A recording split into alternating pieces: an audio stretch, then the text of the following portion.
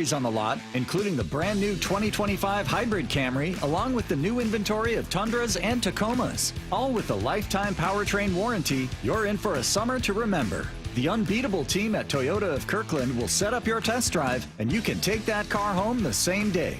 Get your summer groove on at Toyota of Kirkland or visit online at toyotaofkirkland.com. O'Brien. You're free now. Free to fill your feed with impossibly chunky chunkers who chunk harder than you ever thought possible. Cats, corgis, babies, baby penguins, baby pandas, chunky baby pandas. Free to make your smart devices do silly things. Free to open a world of remote work and a portal into Gametopia. Who's the boss now? Free to be everything you imagine, and then some. That's how it feels to have Quantum Fiber Internet. Quantum Fiber, your world unleashed. Learn more at quantumfiber.com. Limited availability, service in select locations only. Are you looking for a construction loan to build your dream home? Are you a local builder needing a better financing option for your next spec project? Hi, I'm Scott Rireka, CEO of Legacy Group Capital in Bellevue. Stop wasting time with local banks and credit unions and their endless guidelines. We're the experts for common sense residential construction loans. We lend our own money, we make our own decisions. And if your deal makes sense, we'll get it done fast with flexible terms. For homeowners, we advise you every step of the way with things like budget and timeline, ensuring the completion of your dream home. For builders, Legacy's not only your lender, we'll source your next deal, provide permitting services, and if you're short on equity, we'll invest alongside of you. Legacy Group Capital has lent more than $1 billion, helping over 130 local builders and hundreds of homeowners. We can help you. Construction loans don't have to be hard. Borrow smart with a common sense construction loan from Legacy Group Capital. Visit legacyg.com. legacyg.com. Timmy, everybody. Great job. Next up for our 5th grade class recital, we have Samantha. 10 times better performance can make a big difference. Castrol Edge motor oil gives your engine 10 times better high-stress performance. Castrol Edge, better oil for maximum performance. Now through December 28th, Castrol Edge and Edge High Mileage Motor Oil are on rollback at Walmart. Claim based on sequence 9 test under high load conditions versus API SP test limits. As a roofer, I'm always on the go. So I need to be able to get things done from anywhere. That's why I partnered with Beacon. With their unique Beacon Pro Plus app, I've got the brands I depend on, like GAF, right at my fingertips 24/7. I rely on Beacon because I never stop building, and neither do they. Now through September 15th, purchase GAF through Beacon Pro Plus and earn up to $1,500. Go to BECN.com or download the Beacon Pro Plus app today. Beacon, always building. Transform your outdoor space with Synthetic Turf Northwest, the Northwest's leader in synthetic turf solutions for 28 years, serving Seattle, Tacoma, and Bellevue. Specializing in residential backyard golf greens, custom play areas, and pet-friendly systems, we create stunning, low-maintenance landscapes for every need. Our artificial grass systems offer unmatched durability and beauty, tailored to your lifestyle. Now through July 31st, beat the heat and save up to $1,000 off your project. SyntheticTurfNorthwest.com, 425-788-0718. Enhance your backyard with Synthetic Turf Northwest, where expertise meets excellence. This is Seattle Sports. Streaming through the Seattle Sports app. KIRO AM Seattle. KIRO FM HD2 Tacoma. Home of the Seahawks, Mariners, and everything Seattle sports. Seattle Sports Snapshot. The Mariners protect home in a weekend series win over the Phillies. They dropped Game 3 but are still in first place in the AL West. Noah Lyles secured the first 100-meter gold medal for the U.S. since 2004 with a personal best of 9.79. That needed a photo finish, and fans got a good look at that Seahawks defense as they led the charge this weekend at practice in Lumen Field. Snapshot, brought to you by Miller Lite. When it's game time, it's Miller time. From the Quantum Fiber Studio, this is Bump and Stacy on Seattle Sports. Streaming through the Seattle Sports app and at seattlesports.com. Now, here are your hosts, Michael Bumpus and Stacy Ross. Here we go now. It's another beautiful Monday here at the Virginia Mason Athletic Center. I'm Michael Bumpus. No Stacy today. I got my dog, Brian Walters, with us. What's up, B? What's up, Bump? This is just another reason why I want to be like you someday. Just sitting out here, beautiful sunny day, and where are we? Renton, Washington, right on the water. I mean, it doesn't get any better than this, Bump. I walk by you every day at practice, go, dang, how do I be like that one day? Oh, look at this guy. Gas me up on a Monday. I love this, man. The fans are out here. The music is playing. You got Sam Howell right in front of us getting ready for practice. Got the big boys to our left. Offensive linemen in white today. The defense is in blue this weekend. It's all set up. This is a big week for these guys. First preseason game of the season. A lot of evaluations are going down, and we got a great show for you guys today, man. We got Bob Condotta at 11 o'clock. A.J. Barner is going to join us at 12:30. But before that, man, you got me and B. Walt talking some baseball, talking some football. We'll be heavy football today, but we got to touch on some baseball, man. You guys know what happened this week. It wasn't the ending that we wanted, but we got to see a lot of the new acquisitions from T-Mobile Park, or from the Mariners. Go get in that batter's box and see what that batter's eye looked like. Rosarena had 3 hits, 2 of those being for extra bases. He had Justin Turner with a grand slam as well. I got a question for you, but first, B, let's listen to this this grand slam. Cut 1. Runners again get their leads. Here's the stretch by Phillips and the 2-1 to Turner. Swing and a fly ball deep to left field. Marsh going back, looking up, and goodbye, baseball. Grandma, get out the right bread and mustard. It is grand salami time. Welcome to Seattle. Justin Turner, his first home run in the Mariners uniform. A grand slam here in the bottom of the second. Ain't nothing like a grand salami, baby, especially against the Phillies, man. That is a good baseball team. We have some acquisitions. Rosarena comes over from Tampa Bay. You pick up Justin Turner. This is what you wanted to see. You wanted to see some offensive production at home and see if that batter's eye was going to be tested. Now, if you guys don't know about Brian Walters, man, he's been traveling the globe. My man is everywhere. So I don't know how much of the game you got to catch, but it's nice to see these guys show up in Seattle and do exactly what we wanted them to do. Well, you know what people don't know about me, Bump, is really baseball is my true passion. Like, really? Mariners were always my favorite sports team growing up. Don't tell the Seahawks that. Keep that between you and I. But every night, games on, watching it, whether I'm traveling or whatnot, always following the score. When do the Mariners play? So I'm always following the M's. So to me, I was fired up. Taking 2 out of 3 from the Phillies, pretty much the best team. They've been struggling. Don't get me wrong. They've been struggling, but they are one of the best teams in major leagues. And then you see these new guys like you talked about coming in and really just kind of revamping the lineup, in my opinion. You go back to that Angels series where they scored 3 runs in 3 days, and then all these the trades happened. They said, no, enough of this. And then it's almost like Bump. All right, we're in the wide receiver room, and we're not performing well. And then they bring a new guy in, right? And we go, okay. It almost kind of gets you on the edge of your seat a little bit and makes you just, I don't know, that much more motivation, for lack of a better term. So that's kind of what I feel like is going on here. And then you get the experience. Justin Turner, I mean, what a guy to have. I mean, I know Haniger has talked about how much he's helped him already. Yeah, nothing like having a veteran out there who's been there and who's done that, man. Justin Turner, he's been DFA'd. He's been an all-star. He's won a World Series. He's been DFA'd again. I mean, he's been through it all. So to have him on this team, you're going to learn a lot more about what he brings to this team in later segments. But performance is everything. In cut number 2, here's Justin Turner talking about that approach that led to the grand slam. No, I think you get in those situations, and I've learned that you don't try to do too much and take what they give you, and have small goals, and sometimes big things happen. Yeah, that's veteran talk right there. Take what they give you, have small goals, and good things are going to happen. I think you can apply that to any sport that you want to play, B. Anything. And you actually – what he says there is so true for what I felt the Mariners' first half of the season has been. I feel like once you get slumping, you go up there and a little tighter grip on that bat, and you're like, oh, I got to make something happen now. Got to do something for this team, and then it just gets worse and worse. The snowball effect and that's a lot of the struggles that you've seen from him. So.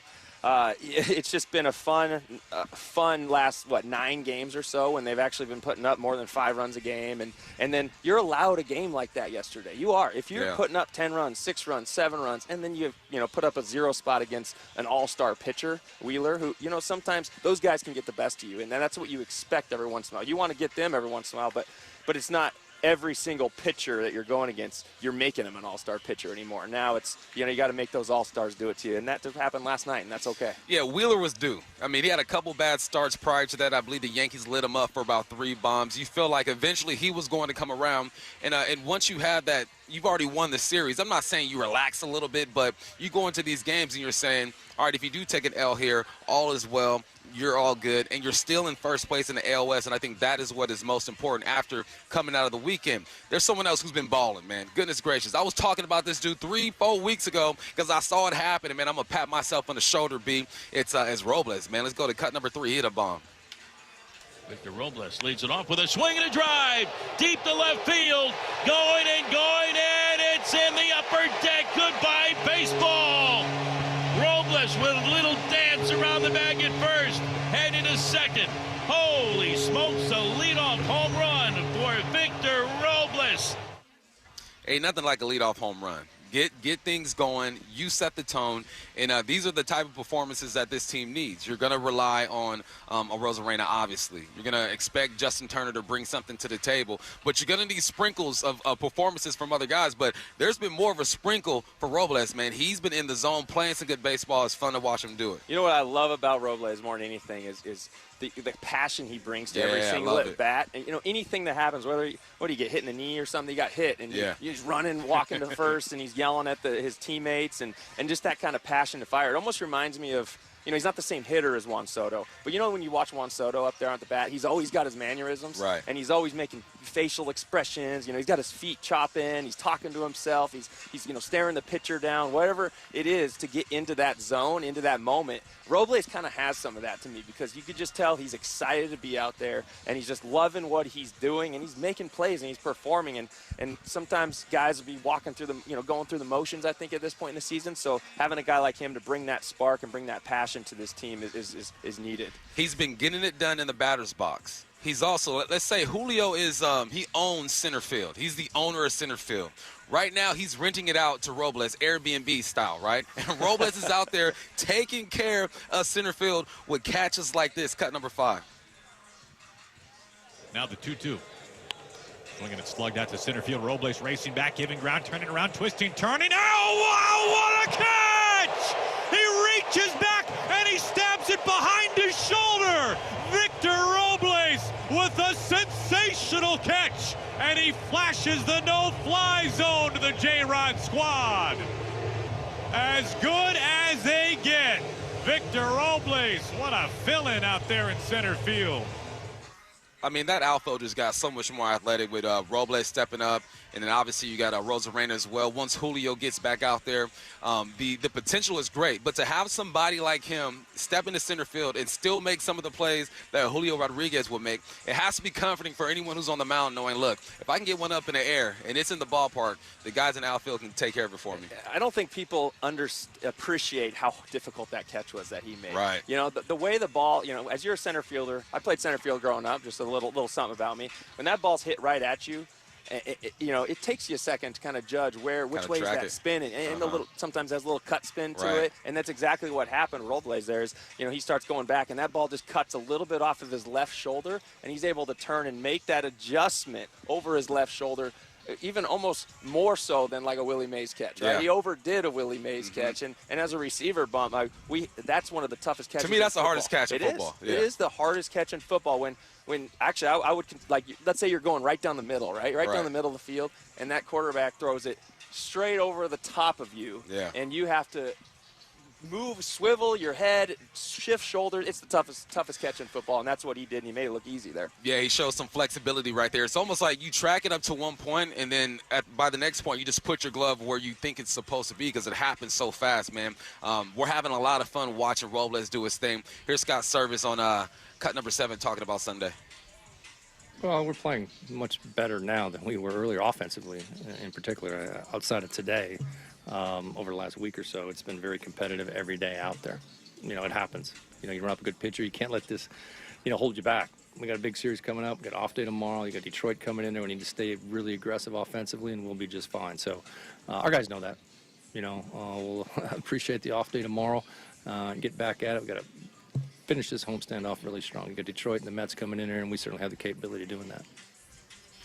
Here's the thing. Here's the question I think a lot of people have about this team is, who are they really, right? We've seen them drop games to some of the worst teams in the game. And then you see them come out and perform against some of the best teams in the game. Me personally, I'm looking at the team now and saying, all right, they're filling it out. We still got to see more, but I like the good that we're seeing. You play enough baseball, you're going to have games like you had on Sunday. What version do you think this team is? The team that blows out a team on Friday, a team that comes back from 5 on Saturday, or a team that says, you know what, we already got the series win, let's pack it in on Sunday? Well, I don't think they're going to be the team from Friday. I think Fridays are anomalies in Major League Baseball, right? You're not always going to just blow out a team. It's too competitive, too tough. The team Saturday, I love that, the way they battled back and showed that they could chip away at a lead when they got down, 4-5-0 very quickly, and they were able to chip away. And then you get Sunday's team, which, you like Scott Service said, it was just, you could sense in his tone that he's so much happier where they are. This tone last week, or was that 2 weeks ago, and after that Angel series, that was something we haven't seen from him. So now you can tell that he's definitely liking where the team is, and so am I. I mean, that's just it's amazing how important runs are. The thing is, this last week or so, we talked about how they're scoring runs. The pitching hasn't been like the best. Right. Teams are scoring a lot of runs, but we're all happy for some reason. Isn't it amazing how much bats dominate baseball like that? You need the bats. I mean, that's what we've been waiting for. We knew the arms on the mound were going to be good and keep you in the games. There have been so many times, man, we've seen these guys, the pitchers have a quality start, go 6 innings with 1 or 2 runs scored, and you don't know if you're going to win this ball game. But I look at this team now, and the approach, the confidence in the batter's box, it feels different to me. And I think that's the effect of having guys like a Rosarena, having guys like Justin Turner, and then Robles starts to ball out, so people don't feel like they have all the pressure on them. Then you sprinkle in a Rojas, and then Cal hits a couple good games, and then Demo contributes.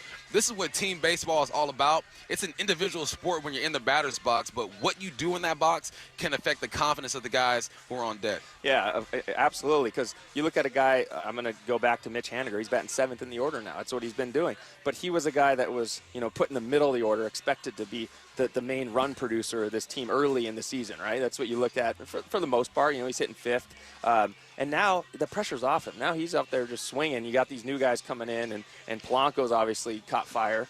So you'd love to see these acquisitions coming in. And now this lineup is complete for the most part from top to bottom. I mean, if you have a guy like Mitch Haniger hitting 7th, that's a sign of a good lineup to me. How about Haniger? He was struggling for a long time, and it seems like he's playing some good baseball. We're going to talk about the Justin Turner effect on Haniger later on in the show. But when you have veterans coming out and performing at a high level and talking about the effects of having all that talent around you, you cannot ignore that. So I heard Service talk about the game, or talk after the game on Sunday, and it wasn't the same type of tone. It wasn't the, oh my gosh, we got to get things going, what are we doing? It was like, look, you're going to lose some ball games. We took care of home. We won this series against a good baseball team. You are still first in the AL West. It is all good. So, good vibes after the weekend, man. Good vibes. Let's get in the headline rewrites. Extra, read all about it. Headline rewrites. We must make headlines. The real story behind the headlines in today's news with Bump and Stacy. According to ESPN's Adam Schefter, Rams wide receiver Puka Nacua is considered week to week after sustaining a knee injury yesterday. What's the real headline? My name is Michael Bumpus, and I love it when UW alum gets hurt. No, I don't. I don't love it, all right? I don't love it. Bump, Puka, why would you say that? Why would I say that? I'm not going to air out our dirty laundry, Matthew. This is between you and me, okay? But Puka Nacua, man, he has established himself as one of the best receivers in the game.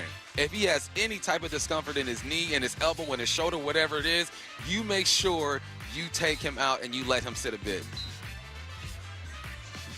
Oh, yeah, Bob, I can't agree more with you. Sorry, guys. We're getting distracted by Blitz over Blitz here, man. He's Blitz messing with us. It's just, I'm so sorry. This is what you have to deal with every day? Every day, man. Unbelievable. Every day. But, I agree. Puka is established. You don't need him out there. No one, all right, we're going to talk about this later as well, but no one really, you look back at last year's preseason or camp, right? You don't remember the guys that missed like 4 or 5 days or a week, right? In the moment you do. People get all upset. You do, and you're scared. I was going to ruin the year. But then week 1 hits, everyone's forgotten about whoever missed, those few practices in the middle of the preseason. You know what? He's probably going to come back stronger, and he's going to be refreshed, and he'll be ready for week 1 more so. So yeah, it's all maintenance. Here's the thing about sports in general, especially professional sports.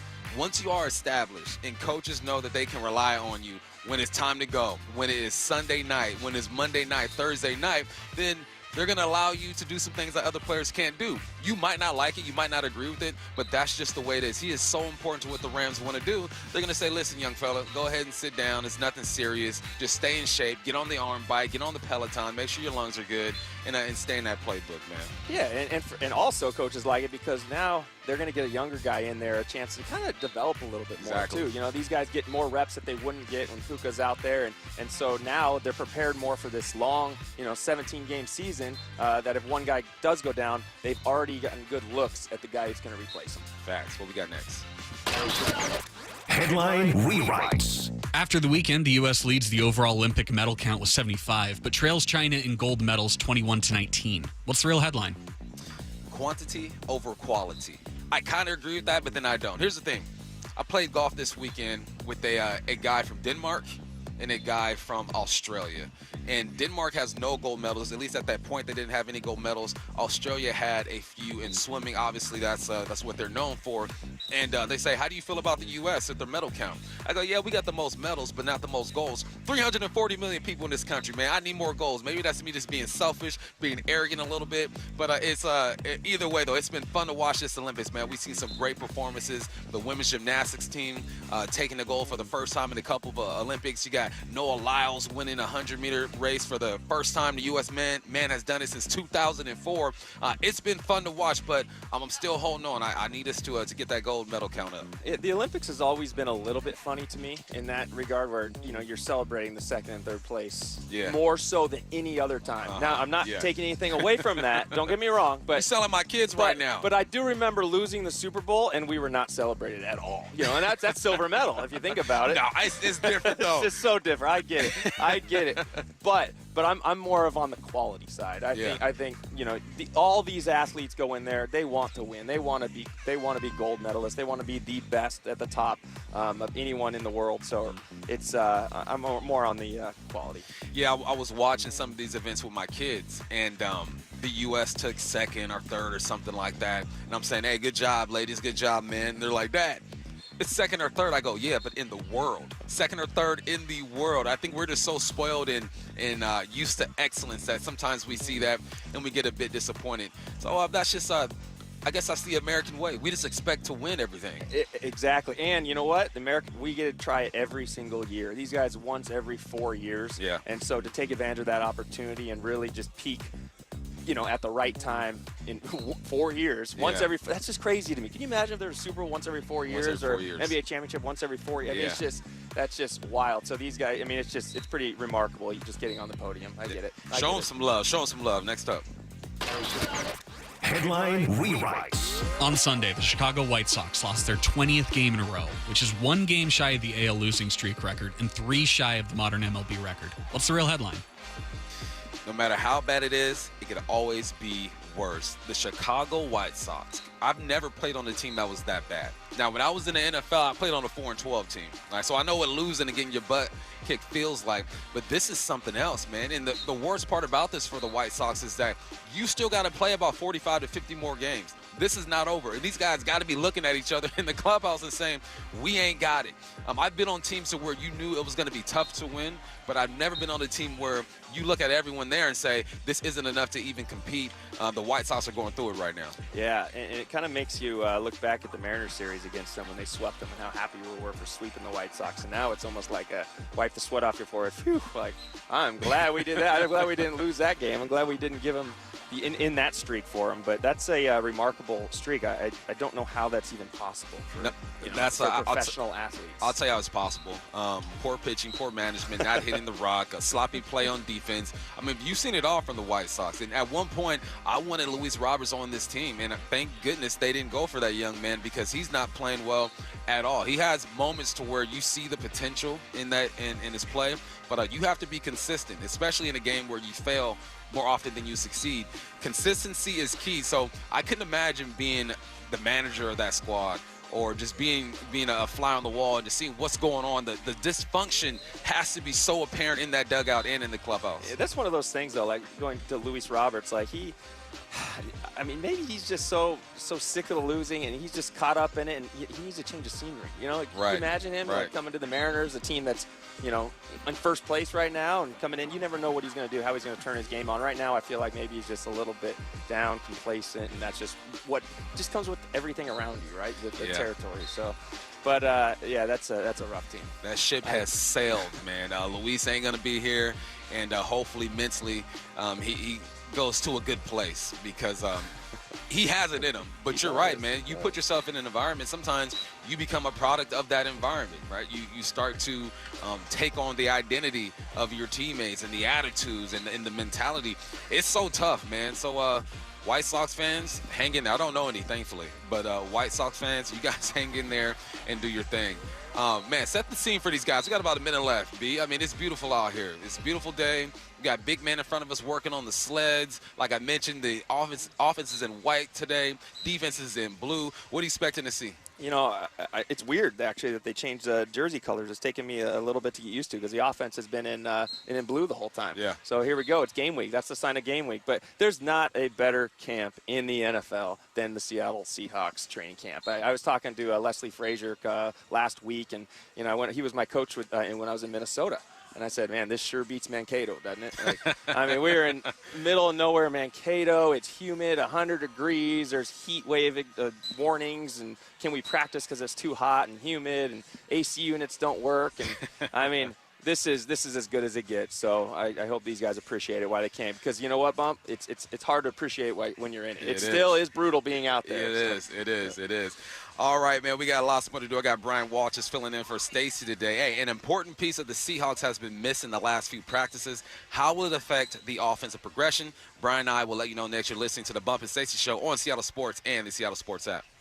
Seattle Sports, your home for Wyman and Bob. Final tally on the Mariners trades. In Randy Arozarena, Jimmy Garcia, Justin Turner, JT Chargois. Weekdays 2 to 6. Out, Ryan Stanek, Jonathan Clase, 6 minor leaguers, Ty France. I was afraid that the Mariners were going to overpay. I think that's the good part. None of the big bats were moved. It's not just that the Mariners didn't get Vlad Guerrero Jr. You could argue they picked up the biggest bat that was moved in Randy Arozarena. On Seattle Sports and 97.3 FM HD2. We meet by accident, fixing every last bit, accurate auto body. If you've been in an auto accident, you have the right to take your vehicle to any repair facility. Accurate Auto Body has been family owned and operated since 1994, and they work for you, not your insurance company. Your insurance company may not love them, but you will, because We meet by accident, fixing every last bit, accurate auto body. build your deck with PAR. Get everyday low prices on Trex and TimberTech composite decking, and get $100 off TimberTech, Trex, and AZEK railing and accessories with qualifying purchase. Visit par.com for details, but hurry, offer ends soon. What are you building? Emerald Queen Casino, the entertainment capital of the Northwest. The best place to watch all your favorite sports. Featuring wall-to-wall viewing screens, 6 windows, and 30 kiosks. Be there at emeraldqueen.com. Emerald Queen Casino, the entertainment capital of the Northwest. For eligible individuals, 18 and older only. Results vary. See website for details and important safety information. How are your hearing aids sounding now? A little tinny. Okay, 2 seconds. With Jabra Enhanced Select's premium package, better hearing doesn't happen in a doctor's office. It happens at home. All done remotely from initial testing to adjustments. How are they sounding now? Fantastic. So much better. You get the same advanced hearing aid technology and professional support you expect from a clinic at a fraction of the cost. And if you have any issues, we'll make adjustments 7 days a week, no charge. Oh, you people are wonderful. Our premium package includes hearing aids, 3 years of follow-up care, plus a 3-year warranty with loss and damage coverage, and a 100-day money-back guarantee. I hear better than I ever thought possible. Save $300 on Enhanced Select 500 hearing aids automatically at checkout. Just go to jabraenhance.com/try. That's JABRA enhance.com/try. jabraenhance.com/try. How do you deal with the negative reviews? Sometimes they just eat me up. We love our marketing director, and she excels as a leader and loves being part of our Lee Johnson team, except when she's reading a negative review. I don't get a lot of time with Justin. Last year, I rode with him just a half an hour. I never get that time with him. And I said, how do you not let it eat you up? I said, sometimes I feel so responsible. I have nothing to do with it. I wasn't there, but I feel so responsible. And his answer was, I just look at it as an opportunity. We need that feedback to learn and to do better. I'm grateful for the feedback. I won't ever forget that conversation, and I have to remind myself of it. The LJ way is the Lee Johnson Auto family. Guys, did you know your testosterone level impacts your energy, libido, sleep, weight, hair loss, mood, and even ED? And right now, Revive Men's Health Seattle will check your testosterone for free. They've helped thousands of men since 2011 feel and perform better. They're so confident they can help you, they even guarantee it. Schedule your free testosterone test, exam, and consultation today. Call 206-529-1111. That's 206-529-1111. Or visit ReviveMen'sHealth.com. With new leadership, the Seahawks are ready to get to work. Training camp coverage is presented by The Landing in Renton on your home for the Seahawks, Seattle Sports. After years of wear and tear, Joe had osteoarthritis in his wrists and shoulders. I've pretty much worked out my whole life. I actually decided I'm going to train for a half Ironman, for triathlon. The pain was interfering with every part of his life. Basically, can't sleep, causing those kind of problems, very limited movement. Joe had surgery, but it wasn't the fix he was looking for. The doctor told me, he's like, hey, this is just going to be a partial fix. You're going to eventually need joint replacement. That's when he decided to see Dr. Mark Wagner, MD, at Seattle Sports and Regenerative Medicine for stem cell therapy. And they're just getting better. I can basically do full motion. I don't have really any pain. What kinds of things are you able to do now that you weren't before? I like to golf, and it definitely has made my golf game not as painful. And sleeping. I'm sleeping better because I don't have that aching at night going on and having to roll over. So, are you recommending this to others? Oh, everybody I talk to. Yeah, it's a no-brainer. Before you choose surgery, consider stem cell therapy with Dr. Mark Wagner, MD, at Seattle Sports and Regenerative Medicine. Schedule your consultation at drmarkwagnermd.com.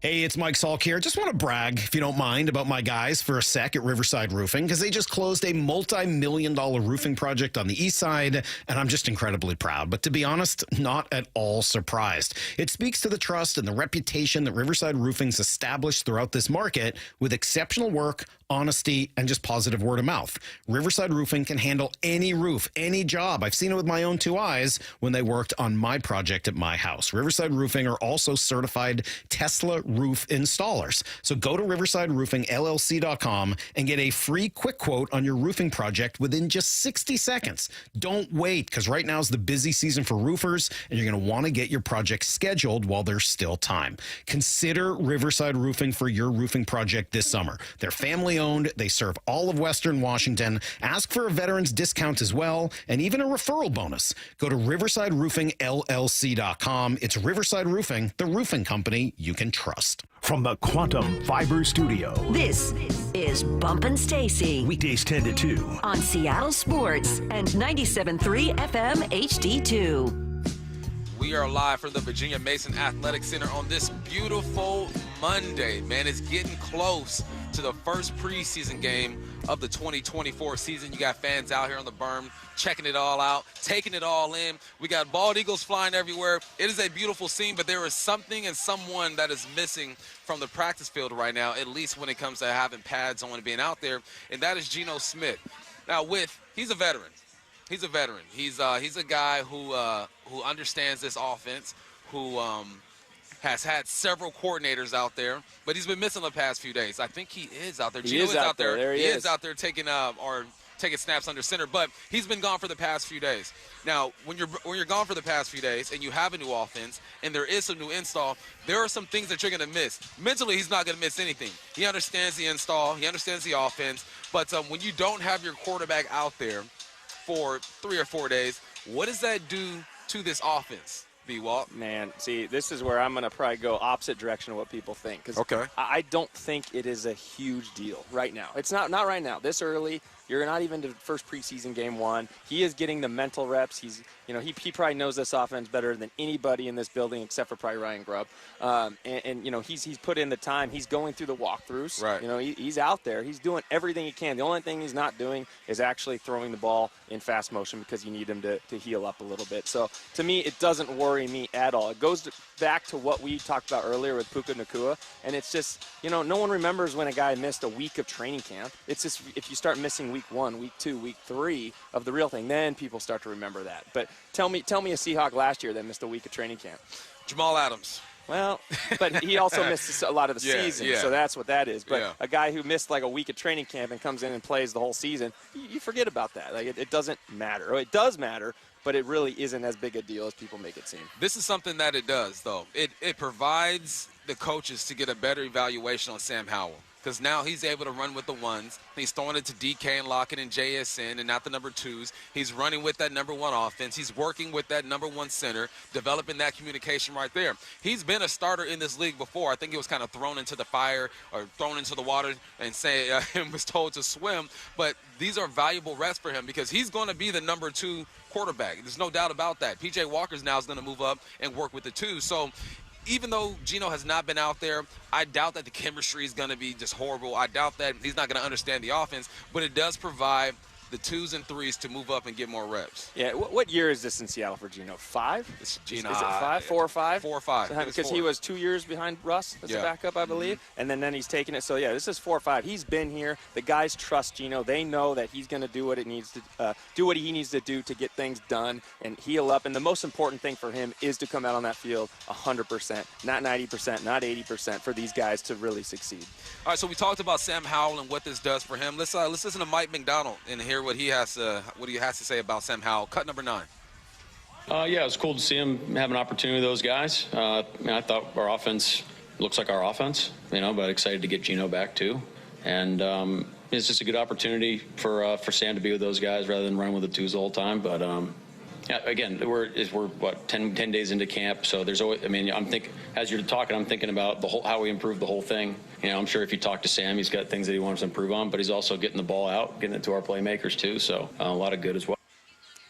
See, I don't know how you got your opportunity, B, but mine was exactly that. Somebody got hurt, and I got moved up, and I got an opportunity to start and play in the ball games. And, that's the NFL, because it's not a matter of if you get hurt, it's when you get hurt. Everyone is going to take some time off. There's a point where when Russell Wilson played X amount of games in a row, even he had to sit down for a bit. There's a point where Brett Favre had the longest streak going. Even he had to sit down for a little bit. So it's good for these guys to get these reps. What was your situation like? How did you get your first opportunity? I think I had like 4 or 5 guys get hurt in front of me before you really have to get lucky. As bad as that sounds, and you have to get lucky to be able to, show what you can do. A guy coming out of Cornell University undrafted, it was like, I'm there to take practice team reps and get ran over every single play and give these guys the starters a look. But then once guys start falling, then it's time for you to. That's what's the important part about knowing what you're doing. You're sitting spending all your time with the practice team and doing all that, but you have to be mentally into what that offense is doing so you can just step in like nothing happened. There's something that happens that's going to happen on Saturday, B. They're going to put pads on, and they are really going to hit. Sam Howell's going to have to stand in the pocket and take a hit. Mike McDonald thinks that might be an advantage. Cut number 10. I think with Sam, you feel we've gone against Sam before, and you feel the competitor with Sam. I think that's a big reason why he's here.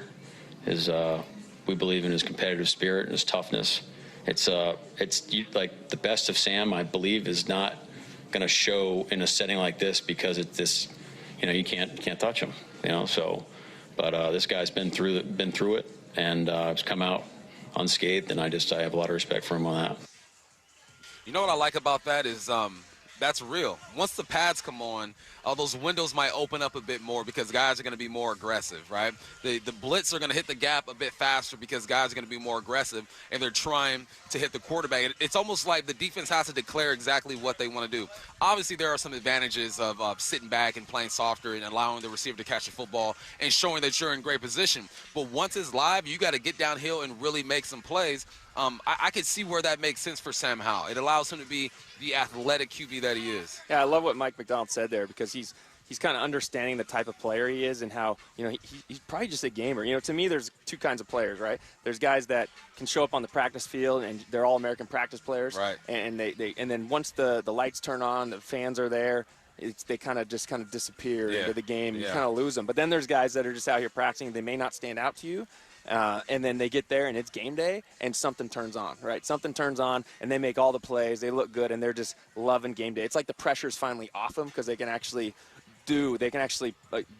play how they've been, what they've been practicing for this whole time. And so that's kind of how, to me, what that said when Mike McDonald said that about Sam Howell is he's a gamer. He's a gamer, and he's going to be able to actually show his athleticism because we know he can run. Right. And out here, you can't do that. Yeah. The defense will claim they got a sack if they nick your tag on your left elbow or something.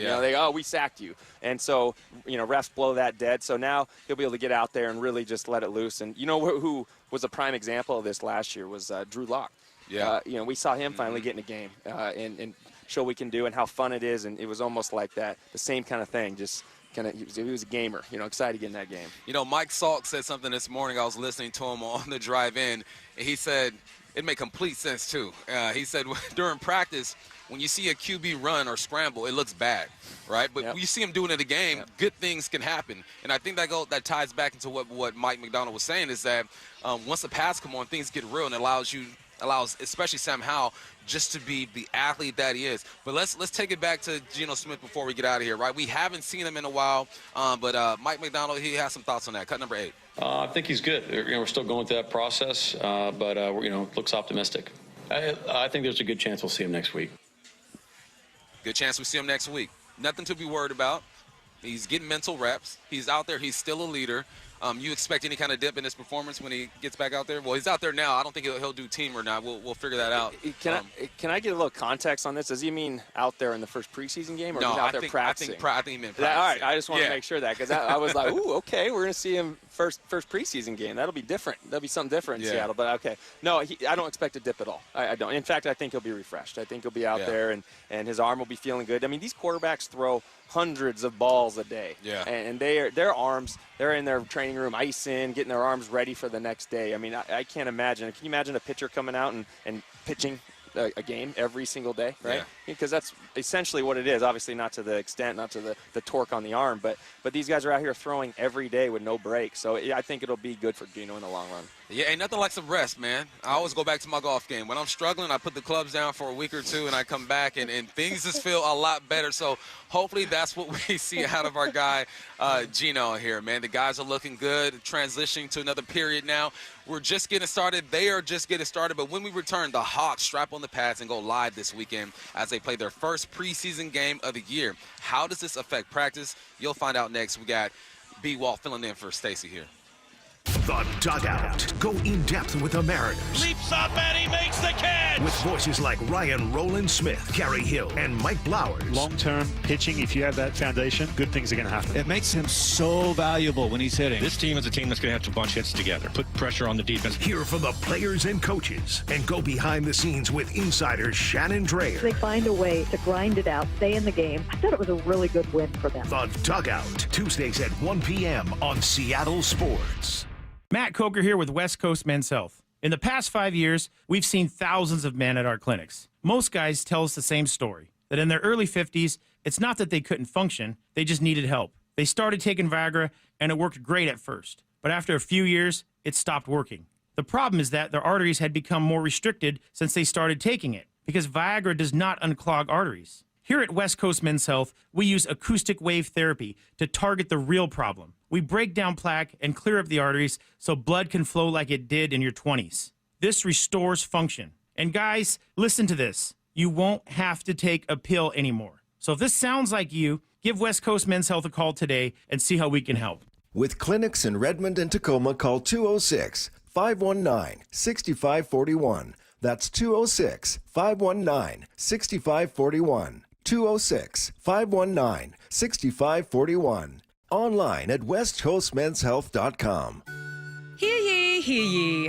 Venture forth to Warriors of the Wild, Swords and Shields, the grand fourth weekend at the Washington Midsummer Renaissance Fair at Sky Meadows Park in Snohomish. Pay homage to Vikings and barbarians. Adorn thyself in the garb of these mighty warriors. Furs for the chill of the north, leathers for the heat of the battle. The Washington Midsummer Renaissance Fair. Get your tickets now at WashingtonFair.com. This is a paid political announcement. A Bob for Bob update. Under 12 years of Bob Ferguson as Attorney General and Chief Prosecutor, we in Washington have seen a lot of increases. This, of course, includes a 26% increase in violent crime, 58% increase in homicides, and Washington ranking 4th in the country in stolen vehicles in 2023, behind California, Texas, and Florida. Oh, and according to the FBI, Washington was the 8th most dangerous state between 2020 and 2022. Don't ask for help if you drive a Hyundai or a Kia that's been stolen. What has AG Bob Ferguson done? Bob's been busy planning his governor's campaign and keeping Washington last in the country in law enforcement officers per citizen. As the leader of the Bob for Bob committee, I encourage you to vote Bob if you want more of these crippling policies for Washington, so Bob gets what he's always wanted, governor.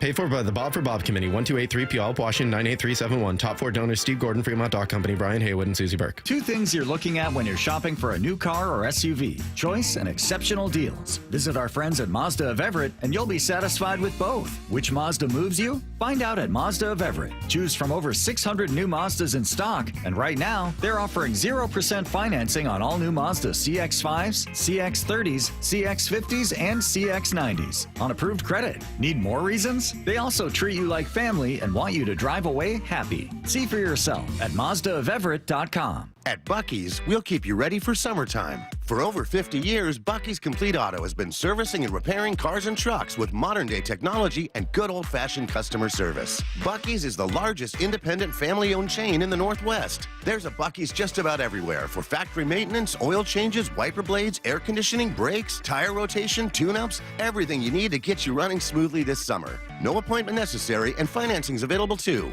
Check Buc-ee's.com for the location near you. We are Seattle Sports, the home of the Seahawks, Mariners, and everything Seattle sports. Watch your favorite show live at seattlesports.com. I feel like I'm constantly cleaning hair off my bathroom floor. At least my Swiffer sweeper makes it easy. Sweeper heavy-duty dry cloths have ultra-thick pads to trap and lock hairs, like a hair magnet. And when I'm finished cleaning up my hair, Sweeper takes care of his too. Now the hair's gone, all thanks to Swiffer. Try Swiffer Sweeper heavy-duty dry cloths. I promise you'll love them or your money back. And also try Swiffer Sweeper Wet to make quick work of tough, sticky messes. Whether you own a local business or a global one, you're always looking for ways to position your operation to create opportunities and move on them faster. With Bank of America, you get access to experts, award-winning insights, and business solutions so powerful, you'll make every move matter, locally and globally. Visit bankofamerica.com/banking for business to learn more. What would you like the power to do? Copyright 2024 Bank of America N.A. Are you interested in investing in real estate in the greater Seattle market, but don't want to manage properties, develop real estate, or sign on debt? Hi, it's Scott Rirucka, CEO of Legacy Group Capital, based in Bellevue. We've been running local real estate investment funds for over 15 years. We've had 0 investor losses and have averaged double-digit returns since inception. Find out why over 800 local investors have invested over $200 million in our Legacy family of funds. Legacy Northwest Fund returned over 12% in both 2007 and 2008.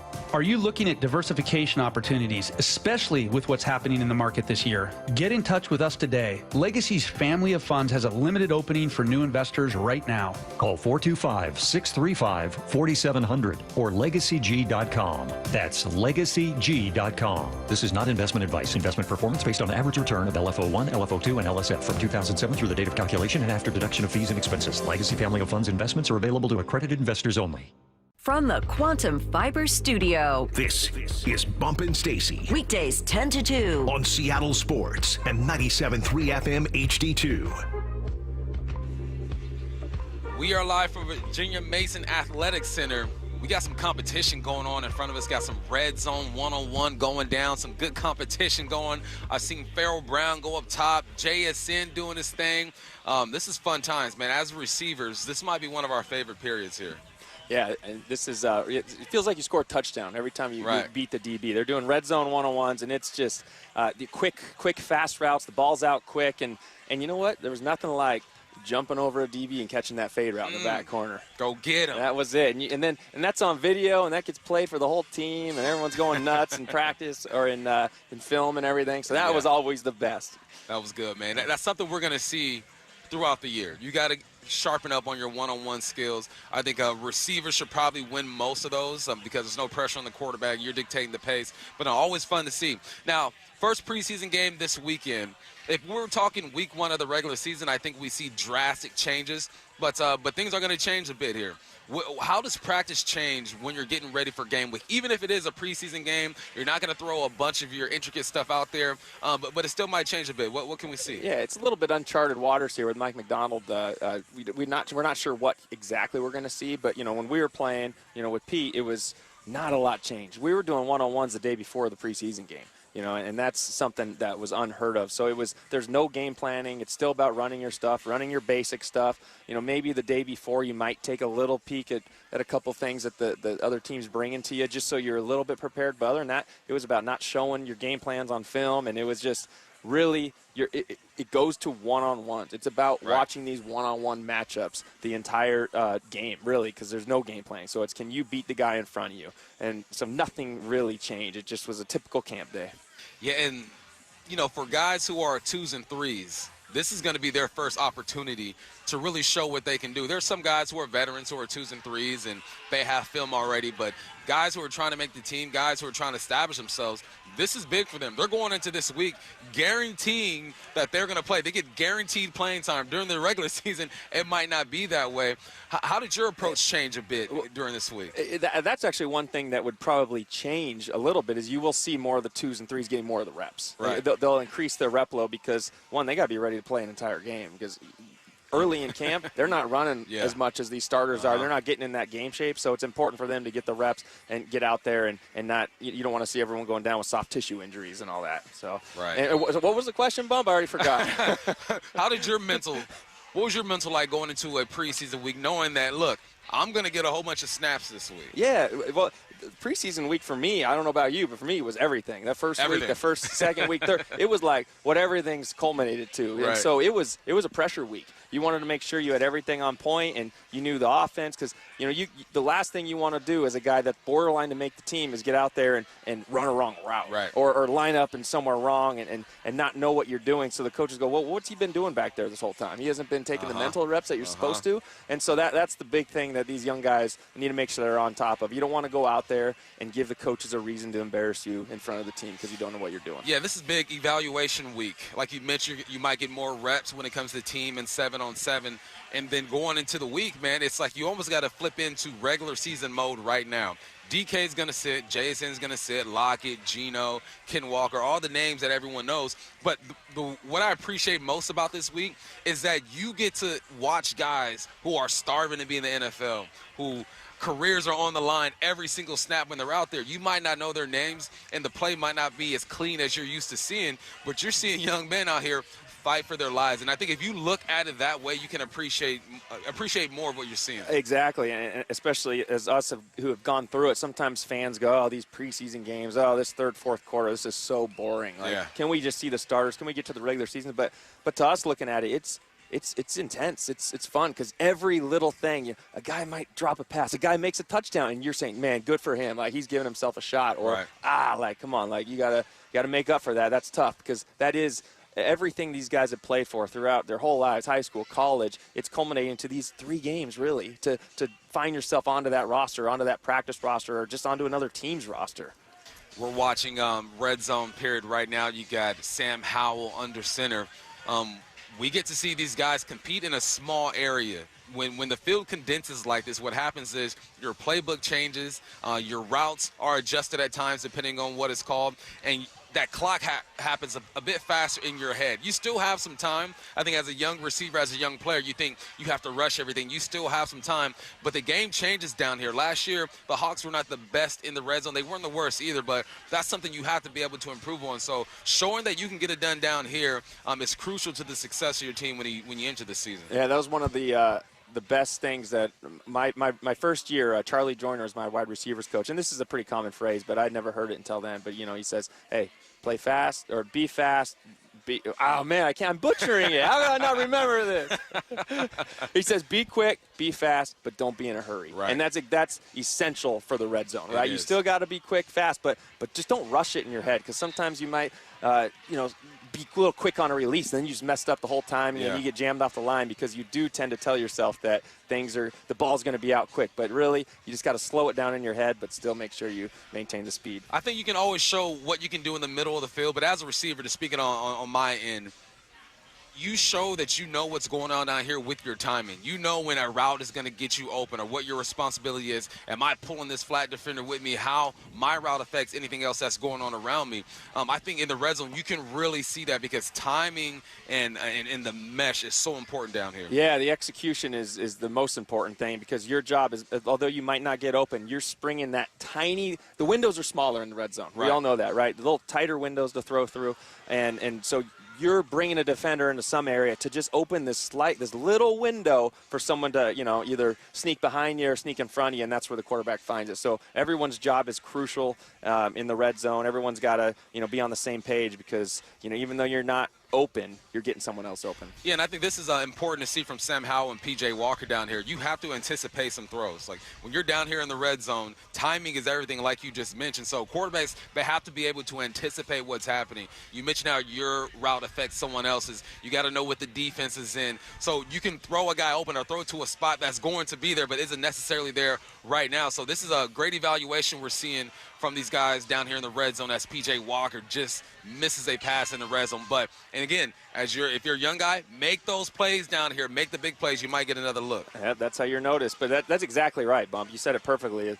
That's a huge thing for some of these young quarterbacks, too, is the guy's not open. When you throw it to him, he's not going to be open. Yeah. You're throwing him to that spot in this red zone. And that's what makes it so difficult. That's why you see so many drives stall in the red zone for quarterbacks, because they just don't quite trust it yet, and they don't quite see it. And that's what makes the great ones great, is because they finished it in the red zone. They finish it, man. You got to drive all the way down there inside the 20, and you got to put it away. And last year, the Hawks were not the greatest at it, but we think they can improve with this new offensive coordinator, with the veteran leadership from Lockett and DK, and then you throw in and JSN and those running backs, man. Sky is the limit. So it's fun to see these guys work down here in the red zone, man. 1 hour down, 3 more to go here on the Bump and Stacy show. When we return, we're going to hear from Seattle Times' Bob Condotta. He's going to talk to us about what he saw on Saturday, what he's seen this week. It's going to be good. You guys don't go anywhere. Coming up. Seattle Sports, your home for Brock and Salk. And I thought today would be a good day for some rapid-fire Seahawks questions. I know how you love rapid-fire, Brock. You always do this to me at 7:30. I mean, can we wait till like 9:30 when the juices are flowing? I get acclimated to the show. I get some time to get the horsepower, revved up before you just start making fun of me like right out the gate. When you got called into a game, did you tell everybody, like, wait a minute, I have to get acclimated? Maura, did you see my career? Going since 6 a.m. Have you seen my career numbers, Maura? Yes. Streaming live on the Seattle Sports app. To celebrate Team USA going for gold, Xfinity is offering a gold medal deal now through August 11th. Get their best offer yet with 300 megabit Xfinity internet and 1 line of unlimited mobile for just $35 a month for a year and a free 5G phone. And the action doesn't stop there. Save on some of the biggest names in streaming by adding the new Xfinity Stream Saver with Peacock, Apple TV Plus, and Netflix for just $15 a month. And don't wait, because when the Olympic Games end, so does this deal. So go to Xfinity.com/Team USA, call 1-800-XFINITY, or go visit a store today. Get the fastest connection to Paris, only with Xfinity, proud partner of Team USA. Restrictions apply. Requires paperless billing and auto pay with stored bank account. Equipment taxes and fees extra and subject to change. After promo, regular rates apply to internet and mobile. Stream Saver price subject to change. Xfinity Mobile requires Xfinity internet. Actual speeds vary and not guaranteed. Free 5G phone requires eligible trade-in. Select models only, but make the call and don't wait. To 1-800-XFINITY. John here with Happy Hauler. We want to help get your unwanted items to those in need. Furniture and household items you plan on throwing away? We'll take them and prioritize donating and recycling, keeping items out of the landfill, and giving useful items a second happy home. Happy Hauler is Seattle's eco-friendly junk removal. We work with over 20 nonprofits all over Western Washington to donate used items. Make yourself, your community, and the planet happy. Reclaim your space. HappyHauler.com, hauling with a heart.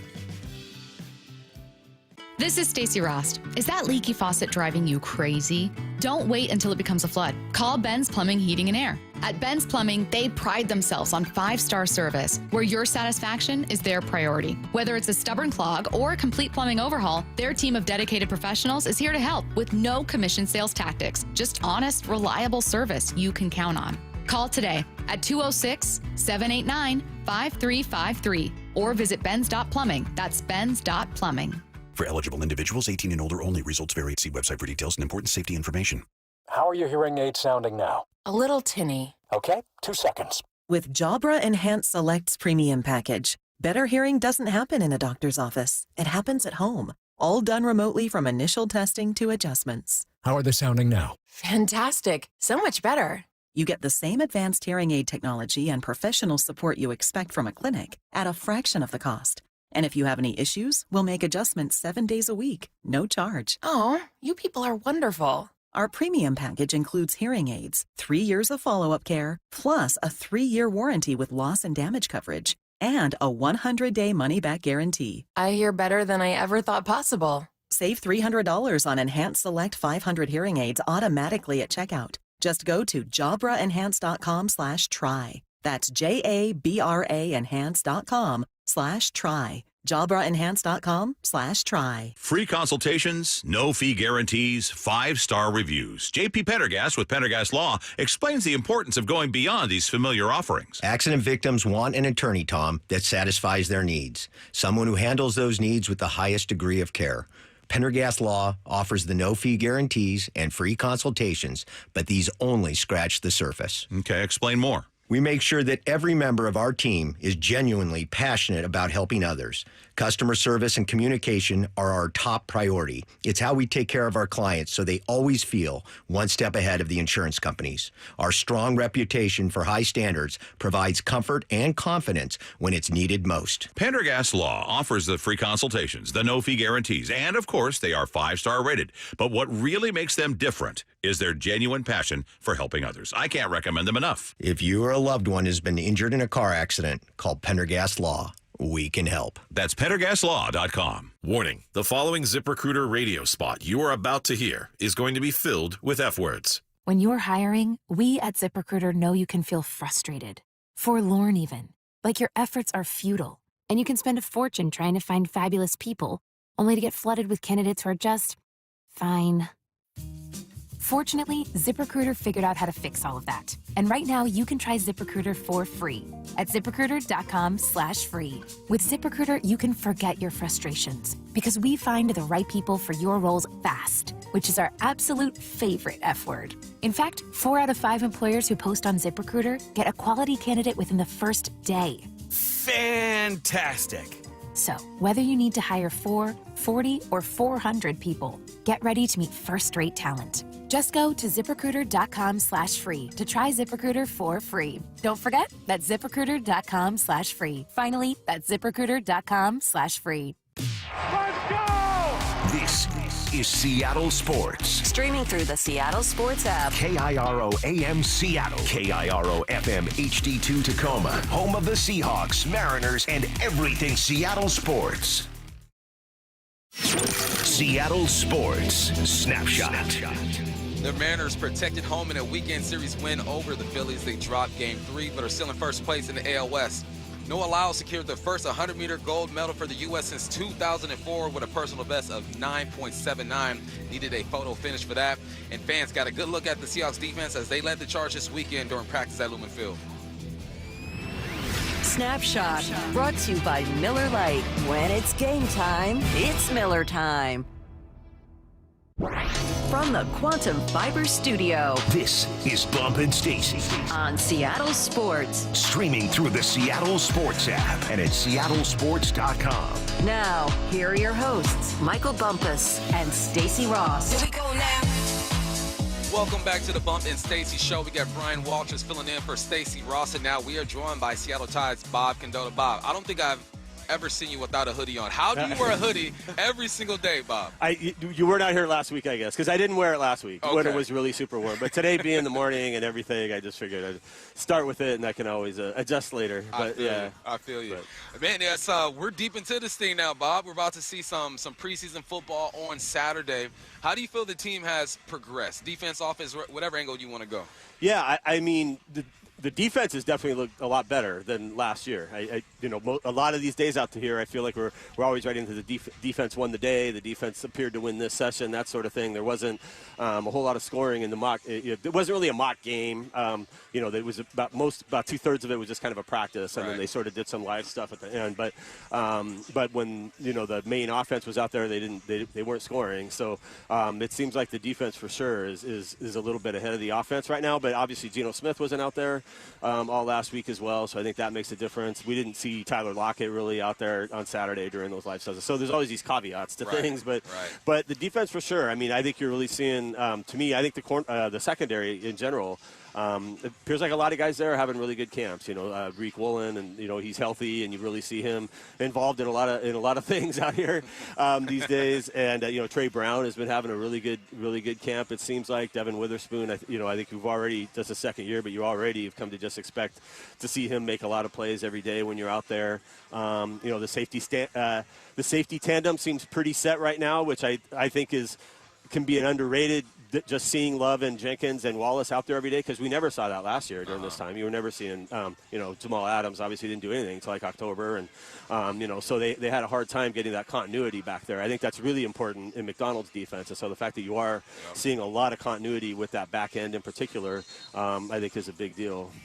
Yeah, I'm excited to see the secondary come together this year around Mike McDonald, just to see, because I think this is going to be a big year for him. But going back to the mock game, one of the biggest rule changes, actually probably the biggest rule change, was kick returns. And it's different, and we saw a little bit of it on Saturday. Tell me what you saw from the Seahawks, anything in particular there that you liked or you didn't, or it'll be really interesting to see. The Hall of Fame game, we've seen one kind of live game of it, and you didn't see other than where the guys lined up, the kick, once the guy got the ball, it kind of looked the same in general. I didn't notice that, there weren't a bunch of 80-yard returns or anything, but maybe that'll start to happen a little bit more as coaches get it figured out. It was interesting. I think it was they had actual, an NFL refereeing crew, Carl Cheffers' crew here all last week, and they gave us a presentation on Thursday where they showed it and they talked about it a lot, about, from an officiating standpoint, that it's one of the biggest changes they've had in a long time as well, and just, all the unknowns about it.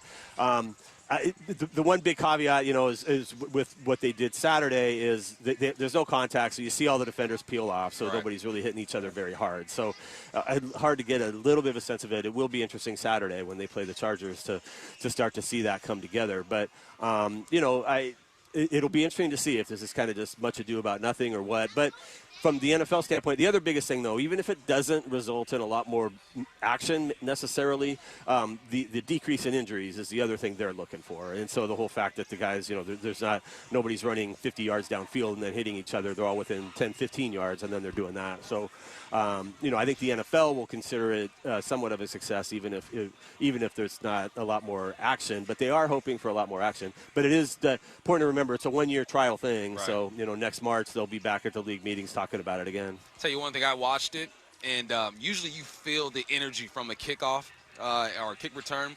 I watched it, it felt safe. I'm like, obviously guys are going to get hurt. This is football, but it did feel a lot safer. And I'm waiting to see how creative these special team coordinators get with that. You got something, B? Did you ever have to play the front line on kickoff return? Thankfully, no. What Bob said. That was running back 50 yards and trying to block someone running full speed at you was one of the worst things in football. I love the old kick return, but that was tough. That was brutal. Yeah, that was tough. Gino Smith, now he was out for a little bit. I think, Bob, he's kind of earned that. If anything is tweaking me a little bit, I'm just going to sit down. I am the quarterback on this team. What did you see out of Sam Howell and his opportunities? Yeah, for sure. And it might have, I think the team a little bit might have gone, if there's anything, this would be a great week to get Sam a bunch of reps with the ones and then, see what we have there, and especially with the preseason game coming up this week and everything. They really had a lot of heavy practices last week, and they might have thought this is a really good chance to see what we do have with Sam. So, He's been erratic, probably is maybe a fair way to say it. You see for sure why people are intrigued by him at times, because you see some really good throws, some really athletic plays.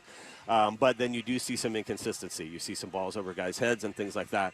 They did almost the one almost touchdown they had in the thing the other day was a pass to DK in the back of the end zone, and just the timing of everything seemed a little bit off, which is just kind of what it feels like at times. Like just with Gino, everything just seems to run better. Right. The timing of all the routes and stuff is better. So maybe that would come with time, and I'm sure they want to give him, try to give him as much of that time as possible. I would imagine you'll see him primarily in the preseason games, so everybody will get a chance to kind of look at it there. I doubt Gino would do much of anything in those. I think they're going to save a lot of Gino snaps for when they go to Tennessee, and kind of that'll be when they really try. When you can control it a little bit, but you can still get the ones out there. But there's no competition or anything. I mean, this is clearly Gino Smith's team. I know that the mock game's not live and all that, and Ryan Grubb coming in here. Everyone, all the talk is pass game. It's like you're expecting to air it out every single play, but something that I think is going to happen, I think he's going to run the ball a lot more than what we think. What did you see in the mock game, and what did you see in the backfield there from Kenneth Walker and Charbonnet? Yeah, I agree, and I think that's another thing that makes it a little bit hard to judge the offense in these sessions, because they know what they have in Kenneth Walker. He doesn't need to be out there getting a million hits and these things. So keeping him healthy, and he actually had some injury issues last year, if you recall. He missed one game, and early in camp last year he missed some time. So trying to keep him as healthy as possible, I think, is a big key for them. But I agree with you. I think people who look at UW's pass run percentages, that's not going to be that here. They're going to be much more sort of balanced that way, which I think is what McDonald wants as well. Kind of being a defensive-minded coach, he's going to want that. But I think Walker's looked really good when we've seen him out here. He did, I think it was Friday, one of the days in one of their full padded practices. He took a screen, and they're not doing tackling, but it looked like he would have had a really long game regardless. He kind of took off down the sidelines, and he really saw the speed there, and so. I think they're excited about that. And Charbonnet just being, his second year, that should help him a lot. They just haven't gone through that. So I think they do want to try to run the ball a lot more. But, the interior offensive line, if there's a question on the offensive line, it's still sort of that. I think the guards' spots coming together a little bit, especially with Laken Tomlinson. But center, I think, is still a little bit up for grabs between Olawutimi and Nick Harris. And so it'll be interesting to see how that comes. Bob, I keep having to remind people that UW had an 1,100-yard rusher on their squad last year. Like, they run the football. It's just with all the passes down the sideline to Rome and McMillan, you kind of lose that. So I'm excited that you feel that way, because you need to be able to run the football, especially in this division. The Rams are going to run the rock, the Niners are going to run the rock, and Arizona, James Conner's coming off his best year as a pro at the running back spot. So run the dang ball as well. One position I'm really interested in seeing are the LBs. Dotson didn't play a lot with Buffalo. We know that Baker had the green dot over there in Miami. They sound like they're confident. They know the game. Obviously, all of these guys are confident, or they wouldn't be out here. What have you seen out of the LB so far? Yeah, well, the one bad part is we don't see Jerome Baker out here today, and they just signed an inside linebacker with some NFL experience, so which leads you to believe they're adding depth there as kind of insurance. So they were a little bit vague on Saturday about how long Baker might be out, so that's a little bit concerning. Dodson has been out there.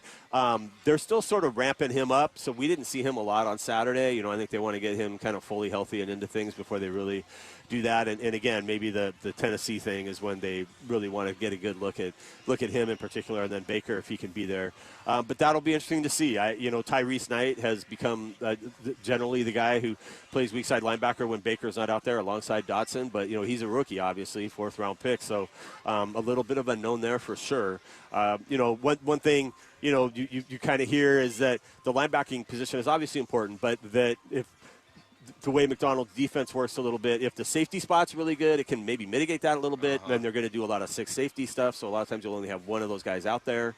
If you play Kayvon Wallace a lot as a 3rd safety, and you have Witherspoon out there as sort of your nickel along with the other 4 guys, that's something they could do quite a bit. They did do a lot of stuff like that in Baltimore. So I I think Seahawks fans are obviously so used to just, Bobby Wagner and KJ Wright on the field every play for years and years and years. Yep.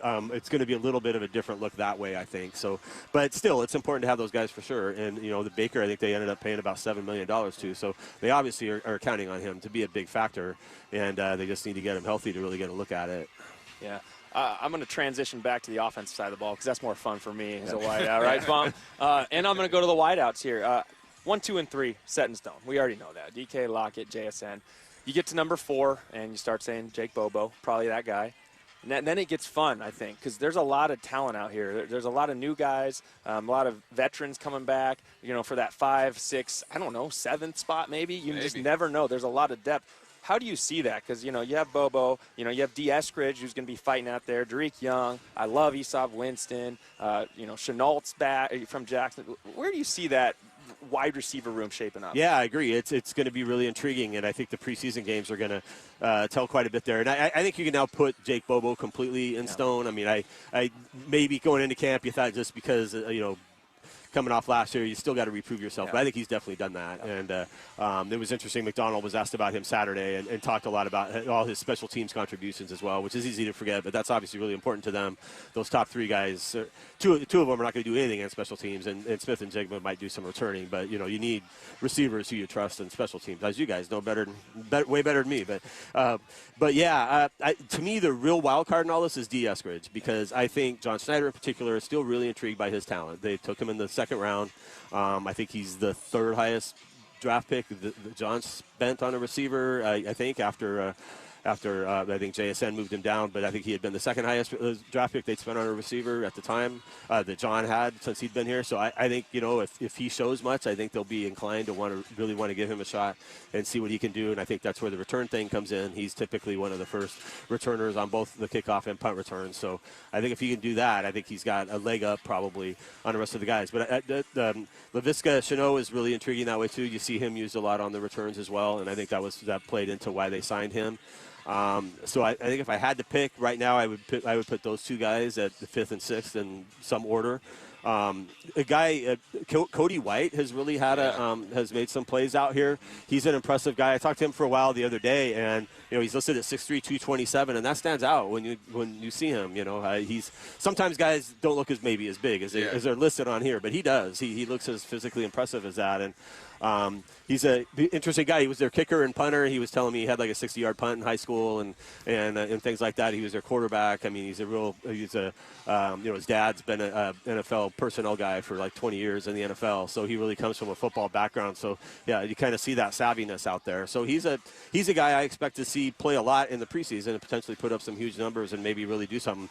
And the other guy, obviously a draft pick, and I don't know that we've seen him do a ton out here, but I think he's going to be in the mix, is Derek Young. He's another guy that, whose size kind of gives them some special teams options and things like that.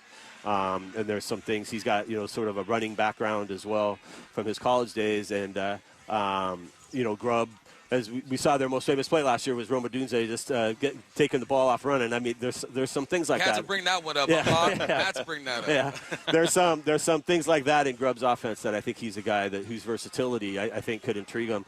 And then you're right, Esau Winston's been around here for a few years, and he's got some things. So it is going to be really interesting. It's typical in the preseason. I don't think you're going to see the top 3 guys at all, and Jake Bobo might already be in the hat club where they may not need to see much out of him in the preseason. So you might, Jermaine Kearse always talked about that. There was one year he finally got to that, and I remember him talking about it. I get to wear a hat on the preseason games on the sidelines now. I know I'm safe. The hat club, bucket hats, you got your shoulder pads unstrapped, jersey rolled up. Yeah, that would be awesome for Bobo to enter that space in his career because no one expected much out of him out of UCLA unless you watched him. I covered him with the Pac-12 Network, so I knew what he can bring to the table. It's fun to watch those stories develop, and it's always fun talking to my man, Bob Condotta, out here with the hoodie on. Let's get it, Bob, man. We appreciate you, man. Yeah, thanks a lot, you guys. All right, man. That was Bob Condotta, man. Anything you need to know about the Seahawks, he's got you, man. Great writer for the Seattle Times. You guys check his work out, man. He's going to get back on the field, take more notes, and we're going to get to 4-down territory. This is 4-down territory, going inside the game with former Seahawks and Coug wide receiver Michael Bumpus. First down, what's something you would love to see JSN do during the regular season? Something I want to see him do, but he's not going to do it. He's not going to do it. They're back there experimenting on Saturdays with him, and that is return punts and return kickoffs. He ain't doing it. Those days are over. Remember when Devin Hester was back there returning, when Deshaun Jackson was back there returning? You had your ballers back there returning punts, but these guys are getting paid way too much money now. They're so important to their offenses. They don't want to risk it. I think, if anything, we might see JSN go back there in a punt and just fair catch. So they know, look, if you're in a bind and you need someone to go back there and just fair catch it, JSN can do that. I would love to see him do it. I understand why I won't see him do it, but I think he'd be more than capable. More than capable, absolutely. Something I'd like to see, and this will be a little bold take, but I want to see him lead the team in targets. Okay. I think he's going to be there. He's going to, he's that first-round draft pick, and what we've seen out here in the practice field every single day, he's getting open, he's making catch, made a beautiful catch in the corner of the end zone, red zone one-on-ones right in front of us. He's just been doing it all camp and consistently, so I think he's going to become Gino's favorite target. All right, so if he leads the team in targets, well, you want him to lead the team in targets. Who are you shifting? Like, does that mean you can lead the team in targets and still be like the number 2 receiver? Do you think this year he bumps up to that number 2 receiver spot? I think it's going to be, I don't even know, I don't think there is a number 2 receiver spot. I think it's going to be, Lockett and JSN right there, just battling out depending on the play call, right? They're going to be in spots that the ball could potentially go to him depending on the defense and Gino's read, but it's just going to be a matter of who's in the right place at the right time. I think that's what it's going to be. It's not going to be a sure 1, 2, 3 receiver thing. That's what I love about football today and the potential of this offense is that the way they're lining guys up and the potential in how they play lets you believe that it's going to be wide open. I love to hear it. I'm glad you see that, B. Next up. What are some things you think Coach McDonald learned from practicing at Lumen on Saturday? Now, let's not get it twisted. McDonald has been a coach for a long time. He started off as an intern with Michigan. He's moved his way up. He's bounced around, but he's never been the head guy. He's never had to either delegate a whole bunch of responsibility or have his hands all over everything, check in with the offense, check in with the defense. Even though it was just a glorified practice on Saturday, I think he learned a bit of how to communicate with his coaches on the sideline, how to get his players to get ready for a game. There are little things that you don't know until you're in it. Something as simple as, when do I run out the tunnel when it's time to stretch? Where am I going to position myself? How do I check in with all of my position as I go around? Do I start with the defense and the linebackers and head over to the QBs? There's a process in everything that Mike McDonald does, and I think he already has a process for a lot of that stuff, but you don't know until you're in it. That was not a real game on Saturday, but I guarantee you he had a checklist, and he wanted to see how things were going to flow. Yeah, a little dry run-through is super important, I think, for a head coach, first-time head coach especially, just to exactly what you said, Bump. When do I run out of this tunnel? When, where am I going to go? What players am I going to talk to? Who am I chatting with?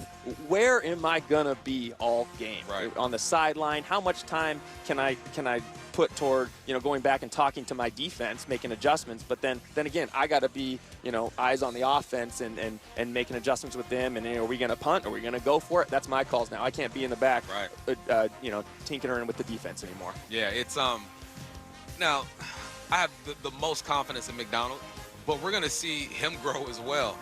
He's more than qualified for this job, but every year you're going to see something different, something he adds, something his messaging might change a little bit. And during this first year, we might see that week by week. So it's much as eager as we are to see what the offense looks like, what the defense looks like, how the safeties are going to be used. I just want to see how Mike McDonald develops as a head coach. I think something that's under talked about, I should say, with him is the practice he's getting during camp. As a coach, all these coaches are first-time NFL coordinator for Ryan Grubb, first-time head coach for Mike McDonald, first-time special teams coordinator for Jay Harbaugh, and it's all these first times. So the practice that they're getting, calling plays in practice, and all these special situations that Mike McDonald's throwing at him, and all that is just as important as the players getting it down as well. Yes, sir. Third down, what's your favorite period of practice at training camp? Now, we just touched on it a little bit earlier, man. I love me some one-on-ones. I love one-on-ones because that is where, as a receiver, you're able to try some things. How is this defender going to move when we're in man? Obviously, one-on-ones are man all day. And sometimes you're going to see that. I think a lot of teams play a lot more zone out than they used to. They disguise some things. But that is where you work on your little technique things. How does my body lean to the right when I snap it this way? How is this defender going to react to this type of release? I love watching one-on-ones because you get to see just how creative these wide receivers are, and then you get to see just how resilient the DBs are. wide receivers should win 80% of one-on-ones. We should win it, right? Because there's no pressure on the quarterback. He's not worried about being rushed. He can sit back there and let that thing go. So I love seeing one-on-ones, and then I love seeing how it transitions to a 7-on-7 and team. Yeah, one-on-ones are the best. They're fun. The film you get, and you get to watch yourself in with the whole team, and everyone's going at it. There's a great, any red zone period is fun. But for me personally, it was my time to shine with punt return period. I love the punt return period. So I get back there and just catch punts and run down the field. And, it's really your one-on-one time with the head coach back there. Pete was always back there with me. So it was that was always my most fun part, because that was actually my time to get the ball. It's time to shine. B-Wall, you know about him. 4th down, who's going to have a big game on Saturday? All right, this is my prediction for a big game on Saturday. We are receivers, so we're going to be looking at the wide receiver position. But I ain't going there, B. I'm looking in the backfield. Kenny McIntosh has not touched the ball yet in his career, I don't believe. We didn't see him all last year. He's going to get some burn this game, and he's going to show everybody why he was that dude over there in Georgia. I'm calling Kenny McIntosh for a big game on Saturday. What say you? We talked about him all last year. Didn't see him once, and I'm glad we're just starting off right where we left off. That's perfect. I'm going to go with the wideouts room, of course. And I'm going to go Esob Winston Jr. I think he's been a guy that's been around here for the last 2-3 years. He's shown he can return kicks. He's shown he can return punts. In fact, in my opinion, I think he might be the best punt returner on this team. And he's been making plays out here in practice. So the preseason will be huge for him, just getting those game reps. Is he a gamer? What we talked about earlier on the show. So I'm looking forward to seeing him out there and getting the full-time reps. Now, I like that pick, one, because go Cougs, two, because he's been here for a while. And when you're a guy who's his size, I don't know exactly how big he is, but he ain't no bigger than 6 foot, right? You got to be able to do a lot. You got to play inside, you got to play outside, you got to be able to return punts and kicks. You might even have to run down on kickoff and try to make a tackle.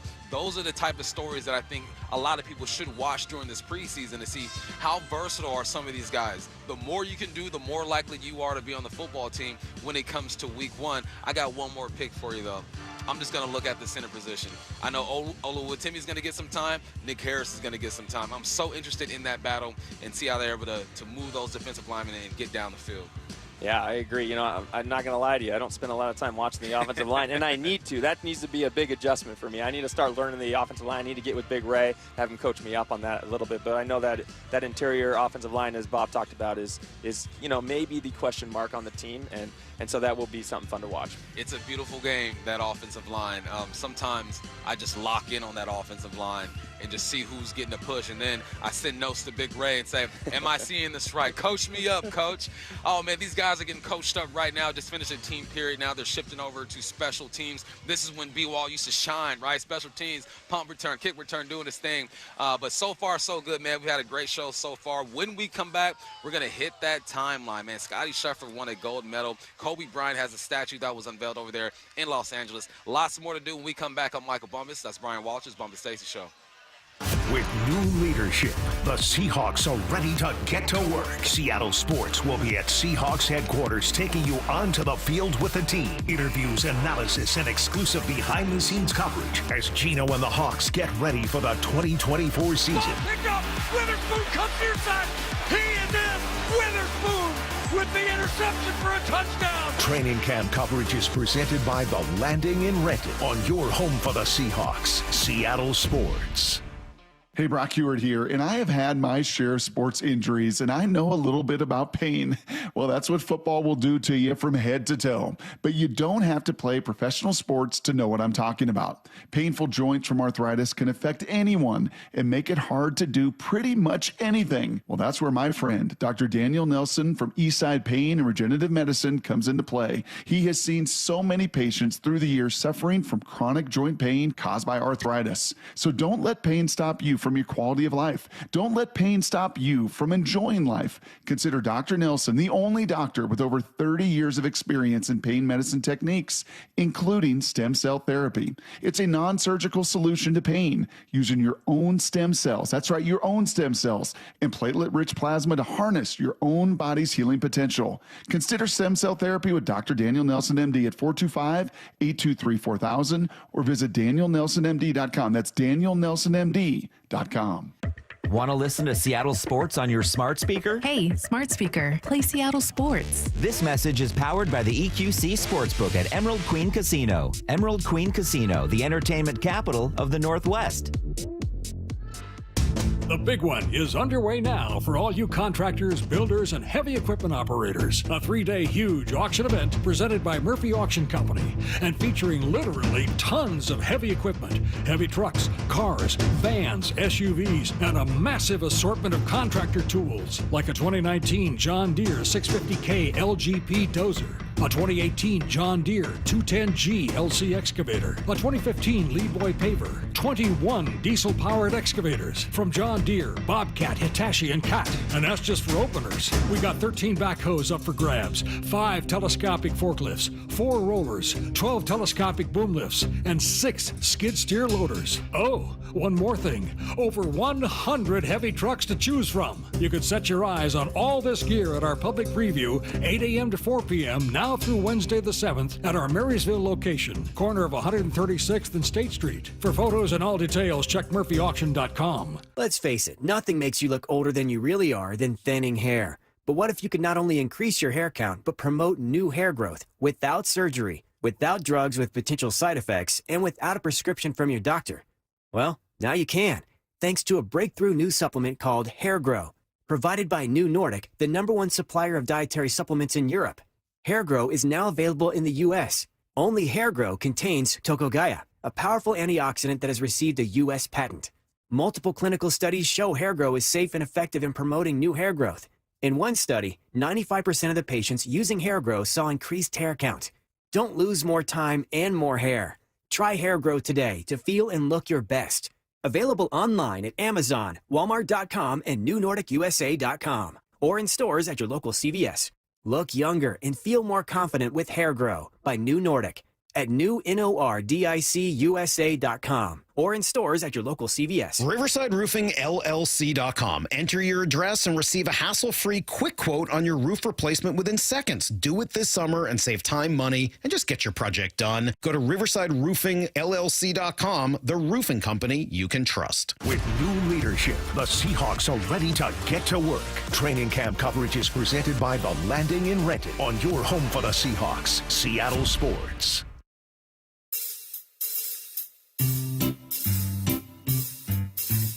1-877 Cards for Kids.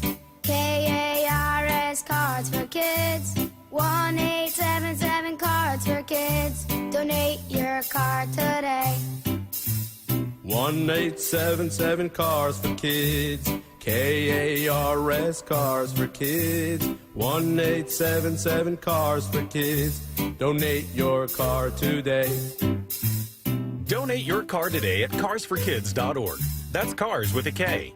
Your car, running or not, can be picked up as soon as the next day. You'll get a maximum tax deduction and a vacation voucher. 1-877 Cars for Kids. KARS Cars for Kids. 1-877 Cars for Kids. Donate your car today. Now accepting donations of land, homes, buildings, or any kind of real estate. High five! Up top! Heck yeah! Dave's company just got the first ever 5-year price lock guarantee from Comcast Business. Yeah, 5 years! It's 5 years of gig speed internet. High five for gig speed. 5 years of advanced security. Security win. And 5 years of a great rate that won't change. Our rate ain't changing. All from the company with 99.9% network reliability. There it is. He hasn't given this many high fives since Deborah brought in her famous banana bread. Woohoo! Now he's got savings. I'm so excited. Yep. Dave's feeling it, but it's only for a limited time, so don't wait. Switch today and ask how to get the first ever 5-year price lock guarantee from Comcast Business. Powering 5 years of savings, powering possibilities. Comcast Business. And it's hurting, but I am not stopping. Woo! Ends 8/21/24. Guaranteed rate applies to monthly service charge for new customers on qualifying internet bundle, excluding taxes and fees. Other restrictions apply. This is The Timeline with Bump and Stacy. Brought to you by 1-800-DUI-AWAY. This is The Timeline on the Bump and Stacy Show. This is where we go down your X feed, and some things might be popping up that are interesting, and we'll talk about it. Let's get right into it. Jim Harbaugh was on Part of My Take and said he brings a glove to MLB games and needs to start getting worse seats to catch more foul balls. Here he is at cut 11. Are you still wearing a glove? Absolutely. You got to wear a glove when you go to MLB. Yeah, I always wear a glove. I mean, that's like your chances improve dramatically if you have a glove at a baseball game. There's no question about Success is when preparation meets opportunity, right? Yeah, I've got 22 career foul balls, like legitimately in a game. A foul ball, a home run, but it happened like during the game, not batting practice before. I don't count those. I've only gotten one in the last 10 years. Oh, some people are saying you've fallen off. I just went to the Angels game. I mean, they were great to me. You know, Padres, I know some people there. They get me, the tickets they get me are too good. Oh. They're too good. Yeah. They're in a spot where you just, I mean, your percentage of getting a foul ball is, I mean, it would have to have to. And the nets now, The nets. It would have to hit off and then bounce back. So you got to ask for worse tickets. I got to get worse tickets. Yeah. You got to get like worse left tickets. field. You got to be on the bleachers. I mean, I'm in a suite, and the only chance I got is if the ball were to come through the suite, you know, just over. Are you the bringing screen. a glove to the suite? Yeah. I'm ready. But I mean, I'm not putting myself in position to be in position. Yeah, we got to get that. We got to get that fixed. Hey, so much to unpack here. One, he's still bringing gloves to the game. Two, this is a double flex. He goes, look, I got 22 foul balls caught in my day, but I only have one caught in the last 10. Here's the next flex because my seats are too good. So Harbaugh is a funny individual, and I think that clip right there gives you a lot of insight to his personality. He's just a nut, man. I love it, though. I can't fathom catching 22 foul balls. And he brings his glove still. That's wild. You know, I always respect the guys, especially like the dads that are out there holding the kid, and they catch that home run ball or the foul ball barehanded, like reaching up. That's the most impressive thing to me when guys can do that. And I've always debated them. I've caught 0 foul balls. None. 0. I've had 0. I've actually, when I was young, had a Marlin toss one to me one time. That doesn't count. But I've debated if I'm in a good seat like that and I have a ball come my way, I don't have a glove, am I actually going to reach and try to barehand that thing? You're going to do it. It's going to be a natural reaction. You're going to try. I probably, and I might break a finger, and I might regret it every single second of it. I went to a Mariners game with my kids, and we were down like the first base line, kind of behind the dugout, more towards right where the infield ends. And I'm telling my kids, man, keep your head on a swivel because you might get one right here. And there was one that landed maybe 10 feet away from us. That's the closest I've ever been to even being able to attempt to catch one of them things. Yeah, now they have those nets up, so it gets a little tougher. And I think you got to almost play the ricochet off the back, like, 200 level platform scoreboard thing, and it might ricochet back off, and that gives you your best chance. Yeah, Jim Harbaugh, 3-time flex, 22 caught in a while, 1 caught in the last 10 years because the seats are too good, and he still brings his glove to the game even when he's sitting in the suites. That man is interesting. Next up, we got Scotty Scheffler. He won gold for the U.S. Man, he had an amazing comeback. He got emotional at the podium. Cut 12, he talks about that. Well, I get emotional in general. I usually have a bit more time after a tournament to kind of reflect and have a couple moments to myself. But with this one, you kind of just go from one thing to the next, and you don't really reflect until you're standing up there on the podium. And, I got emotional the other night at the women's gymnastics, just sitting there watching the gold medal ceremony, just thinking about our country. And so that was a pretty special moment that I'll remember for a long time, standing up there on the podium with the gold medal around my neck. Now, B, I'm not like you. Because you get invited to a lot of member guest tournaments, and I'm sure you've won at least one of them things. I've never won a golf tournament. The closest I've been is second place. So I might cry if I get my first tournament win. Don't let me win a gold medal. It'd be a wrap for you, boys. So, yeah, it was I love the human factor that. I love seeing these athletes reach the pinnacle, get to a place that they've never been before, and just show that raw emotion, man, and show people that they are human and they're vulnerable in those moments. Yeah, and what I love about this is this is not about the money whatsoever. No. You look back at what was the last tournament? The 3M Open, I think, a couple weeks ago. The winner makes $1.4 million. Scotty made $37,000. I think the last place guy who made the cut at the 3M Open made half that, $16,000. So Scotty's out there truly playing golf to represent his country, get a gold medal for the United States. And it's just, I think all those guys out there it probably feels different for them. Just, being able to represent something else. Other than them and their wallets. And not only did he win the gold, in the fashion he did it, though. Came back. It was stressful. At some point, the odds for him to win were crazy, and he just got it done. Cut 13. He talks about that. Yeah, the back nine was tough. It was a lot of fun. I was fortunate to make some birdies and move my way up the leaderboard. And it was definitely a lot of fun. That's the stuff we look for the most, or look forward to the most when we're competing out here. And yeah, it was a lot of fun. I was playing golf on Sunday morning. I had a 3-stroke lead going into the last 2 holes, and my buddy tricked it off, and he won. Then he texted me. He goes, I felt like Scotty Scheffler back then. Can you please Venmo me my money now? So I know what it feels like on the opposite end of that. Again, another example. This dude is playing lights out at the highest level in doing things that amateurs can't even do. Just the year that this young man has had has been impressive. He was even locked up at one point. He's got a mugshot. He's got a Masters championship, an Open championship, and now a gold medal, man. He's got to have the best year of his life. He's got to make a new trophy room with all those things. But I do want to clear something up.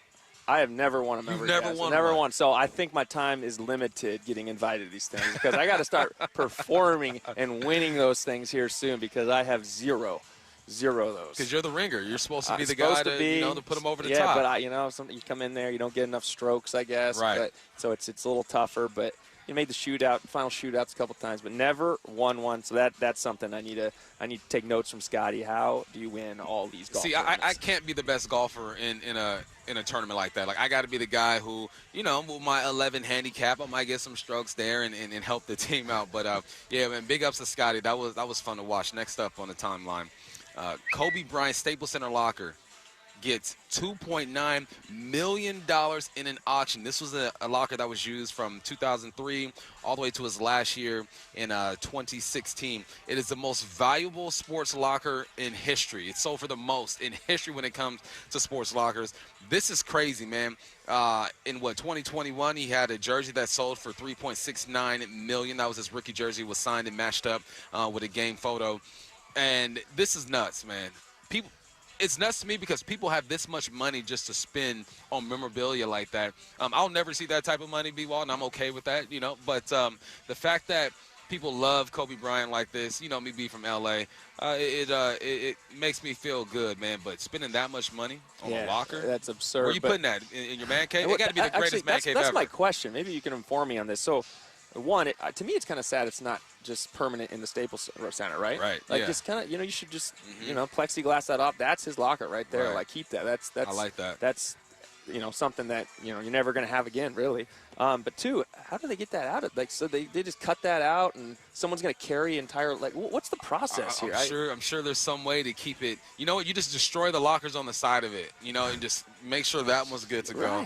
Right. And take that thing out of there. You think that was something? Let's go to the next story. Lakers. Again, we're sticking with the Lakers. I think our producer Matt Nelson is just showing me love today because I'm leading the show and he knows I'm from LA and I love some Lakers. So Matt, I appreciate you, man. I'm here for you, Bump. The Lakers, they also unveiled a new statue of Kobe Bryant and his daughter Gianna outside of Crypto.com arena. That was awesome, man. It shows that iconic picture of them sitting on the sideline, Kobe kissing his daughter on the forehead. Another tribute to Kobe. I'll never get enough of this. It will never be owed to me. Yeah, that's that's something special. It doesn't get any better than that, I don't think. And they couldn't have done anything better just to honor the Bryant family and putting, just including Gianna in that. That's just really, really, really incredible. All right, real quick before we get out of here, according to Houston Nationals manager Joe Espada, veteran right-hander Lance McCullers Jr. likely will miss the rest of the season while he recovers from injuries that forced him to shut down from throwing a month ago during his rehabilitation. Man, when it rains and pours for the Astros, they're getting hit tough when it comes to pitcher health. Hey, rate, review, and subscribe to the Bump and Stacy podcast. We're available wherever it is you get your podcast, as well as SeattleSports.com and the Seattle Sports app.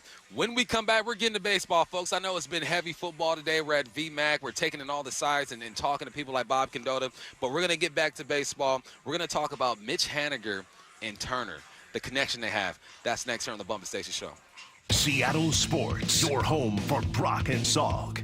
Charles Cross is kind enough to take a few moments with us today. Weekdays 6 to 10. Talk to me about what we're going to see in a totally different scheme with Ryan Grubb now running it. I feel like the scheme is very explosive. You just see it from the time he was at UW, and I feel like it's a great scheme. I feel like it can be a very explosive offense. Getting a lot of first downs and scoring a lot of touchdowns. And I'm very excited to put that to life. Hear the rest of this interview on demand at SeattleSports.com and on the Seattle Sports YouTube page. Hi, I'm Scott Rurecka, CEO of Legacy Group Capital based in Bellevue. With rising interest rates and banks and credit unions continuing to tighten, the demand for our private portfolio loans has never been stronger. Therefore, for a limited time only, Legacy's Opportunity Fund is paying 7% interest on short-term cash with just a 90-day commitment and a 30-day notice to withdraw. It's the perfect place to park your short-term cash. And at 7%, I would challenge you to find a better short-term opportunity in the marketplace today. Don't let your short-term cash sit in a savings or money market account when you can get 7% with Legacy's Opportunity Fund and join the over 800 local investors with over $200 million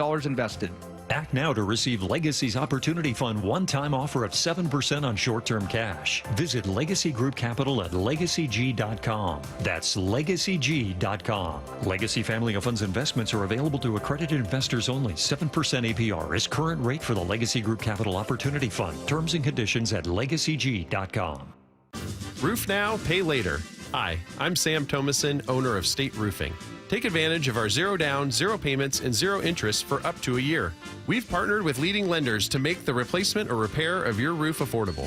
Flexible financing options are available to take the worry out of an unexpected expense. Call us today at 866-ROOF-ROOF to schedule a free no-obligation estimate or visit us at stateroofing.com.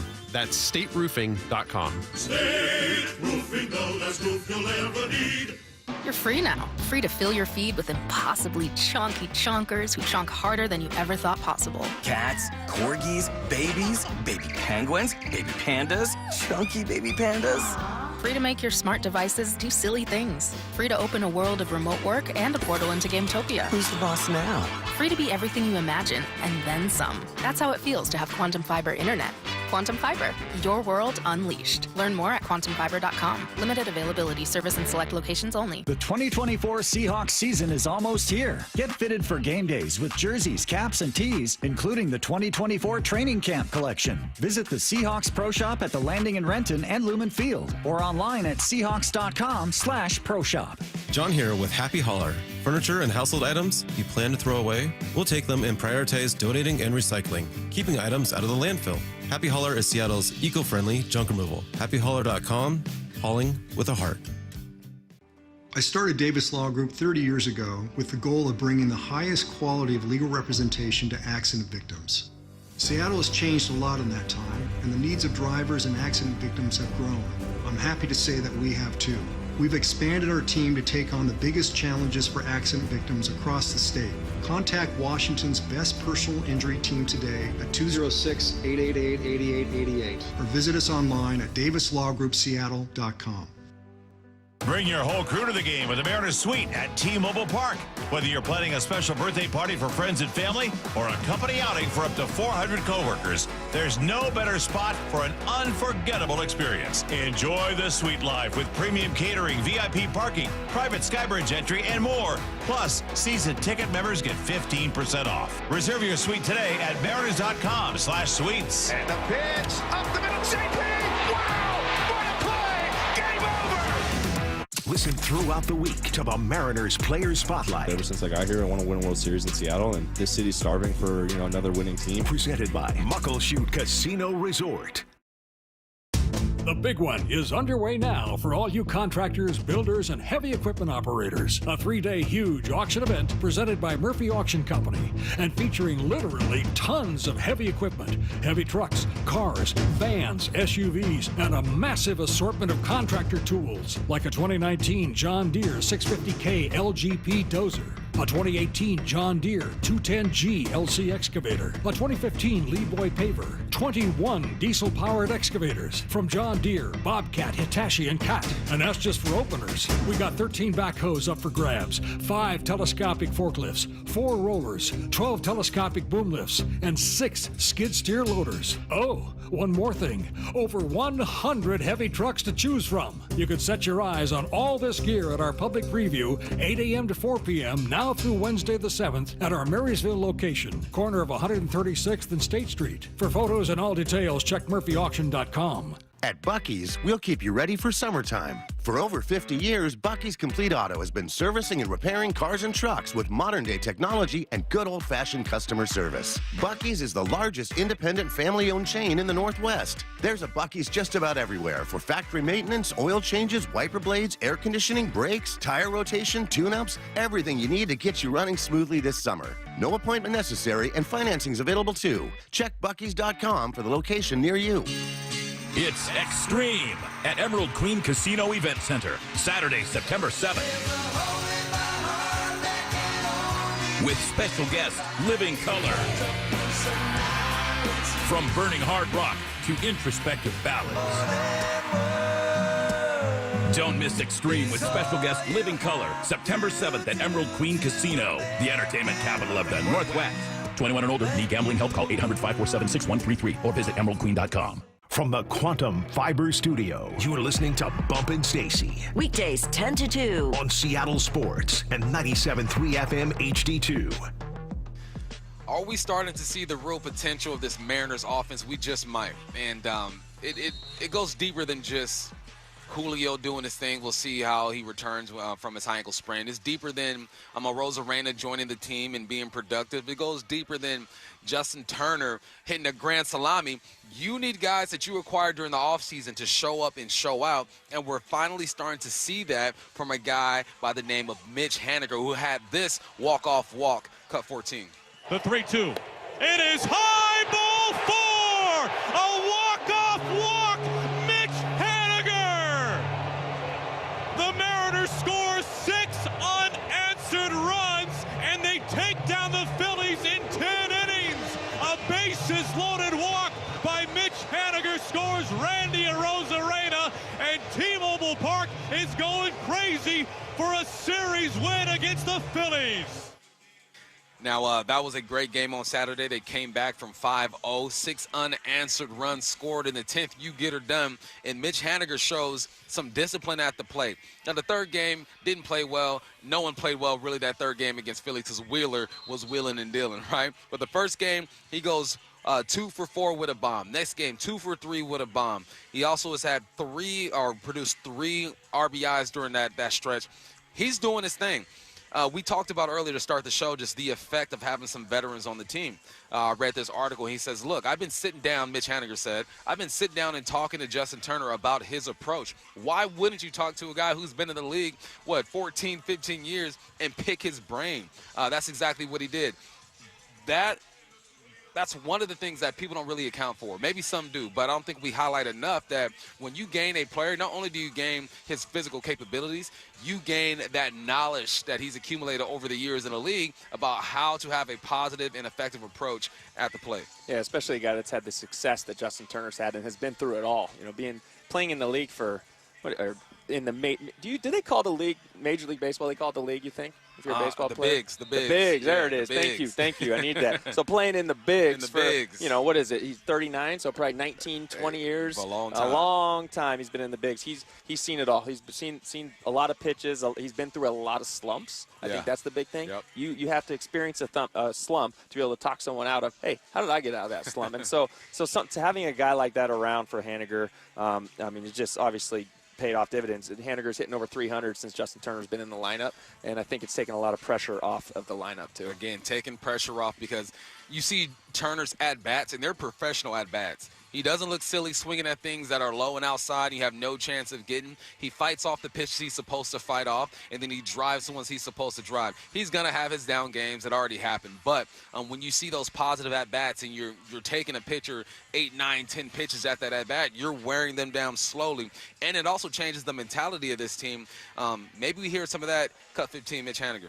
And it's funny because I was talking with Vic during a pitching change tonight. We're going to win this game. You just feel it. Can't really describe why, but there's just times where you're on certain teams and you just know, and things are rolling. He says they were down, and he felt like they were still going to win this ball game. I think it's because you look at the players in the dugout, you look at the guys with the mound, and you're saying, no lead is safe here because we have guys who are going to drive the ball into the outfield, hit the gaps, and just make teams play defense. In any sport, if you just make a team play defense, make a play, good things are going to happen. Yeah, as a Mariner fan, if this happened 2 weeks ago, they're down 5-0 to the Phillies. Oh yeah, I'm turning that thing chance. off. That thing, I'm flipping the channel, maybe turning the Olympics on. They might be a 5-1, 7-1 game, but this team, they battled back. They chipped away. They got the one run there after the Phillies scored the 4. They got the one run back, and then from there they came back. So, and back to Haniger too. It's just the quality of at bats. The way he laid off that high pitch and to take ball 4. I mean, that's something that I think a month ago he's swinging at. Right. He's gripping that bat, knuckles tight. Everyone's stressing. Trying to get those runs on the board, trying to be that guy to find the clutch hit. And a lot of times, it's not a clutch hit, right? It's a walk. Right. That's all. It just is a good at bat that changes things because, as we know, the Mariners have struggled with that clutch hit from time to time, and you're looking for the big runs that you need late in the game, and there he didn't panic, didn't stress it out, and just said took what the pitcher gave him and took a walk. I'm a big advocate for positive talk, self-talk. Yep. I tell my sons and my daughter, talk to yourself all the time before the game, during the game. I'm going to make this play. Watch what I'm going to do. Visualize that. It seems like Haniger might be doing a bit of that. Cut 16. Yeah, he told me he was, and he said it about 10 days ago. I'm about to get hot, and you can just see he's seeing the ball better. His timing's good. The quality at bats, he's hitting the ball harder. Not always getting the ball to fall in, but he has here recently. And so when he gets hot, he can hit any pitch. He can hit who's ever on the mound, righty or lefty, and we're seeing that right now. You got to talk about it. Talk about it, be about it. You got to believe it. You have to convince yourself sometimes that you are something that you're not in that moment because I think the mind controls everything and the body starts to respond.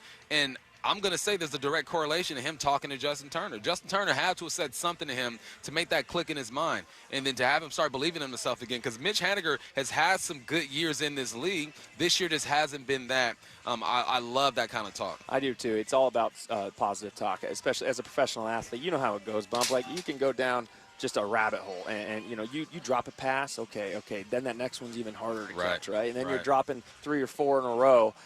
We've never done that, but I can imagine that's what happens. But that's kind of the thing you see, with some of these guys in the Mariners lineup, or we did see with Haniger, just kind of a bad at bat after bad at bat, strikeout, and then it just starts steamrolling them. So the more you can just get in your own head and say, no, this isn't me. Here we go. I'm positive. The more guys can uplift you and encourage you. You know how good you can be, as Service said. He can hit anything. He can hit any pitcher, any pitch, anywhere in the zone.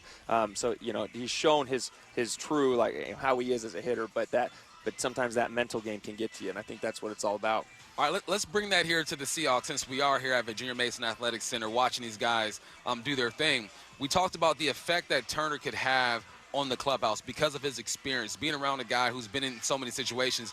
You can do nothing but learn from him. I look at this Seahawks team, and I go, okay, there's an opportunity for Sam Howell to learn from Gino. There's an opportunity for JSN to continue to learn from Tyler Lockett. How important is that on a football field when we're talking about the Seahawks? Oh, it's huge. I mean, that's some of the – I improved the most, my early years when I had guys like Vincent Jackson and Patrick Creighton and Malcolm Floyd teaching me, how to become a pro, because that's what it's all about. With JSN, this is his second year. Second year. He's not the savvy vet yet. We're talking about him like he is, but he's not. He is still learning how to be the pro. So having a guy like Tyler Lockett, who's into his 10th year, he's been through it all, just like Haniger's been through it all, or just like Justin Turner's been through it all. He's been through the slumps. He's been through all the positive stuff, and so that's just important to hear it through someone who's been through it. And there's, I look at Leonard Williams as well, maybe with Byron Murphy. I hope Byron Murphy's in his year, just picking his brain. Hey, how do I become, the best run stopper, best, hole plugger, whatever it is up here? But there's a lot of that going right now on the Seahawks lineup. Learn how to be a pro. That is a phrase you will hear in every single sport. Veterans are important when it comes to teaching these guys how to do that. Hey, rate, review, and subscribe to the Bump and Stacy podcast. We're available wherever it is you get podcasts, as well as SeattleSports.com and the Seattle Sports app. When we return, we got some Mike McDonald cuts. We're going to break down that scrimmage on Saturday. What did we learn? We'll let you know. That's next here on the Bump and Stacy Show. Brian Walsh is filling in. With new leadership, the Seahawks are ready to get to work. Seattle Sports will be at Seahawks headquarters, taking you onto the field with the team. Interviews, analysis, and exclusive behind-the-scenes coverage as Gino and the Hawks get ready for the 2024 season. Pick up! Witherspoon comes near side. He is in! Witherspoon with the interception for a touchdown! Training camp coverage is presented by The Landing in Renton on your home for the Seahawks, Seattle Sports. You have to have a high level of trust. As much as I love to think that they trust me, yeah, our family name is trusted, but it's because of those individual interactions with our people that those folks have had over the years. That's where they build their trust with the relationship. Todd Johnson believes it can take a lifetime to earn someone's trust and just 5 minutes to lose it. When someone walks in off the street, they don't necessarily are just going to hand you their trust. You've got to prove that you've earned it and deserve it, and then they'll open up to you. And so if a customer doesn't treat you great right away, that's okay. It's just because they've heard all these horror stories. Fixing the car might only be 10% of the story. They want to be heard. They want to feel valued. They want to feel understood. And if all you did was fix their car, then you probably didn't do your job.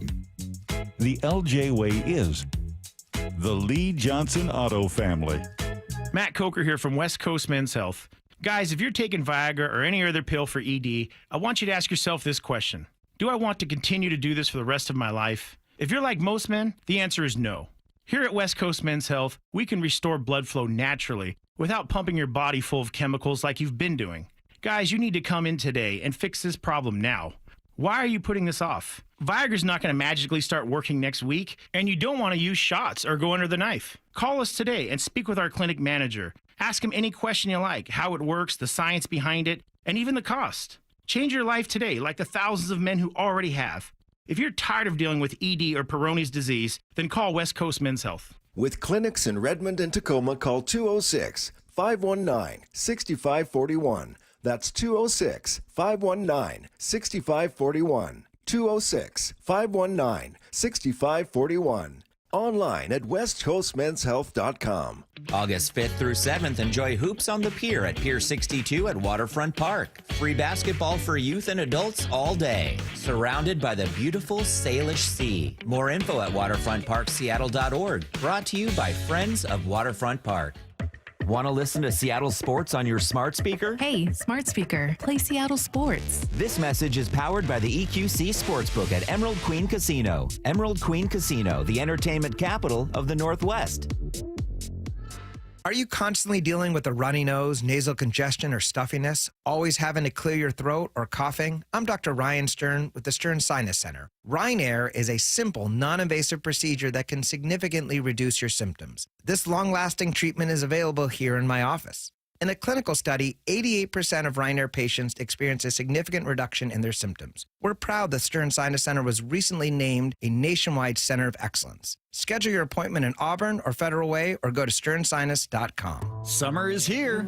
If you're dealing with a pest problem, get the relief you need and the long-term protection you deserve with Issaquah Pest Control. Look, rodents and bugs can ruin your insulation or the structure of your home or business. Before it becomes a more costly issue, call Issaquah Pest Control, the fast, kind, and professional pest control service. And if you're in the pest control business or have an interest, they're hiring, so join the team. Issaquah Pest Control, serving the entire Puget Sound. IssaquahPest.com. This is Stacey Rost. Is that leaky faucet driving you crazy? Don't wait until it becomes a flood. Call Ben's Plumbing, Heating, and Air. At Ben's Plumbing, they pride themselves on 5-star service, where your satisfaction is their priority. Whether it's a stubborn clog or a complete plumbing overhaul, their team of dedicated professionals is here to help with no commission sales tactics, just honest, reliable service you can count on. Call today at 206-789-5353 or visit Ben's.plumbing. That's Ben's.plumbing. I'm Bradley Johnson with 1-800-DUI-AWAY. Let's talk about summertime. Bikinis, the occasional Speedo, sunshine, and almost always more drinking. But don't let the wine coolers or hard lemonades fool you. Too many drinks at the beach can get you in a whole lot of trouble. You're sporting a farmer's tan, but the police are wearing heavy, dark uniforms. And it's not because they're comfortable. If you don't take preventative measures, your summer tan can become a costly burn. Take a designated driver with that aloe vera and SPF 50. Call 1-800-DUI-AWAY or go to 1-800-DUI-AWAY.com to set up a free private consultation. Jail is no place to ask, missed a spot? Mind getting where I can't reach? Be reasonable this summer. And always remember, 1-800-DUI-AWAY has your back. 1-800-DUI-AWAY! Let's go! This is Seattle Sports. Streaming through the Seattle Sports app. KIRO AM Seattle. KIRO FM HD2 Tacoma. Home of the Seahawks, Mariners, and everything Seattle sports. Seattle Sports Snapshot. The Mariners protected home in a weekend series win over the Phillies. They did drop Game 3, but are still in first place in the AL West. Noah Lyles secured the first 100-meter gold medal for the U.S. since 2004 with a personal best 9.79. Photo finish was needed for that. Fans got a good look at the Seahawks defense as they led the charge this weekend during practice at Lumen Field. Snapshot, brought to you by Miller Lite. When it's game time, it's Miller time. From the Quantum Fiber Studio, this is Bump and Stacy on Seattle Sports. Streaming through the Seattle Sports app and at seattlesports.com. Now, here are your hosts, Michael Bumpus and Stacy Ross. Here we go now. Michael Bumpus here with my pre-game partner, Ryan Walters, during the season. Catch us pre-halftime and post-game right here on 710. But you know what? Let's focus on these Seahawks, man. They're out here once again. Team session is going down. You got the number ones out there. They're on the 20-yard line. Gino Smith is in the shotgun position, and they're going at it 11 on 11. It's not going to be very physical out there. Well, we did see a receiver just get taken down to the ground. Keep each other up is what the coaches are yelling out there. But on Saturday, that was their first opportunity to really get after it and evaluate. See what these guys look like, and it's close to a game-type situation that they can get before they head over to the Chargers this weekend, I believe, and get things going. So let's get right into it, man. Mike Macdonald, this was his first time as a head coach and watching these guys scrimmage. What did he think of the atmosphere over there in Lumen Field, cut number 17? What an atmosphere, man. It's really surreal being in the stadium, and then we got the Jets flying overhead. Again, it's just tough to beat, and the guys' spirits are high. You know, the music's going, and trying to stay organized with different things we're trying to get done in practice, which I think we're able to accomplish. And just having the fans out there was just was really cool. So shout out to the 12s. Just an awesome time to get in the stadium. You know, we won't be back till Cleveland week. So just good to go through our operation, get a good chance. Like we went live a little bit with the threes there, so get a good chance to eval some of the young guys, and be fun to watch the tape and see where we're at. And now that was just a mini introduction to Lumen. I don't know if he was on the squad when Lamar Jackson, the Baltimore Ravens, came down here, I think a couple years ago. I don't know if he was on the squad yet or DC yet, but that was just a little introduction to the atmosphere at Lumen Field. I just saw a podcast where Carson Wentz was asked the toughest place to play. Where is it? He says Lumen Field. So, you know, Mike Macdonald, that was the appetizer. Wait for the real thing, but it's nice that the fans came out and set the tone early and let Mike Macdonald know, man, it's going to be rocking in this thing. Yeah, it just shows how excited everyone in Seattle is for the new year, the new era, really, of Seahawk football. But there is nothing like being in that stadium. I remember I used to go in at halftime, and your ears would be ringing. It was so loud during some of those big games. You know, the NFC Championships, we played there and all that, and you'd go in and just – you're like, wow, I'm going to have permanent ear damage here. I'm going to have hearing loss when I'm older. Thank you to all the 12s, and I'm totally okay with that. But that is just a quick little snapshot for Mike Macdonald of what's to come the rest of the season. But I think the most important thing about the mock game is putting up these, especially the young guys, in that situation and getting them a taste of that stadium, that NFL stadium. So come, you know, when they start playing in a week or two, next weekend actually, they've already experienced that a little bit. They've seen the NFL stadium, so maybe a little of those butterflies, those jitters are out of the way, and they can just do their best to to succeed and play football. Yeah, earlier we talked about what McDonald got out of this, where to be, when to run out. It's the same thing for the players. How long does it take for me to get from the locker room through the tunnel to the field? Where are the receivers going to be set up, the individual drills or whatnot? So when you do go run out there for the first time on game day, it's autopilot. You're going through the motions. You know where to go. You can focus on other things, like mentally just getting yourself ready to go for a ball game. So, yeah, it's all about the process. The process is everything in football, man. If you don't have a solid process, you have no chance to be successful. So it was good for those guys, too. Yeah, even something as little as, your team warm-up on the field. How's that going to look? How are you guys going to be – you don't want to go out there the first preseason game, and just be unorganized, not know where to go. Where are guys putting helmets, who's stretching where are the wideouts at, where are we going? So it's just something little like that you don't necessarily think is important. It's important for the functionality of the game and how you are getting your mind right, because you don't want to be worried about all that little stuff going into game day. I coached high school football for 12 to 14 years in this state, and I've coached under guys before who just didn't have that locked in, and we're running out there looking so disorganized. And I've been on the other side looking at teams who look disorganized. I go, oh, they're not ready. Y'all can't even get through warm-ups? Oh, yeah, we're about to get you. All I'm picturing, Bump, is your team running out, trying to run through the the banner thing. The banner thing, and everyone just hitting the banner, falling, like little giants kind of thing. Little giants. Yep, for sure. Now, there are some things you can get out of that type of atmosphere that you don't really get out here on the field. You're still gaining things out here, but it's a bit different. Cut number 18, Mike McDonald speaks on that. There are multi-levels to it. One, just kind of going through the operation of what it's like to, go to Lumen and get ready to go and go play a football game. So that's the first thing, especially the guys that haven't been around, myself included. And then see it in a different atmosphere, so kind of put a bow on the week, close it out in style, but also put them into some situations where we'll see how they react. And then coaching-wise, go through our operation. We're in the process right now, debriefing on, what we thought we could improve on, what we did well, things like that. So I'd say mission accomplished. Yep, so essentially what we just talked about, going through the process, debriefing with the coaches, getting to know the players a bit in different ways, putting them in situations. That's all football is, situation after situation. 1st and 10 when you're backed up. 3rd and long when you're in the red zone. What plays are going to be called and how are players going to respond to those plays? As a player, I think it's important to understand your coach's play calling style as well in those situations. They'll set you up. We know when we get our scouting report for the week, this is what we like in this situation, that situation. But you still got to go out there and call the game. I think that's important for the players to feel that as well. Yeah, getting used to having a script, studying that, knowing what that's all about, what plays will be coming in certain situations. But another thing, getting into the stadium, why it's important to get into that stadium too, is you're out here at beautiful VMAC, 3 fields, the best grass ever, blue skies, and as a receiver, a punt returner, you're looking up into the blue sky all day catching that ball. If you see it clearly, perfectly, no issues. Now, you get into that stadium, there's a little more distractions. Yep. You have lights to look at. You have people. You have fans. The ball blends in a little bit more, and the sightlines aren't quite the same. So getting used to that, as little as it sounds, is very, very important, because it is different. It is a little bit more difficult to judge a ball in a stadium than it is out here in a wide open field. For sure. Yeah. That's a great point. All in the details. Getting your senses used to being in that environment is key.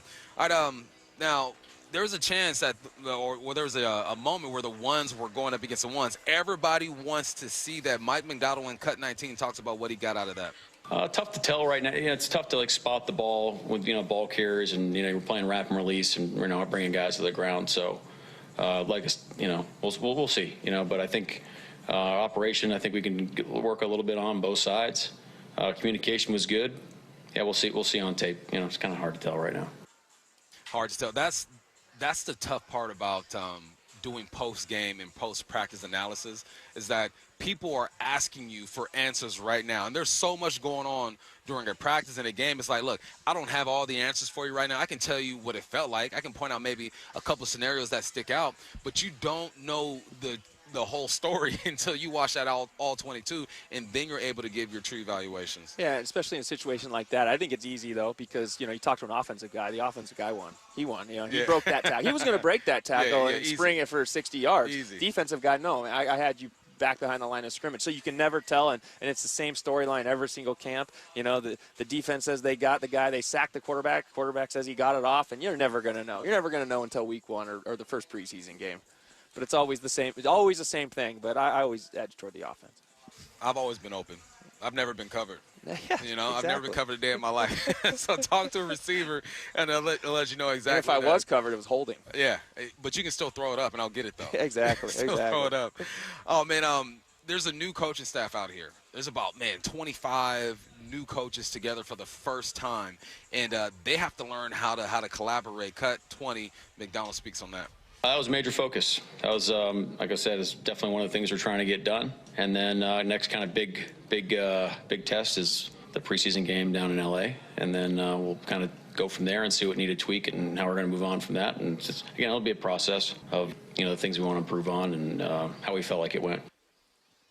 You know what's big is learning the temperament of coaches on the sideline. There are some coaches who are extremely passionate, who are going to holler and scream and be that intense coach. There are other coaches who are going to be a bit more reserved, who are going to be on the calmer side and talk to you differently. You get to learn your coaches in those moments because there's going to be moments of conflict on the sideline. It is guaranteed. Whether it's player to player, coach to player, whatever it is, there's going to be moments of conflict because football is so intense. Like, how do guys respond in those moments? And I think it teaches you how to communicate with each other in those moments. Yeah, I think the most important part for a coach is the consistency with your temperament. Right. I'm not going to name names of past coaches I've had. I won't even tell you what level or anything, but I have had a coach that you never knew who you're going to get every week. He might be calm and collected and nice to you and just, being so friendly. And then the next week he's just, throwing all kinds of F-bombs at you, cussing anyone out and everyone out. And it's just a different person from week to week. And when you're that, players start to lose respect for the coach. And right. You can't play for a coach like that. So I think it's important to establish, hey, this is the kind of coach I'm going to be. I'm going to be this players coach. I'm going to be this, Bill Belichick style. I'm going to be this, but whatever it is, I'm sticking to it, and I'm going to do it. And that's what we've seen from Mike McDonald. Yeah, you can respect that, man. One of the most intense coaches I ever had was Coach Yarno at WSU, rest in peace. And he would MF you and yell at you every single day during practice. After practice, he was, all right, I'm still intense, but it's changed a bit. No matter what, whether we were up 30, down 30, he was the same guy every time. Yep. So I knew what that type of interaction was going to be like, and it makes just for a smoother process, man. So, I think that's important that you point that out, that, look, you got to be you. But you got to be the same guy every single day, whether your wife is on your head, the kids are bad at home, whether you just lost some money here or there. It don't matter. You show up to practice in the games, you got to be that same guy. Exactly. Go ahead. I was going to say, once you step onto that grass, you leave everything behind. Right. It's just, that's it. It's right. football out there. That's what it is. Players are rotating, right? Especially during a scrimmage on Saturday. Players are going to be rotating in and out, maybe get 2 plays here, 3 plays there. But it's all about evaluation. Cut 21, McDonald speaks on it. Yeah, we're just eval phase. We'll see, when you see it in preseason, hopefully we get a lot of reps of that and opportunities to see who can do something with the ball. Eval phase.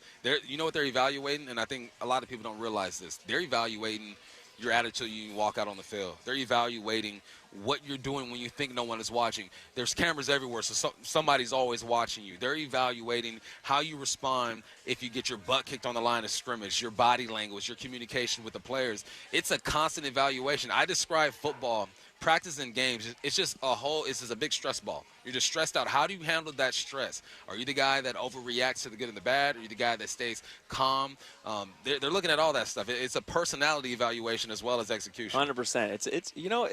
It's almost like a balancing act. There's a scale to it. If you're a guy, you can score 5-6 touchdowns, whatever in the preseason, then maybe you can have a little more attitude, and they might lean that way. But the more there's just this balancing act of what you got to do as a player. Are you getting along with your fellow position group? Are you doing this? How are you meshing with everybody? And it's crazy how much is evaluated. You're evaluated from the time you step foot in that shuttle from the hotel to the time you step back foot in your hotel room that night. Like everything. They will talk to everyone. They will say, hey, were you respectful to the shuttle drivers? Were you respectful to the security staff? Were you respectful to the food staff? Everyone. They're asking everyone, is this a guy that we want around this team to represent our organization? Yeah, but what's funny about that? You said it. If you can ball, though. If you can ball, if you can win your matchups, they'll put up with a lot more. Like, listen, you get a bit more leeway. Me, as an undrafted free agent, you had to be absolutely perfect, or they were going to cut you. But some people frown upon that, but that's just like in business, in life, everything, right? The more you can do, the more people are going to tolerate. It is what it is. So I would imagine people get frustrated with DK sometimes, but I go, what? Can you catch 12 touchdowns in a year, go for 1,000 yards, and make grown men look like little boys? No, you can't. So let DK be DK, man. And that's what makes him special, too. Part of it is just his edge, that intensity that he plays with. I'm not trying to take away from that at all. You know what I loved about DK? He was in an interview he had, last week, maybe a week or two ago, and then they asked him, hey, what did you do to get better this offseason? He goes, I repped how I would respond to your guys' questions better. How can I respond to the media better instead of coming off this way? I was like, oh, nice, DK. Good. Way to go. That's what I'm talking about. Way to flip that, too, and put some pressure on the people asking the questions.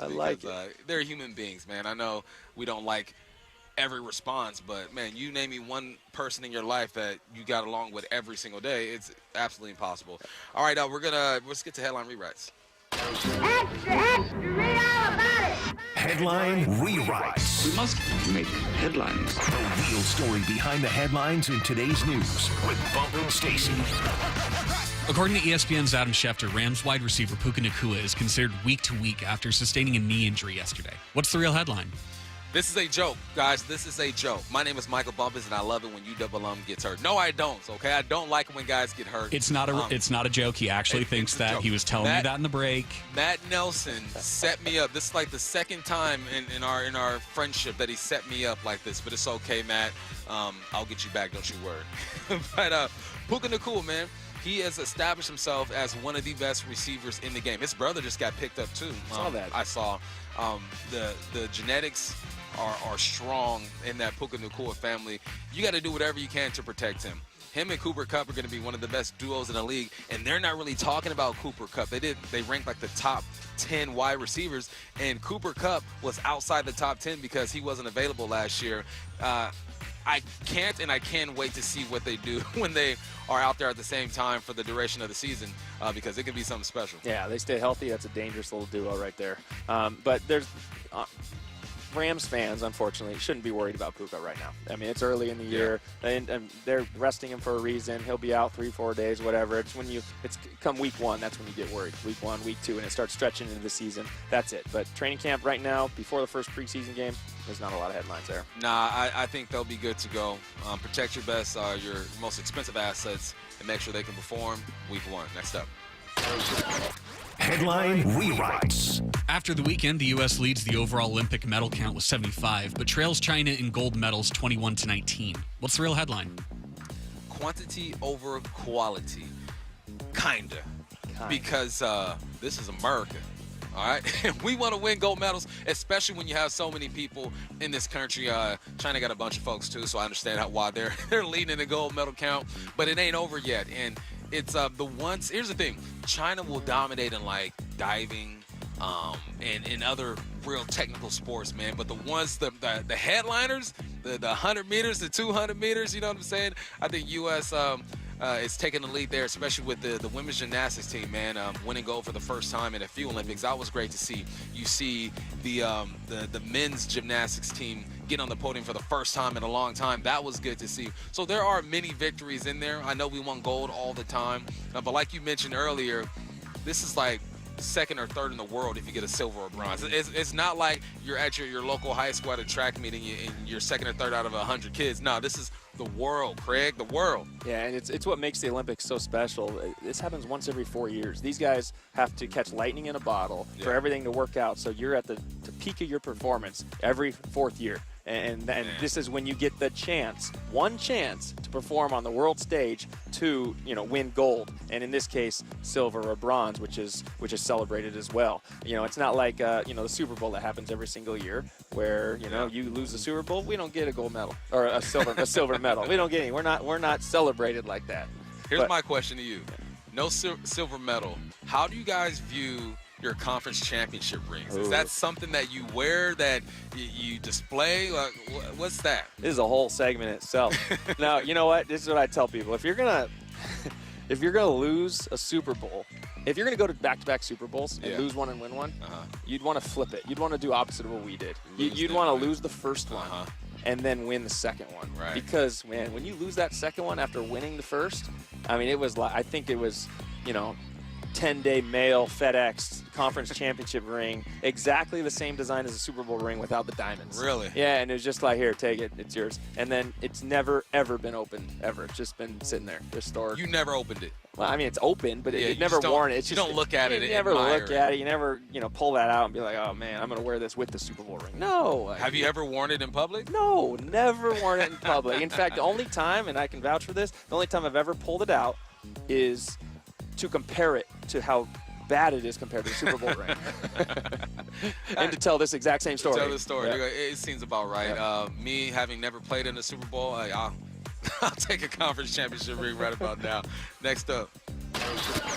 Headline rewrites. On Sunday, the Chicago White Sox lost their 20th game in a row, which is 1 game shy of the AL losing streak record and 3 shy of the modern MLB record. What's the real headline? No matter how bad it is, it can always get worse when it rains, it pours. I mean, goodness gracious. Could you imagine being on that White Sox team right now? You are looking in the dugout. You're in the dugout looking at each other.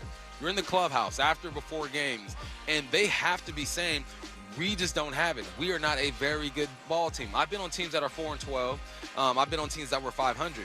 But at no point did I think we had absolutely no chance. And you know what? Only time when we played at when they had Reggie Bush and Steve Smith and Matt Lyon, I go, yeah, we ain't got it. I'm going to just go ahead and get my 100 and a touchdown and get up out of here. But other than that, I've never been on a team like that. And to have to play 45 to 50 more games with that squad, the trade deadline is over. They did not try to improve. That has to be tough on the mental, man. All I can say is thank God we swept them. The Mariners swept them last week because that's good. Keep that streak going. But baseball, to me, is a lot different than football. You have a bad football team.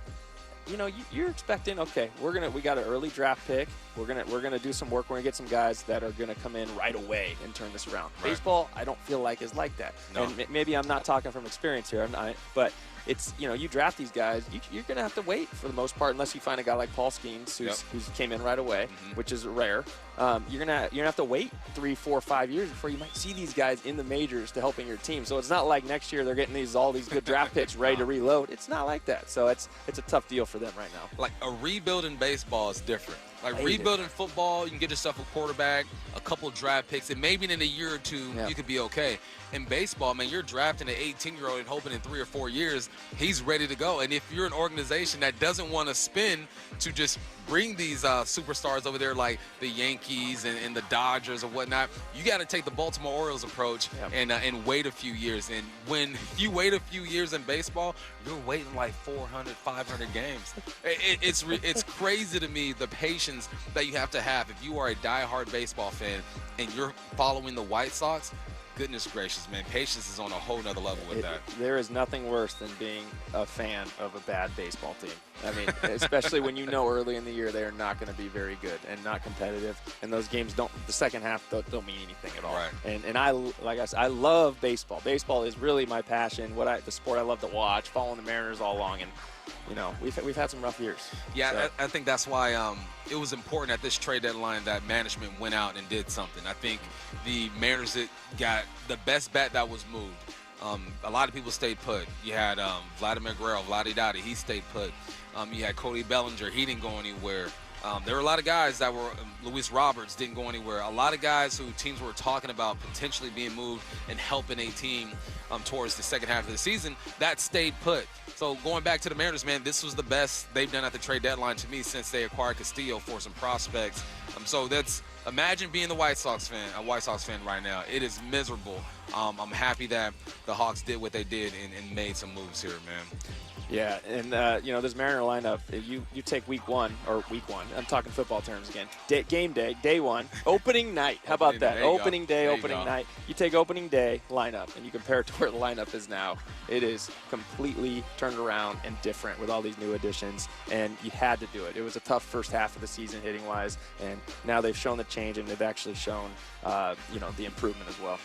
You are listening to the Bump and Stacey Show on Seattle Sports and the Seattle Sports app. We got our guy got Brian Walters filling in. When we come back, we got some options. We might get a Seahawk player. A.J. Barnes is going to join us eventually, or we'll get to NFL headlines. Either way, y'all don't go anywhere. That's coming up next. Seattle Sports, your home for Wyman and Bob. Joining us on set is Leslie Frazier, Seahawks assistant head coach. Dave and I have been talking about just how valuable you could be to a new head coach. You try to put yourself in a position where you can give suggestions and advice and just help guys along the way, based on my previous experience. And fortunately for me, we have a type of staff where guys will listen and we can talk through things, and that makes it, very enjoyable for me. Hear the rest of this interview on demand at seattlesports.com and on the Seattle Sports YouTube page. Season. But when it comes to your windows, you don't want any curveballs. Rick Riz here, reminding you to trust your clubhouse with locally owned Pella Windows and Doors of Western Washington. Experience the difference with high-quality products, expert installation, and top-notch customer service. It's always a home run with Pella. Schedule a free consultation with Pella Windows and Doors of Western Washington. Just go to PellaPNW.com. That's PellaPNW.com. It's a summer smackdown at Muckleshoot Event Center. August 31st, Live MMA is back with the best and most exciting live combat in the Northwest. Glory, respect, legacy. It's all on the line August 31st. Get your tickets now at MuckleshootCasino.com. Muckleshoot. The big one is underway now for all you contractors, builders, and heavy equipment operators. A 3-day huge auction event presented by Murphy Auction Company and featuring literally tons of heavy equipment, heavy trucks, cars, vans, SUVs, and a massive assortment of contractor tools like a 2019 John Deere 650K LGP dozer, a 2018 John Deere 210G LC excavator, a 2015 Leeboy paver, 21 diesel-powered excavators from John Deere, Bobcat, Hitachi, and Cat. And that's just for openers. We got 13 backhoes up for grabs, 5 telescopic forklifts, 4 rollers, 12 telescopic boom lifts, and 6 skid steer loaders. Oh, one more thing. Over 100 heavy trucks to choose from. You can set your eyes on all this gear at our public preview, 8 a.m. to 4 p.m. now through Wednesday the 7th at our Marysville location, corner of 136th and State Street. For photos and all details, check murphyauction.com. Getting inspired watching our men's and women's basketball teams in Paris? Well, come on down to Pier 62 at Waterfront Park and live out your hoop dreams by the Salish Sea. Friends of Waterfront Park has 2 open basketball courts to practice and play like our star athletes. Don't have a basketball? No worries. We have a ball for you. Monday, August 5th through Wednesday the 7th, 9 a.m. to 4 p.m. More info at waterfrontparkseattle.org. Brought to you by Friends of Waterfront Park. This is it.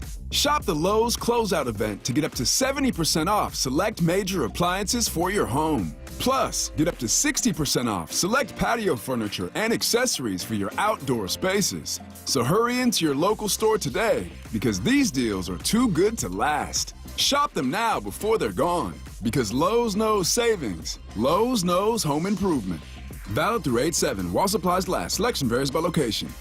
Why choose a Sleep Number smart bed? Can I make my side softer? Can I make my side firmer whenever I want?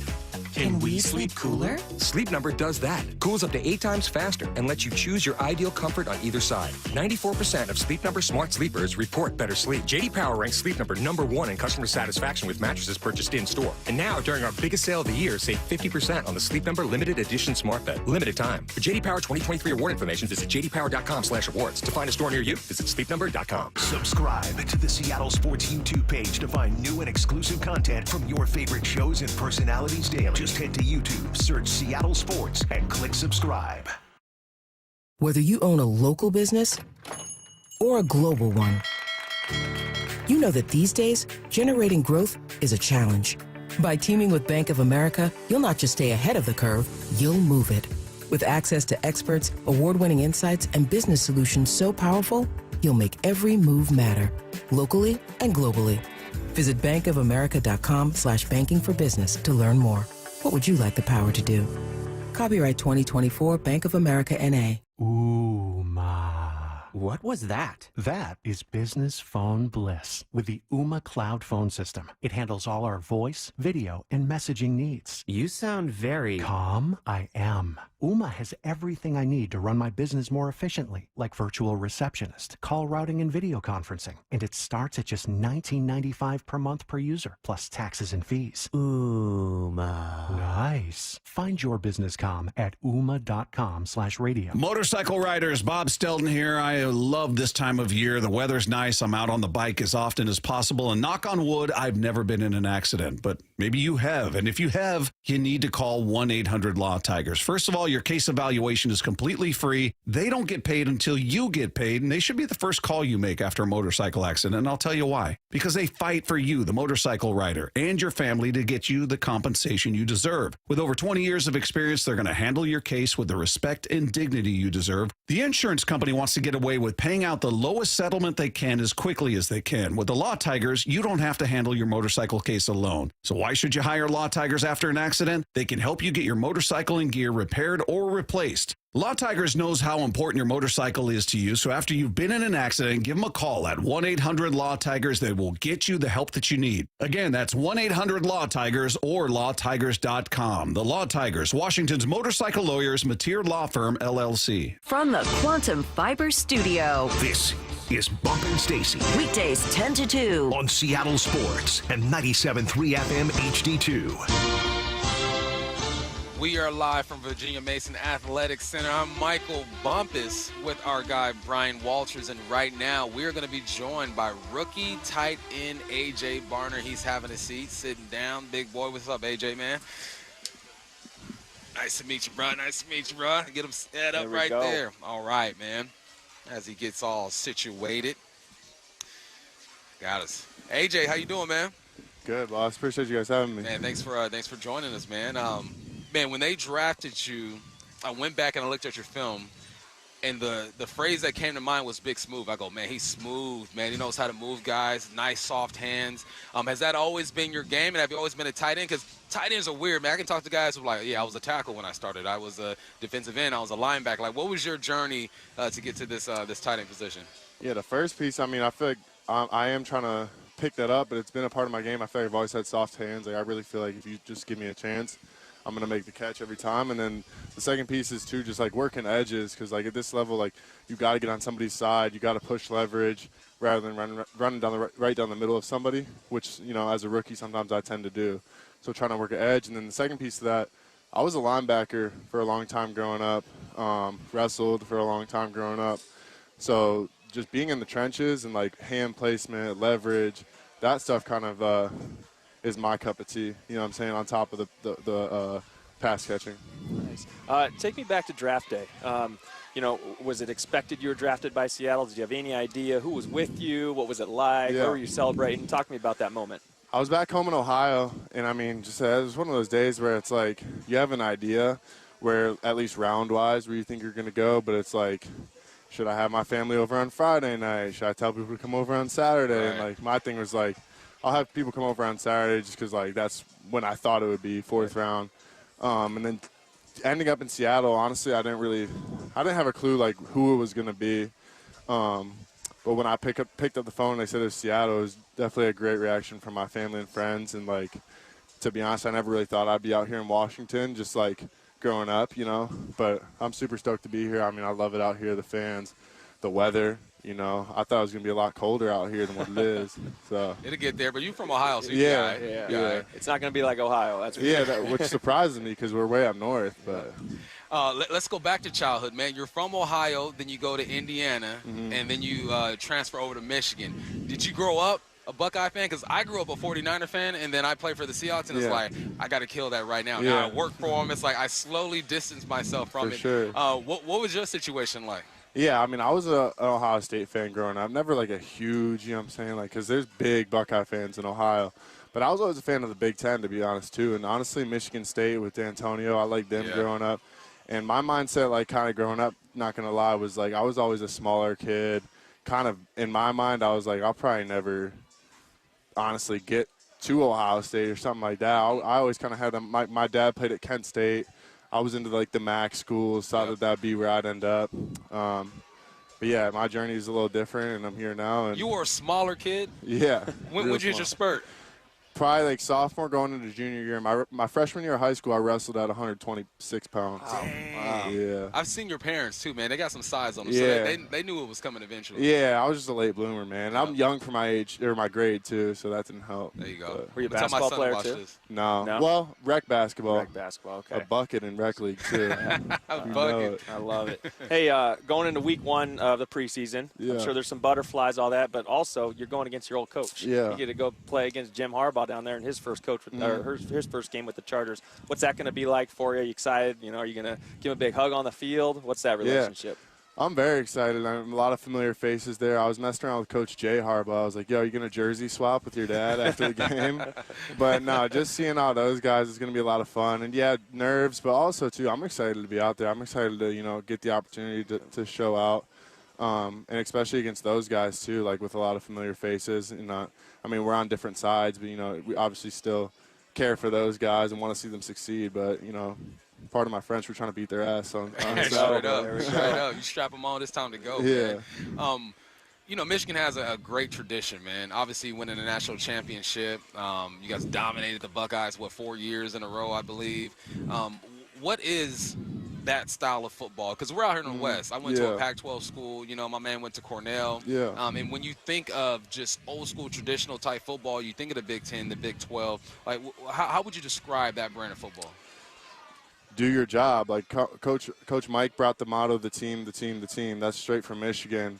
Know your role, do it to the best of your ability, and it's all about the team. At the end of the day, if we're winning, everyone's going to have success, and that's kind of one thing that I knew going to Michigan is, like, whenever you go to a program that, you know, is expecting to win games, everyone's going to succeed, right? Like, you don't win by having bad performances. So I think, you know, that and then also running the ball, being physical, and then when that cold weather comes, when those games late in the year, like, just wanting it more and wanting to play a physical brand of football. Bump, I'm a little disappointed that you didn't call Ivy League traditional big-time football. Traditional, otherwise, Come on, academically, man. academically traditional. I mean, Michigan, too, man. It's a heck of a school to get a degree from. Oh, man. AJ, how's the tight ends room? I mean, you got Noah Fant. He's been here a while. Farrell Brown's new. It's kind of a new room this year.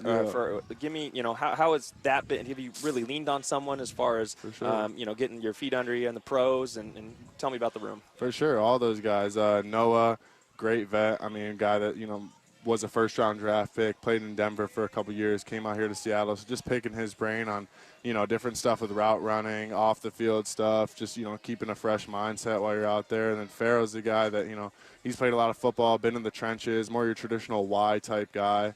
And for me, like, my biggest thing is, like, some people have me labeled as just a traditional Y coming out, but I want to be able to do both and be an every-down tight end. So having both of those guys there. And then Brady Russell, another guy, special teams guy, that can also play a lot on offense, but he's kind of giving me that motto of, like, be good at what people don't want to do. You know, that'll serve you, and just have a positive attitude. Tyler Mabry, another guy that's played a lot of ball. So just all of them, and Jack Westover too. Like, Jack was in this offense for 3-4 years. So Coach Mack's doing a great job with the whole room, and it's competitive too. Like, we all want to be here. We all want to earn a job, but we're also going to be there to support each other. So I got you by at least 10 to 15 years, but we do still have something in common. NCAA football has been released, right? And I was on it for like a year maybe, and then they discontinued that thing. Are you mad that you just missed it? Like, you could have – obviously you're going to play with yourself in Madden, though, but there's nothing like building a team in NCAA football. Have you copped the game yet? Are you a gamer at all? Yeah, I bought it. I don't really play video games, but for that game I had to, you know, get it. And, I mean, yeah, I would have loved to be on it, but at the end of the day, it is what it is. And I know, like, I don't know. You got Madden. You're going to be all right. Yeah. You still get a Madden check. I already saw my Madden rating. It's a 66, so, hey, it can only go up from there. here. You go. But, hey, that's not a bad start. Yeah, I think my speed rating was a 66 in Madden. That was bull, man. They had me at like a 70. So I'm like, come on now. Hook me up, man. It's all good. You know, just being in Seattle now for, you know, a whole off season, all that. I know you're not able to experience Seattle right now during training camp, a little preoccupied. But about the off season, what kind of stuff did you do around town? What have you liked about the city and the area and all that? Loved Lake Washington. I mean, it's beautiful over here. Love the scenery out here. A lot of trees, a lot of green. The city's cool too. Like the the skyscrapers, the skyline of it, the Needle, obviously. We went to a Mariners game. I love baseball games, so that was cool. Who's your team growing up? The Indians, Guardians. Okay. Yep. So, but yeah, I'm trying to get more of the lay of the land. I definitely want to go out like more east into the state and kind of check out those national parks and whatever in there. So I'm excited for it, but I've been pleased with it. I'm excited to be here. You got a little bit of everything here, man. You got the sun, you got the mountains, you go even further, you got the desert. I mean, it's a good place, man, and we're happy to have you. And this is real talk, man. I'm watching the film, and I'm so excited to see what you're going to do out there. Appreciate that. And Gino's going to hit you, man, and Yes, we appreciate you stopping by. Of course. Thank you guys for having me. AJ Barner, folks. All right, when we return, we will get to NFL headlines. With new leadership, the Seahawks are ready to get to work. Seattle Sports will be at Seahawks headquarters, taking you onto the field with the team. Interviews, analysis, and exclusive behind-the-scenes coverage as Gino and the Hawks get ready for the 2024 season. Ball picked up. Witherspoon comes near side. He is in. Witherspoon with the interception for a touchdown. Training camp coverage is presented by The Landing in Renton on your home for the Seahawks, Seattle Sports. I'm here with my friend Mark Clymer from Wayscarf Ford, Isuzu in Auburn. Mark, is now the best time to buy a new car? Well, it absolutely is right now because we have our factory invoice sale going on right now, which means you're going to pay what we pay. And this is on all our 24 model vehicles, basically, everything except for Raptors. So we're talking F-150s, Rangers, Mavericks, F-250s, Explorers, Escapes, Expeditions. You name it, these are brand new 2024 models. They also come with our lifetime powertrain coverage and 5 days or 500-mile, 100% money-back guarantee, so you can shop with total confidence. There's no negotiating, nothing. You pay what we pay. We're overstocked right now, and we need to make room. We have a lot more vehicles coming in. So, yeah, you're right. If you've been putting it off and you're looking to get a new Ford, for a limited time, we're having our factory invoice sale. You pay what we pay. Take the hassle out of car shopping. You know you're getting a great deal at Wayscar Ford Isuzu in Auburn. Wayscarford.com. This is Matt Coker from West Coast Men's Health. I'm proud to let you know that nationwide, our clinics have a 4.7 out of 5-star rating on Google. This tells you that our patients are really seeing results. Here's what some of them are saying. The results are close to phenomenal. On top of that, the staff and the scheduling are top-notch, and my technician is a consummate professional. Another patient said, I called numerous clinics, and West Coast was by far the best. The other places wouldn't give me any information over the phone, but West Coast answered all of my questions. My wife and I were skeptical, but we've already noticed the difference. This was a game changer for us. West Coast Men's Health has helped thousands of men reverse their ED using acoustic wave therapy. No pills or shots necessary. Give us a call today so we can help you too. With clinics in Redmond and Tacoma, call 206-519-6541. That's 206-519-6541. 206-519-6541. Online at westcoastmenshealth.com. If your home has air conditioning, congratulations, because it looks like this summer is going to be a scorcher. But to make sure your AC system is working at its best, Deere Services is offering an inspection and tune-up with a no-breakdown guarantee and no service fee for just $49, a $129 value. Assure yourself of a comfortable, cool summer. Visit DEARservices.net, make an appointment, and we'll be there within 3 hours or give you a $100 credit. Deere Services, there when you need us most. Motorcycle accident cases require a thorough investigation by a team of experienced legal professionals if they have any chance of being successful. Insurance companies, juries, and even the police tend to assume the worst about motorcycle riders. Get help from an experienced team of attorneys that have successfully resolved hundreds of motorcycle accident cases over the past 30 years. Call Davis Law Group for a free legal consultation or get my free book on motorcycle accidents at WashingtonAccidentBooks.com. That's Davis Law Group, better service and even better results. Bonneville International radio station contests are open to participants 18 years of age or older that are residents of Washington State unless otherwise specified. Employees or agents of the station, Bonneville International Corporation, other area radio stations, or any entity associated with the contests are not eligible to win unless the station otherwise specifies at its own discretion. Persons who have won in the last 60 days from a station contest or event may not be eligible. Full general contest rules are available on seattlesports.com or in person at the station during regular business hours. With new leadership, the Seahawks are ready to get to work. Training camp coverage is presented by The Landing in Renton on your home for the Seahawks, Seattle Sports. Homeowners, Bob Stelton here. Now, I'm sure you've seen metal roofs on commercial properties, but did you know they're an option for your home? Ever since speaking with Anthony at Asset Roofing about their metal roofs, I've been seeing them everywhere, and maybe because Asset Roofing is installing a ton of metal roofs this season. A metal roof lasts longer, is more eco-friendly, and is a great option for adding solar panels. Asset Roofing is leading the local push in metal roofing, and they can even offer metal roofs for up to 30% less than their competitors. Asset Roofing cuts each metal panel in-house, which speeds up the production process and saves customers money. If you're redoing your roof this year, get a quote from Asset Roofing on a metal roof. I recommend Asset Roofing because they're honest, do amazing work, and prioritize safety within their work culture. You're either hiring a liability or you're hiring an asset. Head to AssetRoofingCo.com. That's AssetRoofingCo.com. Certified work that's never in doubt. Asset Roofing, excellence is on the house. Warning, the following ZipRecruiter radio spot you are about to hear is going to be filled with F words. When you're hiring, we at ZipRecruiter know you can feel frustrated, forlorn even, like your efforts are futile, and you can spend a fortune trying to find fabulous people, only to get flooded with candidates who are just fine. Fortunately, ZipRecruiter figured out how to fix all of that. And right now, you can try ZipRecruiter for free at ZipRecruiter.com/free. With ZipRecruiter, you can forget your frustrations because we find the right people for your roles fast, which is our absolute favorite F word. In fact, 4 out of 5 employers who post on ZipRecruiter get a quality candidate within the first day. Fantastic. So, whether you need to hire 4, 40, or 400 people, get ready to meet first-rate talent. Just go to ZipRecruiter.com/free to try ZipRecruiter for free. Don't forget, that's ZipRecruiter.com/free. Finally, that's ZipRecruiter.com/free. From the Quantum Fiber Studio. This is Bump and Stacy. Weekdays 10 to 2. On Seattle Sports and 97.3 FM HD2. This is the Bump and Stacy Show with Brian Walters filling in. Red VMAC practice just wrapped up. You know, I saw something that was cool, man. I saw a lot of football players hanging out and signing autographs. DK spent a lot of time with the fans, taking pictures and signing autographs. You got to get back to the people, B. You got to get back. Yeah, that is the best part of this, just the interaction. The fans just, sit in the sun all day on the berm. And so, it's good for the players to go over there, give them some love, give them anything. And did I see Blitz shooting hot dogs into the crowd today? You saw him shooting something out there. Who knows what's in that damn machine when Blitz is behind it.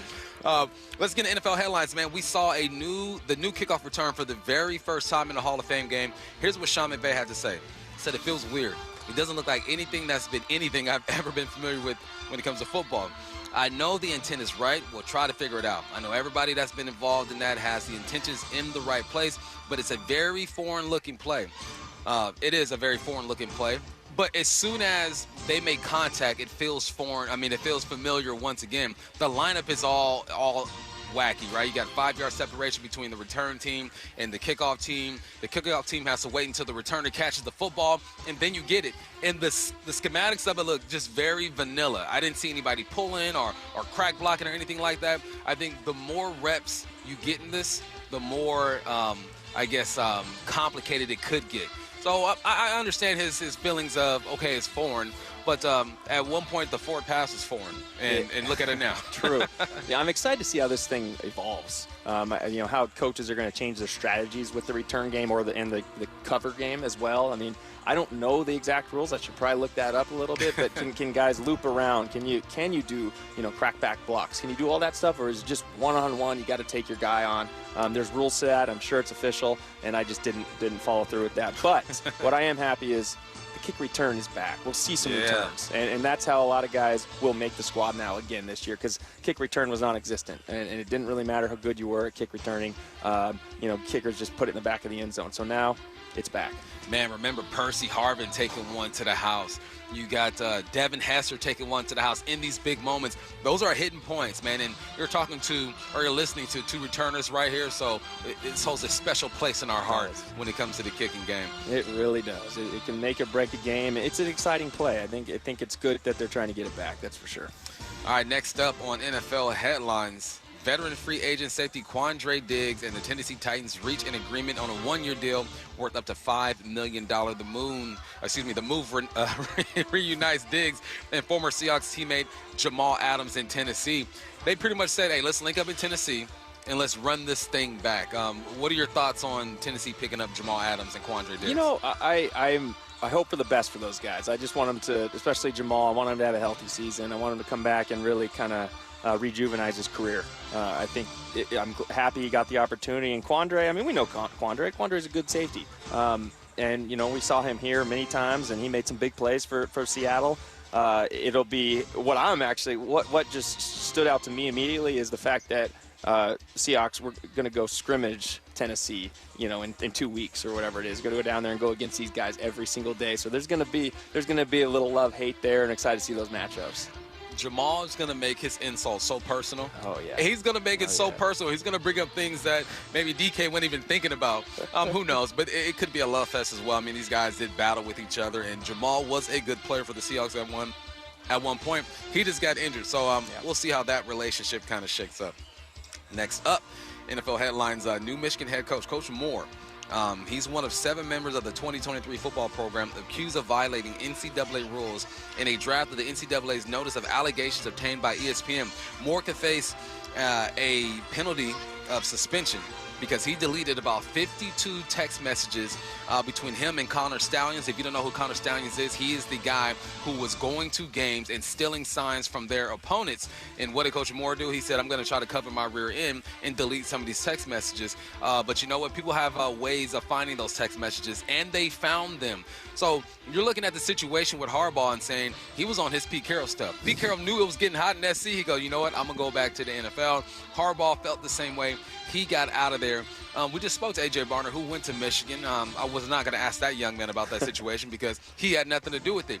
It's crazy. Just like the Canadian soccer team, they got penalized for something that their coaches were doing. They had no idea what was going on. Same thing with these players. They're going to lose their head coach possibly for a few games, and they had nothing to do with this situation. It's unfortunate, but it also shows us the depths that teams will go to get an edge on the competition. Yeah, it's such a wild. It's a wild thing to me, honestly. I don't. And Jim Harbaugh definitely knew what was going on. Oh, he yeah, said, "All right, I'm going back to the pros. I don't want to deal with this anymore." But just in disguise, right? Stealing signs at a like random a fake mustache game, fake mustache. I mean, just the lengths that they went for that is pretty wild. But you know, I feel like Michigan still won a national championship, so it's like, you know, they're not taking that from them. Nah. And which I don't know if they should, they shouldn't. But at the same time, I mean, what precedent does that set for people, you know, for teams? It's like, oh, well, they did it and they won a national championship. Maybe it's worth it. We'll roll the dice for a year. Exactly. And see if we get away Go with all it, in, baby. essentially. Next up, Jets head coach Robert Saleh. He said about Aaron Rodgers, he goes, look, man, looks like he never missed any time following the 9 practices in training camp, including 90-minute inter-squad scrimmage on Saturday. What else is he going to say?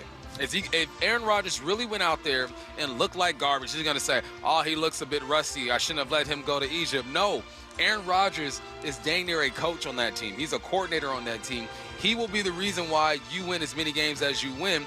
You are not going to upset Aaron Rodgers because I feel like he'd go straight to the media and he will throw you under the bus. You got to keep things kosher over there. But I also think that there's a possibility that Aaron Rodgers showed up and he looked good. I mean, 4-time MVP, Super Bowl champion. He knows this game. Yeah, if there's one player in the NFL that could have a bigger impact on a team, I think it's Aaron Rodgers with the Jets this season. Right. Because, you know, Saleh thinks that roster is set. You know, he thinks they have a world-class defense, world-class. They've built everything around it, but it's going to be all about how Aaron Rodgers can perform. So a lot's on the line there, and Saleh knows it. Saleh knows a lot's on the line with him. That he's, you know, if Aaron Rodgers doesn't have a good year, you don't know where Saleh will be next year. Yeah, and if Aaron Rodgers ain't happy, he ain't going to have a good year. Exactly. So it's a different situation over there with Saleh. Let's go to Miami, man. They agreed to restructure Tyreek Hill's contract. So it's worth $90 million over the next 3 years with $65 million guaranteed. This had to be done. Tua is a good quarterback. I think he can run the system. He's better than what I think people think. But he ain't as good if he doesn't have Tyreek Hill over there. They had to get this deal done. I mean, I think Tyreek Hill's my favorite receiver in the NFL to watch. Besides all the Seahawks receivers, of course. Besides those guys, but you watch him, he's just like a, I don't even know how to describe it, but how fast his legs move and how he makes play on the ball. I mean, he is just something special. He deserves this. He should be the highest paid wide receiver in the league. He has put up stats and proved himself time after time, year after year. All right, let's go to Washington, D.C. Coach Dan Quinn. Dan Campbell is with the Detroit Lions. Dan Quinn says, you know what? Jaden Daniels is going to play in the preseason opener. Daniels says, I'm very excited. I love playing. I love competing. Going out there will be a different challenge. I'm excited to see this. I wanted to see Caleb play, but I figured they wouldn't let him play. This is a different approach from a different coach. I'm happy. I want to see him get after it. I assume he only play a series or two, but kind of a mix-up to what we've seen over the past few years when it comes to preseason. Yeah, I like this too. And Dan Quinn knows, he's coming into a tough job there with the Commanders, and he's going to give them their looks. He's going to put them in a situation to constantly get better, and that's the only way a young quarterback can get better is go out there and when it doesn't matter, but you still have that game speed, and let him feel that for a series or two. He's not going to play long, that's for sure, but he's going to get a series, maybe two, and get those cobwebs off because it's a long season ahead. Yeah, man. Go get it. There's some people picking him for the rookie offensive player of the year. You go ahead and you show us what you got there. All right, coming up, Mike McDonald was on with Brock and Salk in the morning. We got lots of sound, lots of reaction. That's coming up next. I'm Michael Bumpus. That's Brian Walters. This is the Bump and Stacy Show. Seattle Sports, your home for Brock and Salk. Leslie Frazier, what is going to be his role? What kind of impact can he make with this team? And he's going to be a mentor to Mike McDonald. And when you've got, a younger staff, some doing it for the first time at the NFL level, Salk, and I think a tremendous resource in Leslie Frazier, not just to the players, but to some of those younger coaches to say, hey, man, I've been here. I've done this a little bit. I've seen it at the highest level. I've seen how this works. And that messaging from him, the gray hair on the staff, going to be incredibly important. Streaming live on the Seattle Sports app. Endless hours of research, seeking referrals, dozens of calls. Hiring the right attorney can be a challenging process during an already difficult time. JP Pendergast with Pendergast Law explains. In Washington State, Tom, there are thousands of attorneys to choose from. Referrals and online research can be helpful, but discovering the right attorney requires a conversation. It can be hard to identify integrity and authenticity without that interaction. So, what do you recommend? We encourage anyone looking for personal injury representation to call for a free consultation with our team before making a decision simply based on referrals or online research. Accident victims need an attorney that listens, demonstrates honesty, and is genuinely understanding of their unique circumstances. The care, attention, and preparation that our firm provides throughout the case mirrors the effort involved when taking on the insurance companies. Save time and avoid mistakes after an injury. Contact the caring and compassionate team at Pendergast Law. If you or a loved one has been injured in a car accident, call Pendergast Law. We can help. This is Stacey Rost. Is that leaky faucet driving you crazy? Don't wait until it becomes a flood. Call Ben's Plumbing, Heating, and Air. At Ben's Plumbing, they pride themselves on 5-star service, where your satisfaction is their priority. Whether it's a stubborn clog or a complete plumbing overhaul, their team of dedicated professionals is here to help with no commission sales tactics. Just honest, reliable service you can count on. Call today at 206-789-5353 or visit Ben's.plumbing. That's Ben's.plumbing.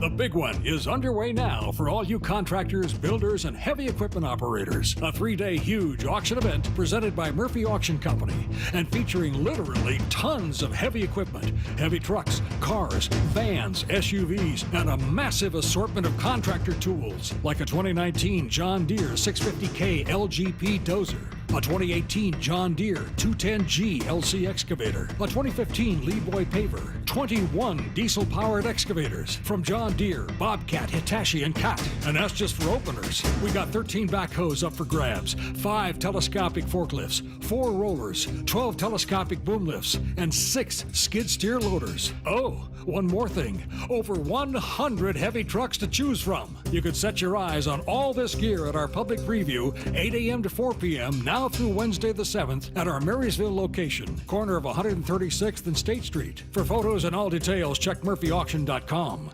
Hi, I'm Stuart Holmes, Elections Director for Washington State. Washington's primary is August 6th. Visit sos.wa.gov/elections to learn more about voting and how your state and local election workers keep our elections secure. Return your ballot to an official drop box by 8 p.m. August 6th, or if you mail your ballot, make sure it's postmarked by Election Day. Sponsored by the Office of Secretary of State and aired in cooperation with the Washington State Association of Broadcasters and this station. Hey there. Gerber Life would like to talk to you about the importance of guaranteed life insurance for when you... No, thank you. I get it. Nobody likes to think about life insurance because it means having to think about the end of... So I'll make this short and sweet. If you're 50 plus or 50 to 75 in New York, you can apply for Gerber Life Guaranteed Life Insurance with guaranteed acceptance regardless of your health. Guaranteed acceptance means you don't need a medical exam. In fact, you don't even have to fill out a health questionnaire. For a free quote, just visit GerberLifeFamily.com.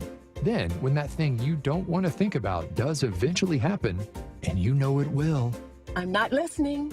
your family can use the insurance money to help cover the cost of your final expenses, or anything else. Now that's worth thinking about. Gerber Life Guaranteed Life Insurance. For a free quote, visit GerberLifeFamily.com today. See website for terms and restrictions. Have you been searching for a local, trustworthy group of professionals to assist with your mortgage? Hey, this is Brock Heward, and you can count on Tila Mortgage. They've been the go-to mortgage experts in Washington for over 25 years. If you are 62 or older and want to learn more about reverse mortgages, well, Tila can help you decide if it's the right choice for you. If monthly payments are impacting your credit score and just killing your cash flow, Tila can assist you in consolidating your debt with proven programs like a refinance loan or a home equity line of credit, a HELOC, enabling you to maintain your low fixed rate first mortgage. Additionally, if you're purchasing a new home, well, Tila can guide you through the ins and outs of a home loan as well. With hundreds of 5-star reviews, Tila, spelled T-I-L-A, is a trusted source for honest and ethical mortgage advice. Call Tila today at 206-766-8888 or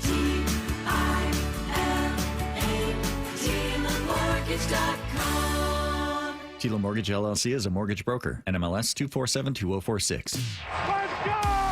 This is Seattle Sports. Streaming through the Seattle Sports app. KIRO AM Seattle. KIRO FM HD2 Tacoma. Home of the Seahawks, Mariners, and everything Seattle sports. Seattle Sports Snapshot. The Mariners protected home in a series win over the Phillies. They dropped Game 3 but are still first in the AL West. Noah Lyles secured the first 100-meter gold medal for the U.S. since 2004 with a personal best of 9.79. That took a photo finish. And fans got a good look at the Seahawks defense as they led the charge this weekend during practice at Lumen Field.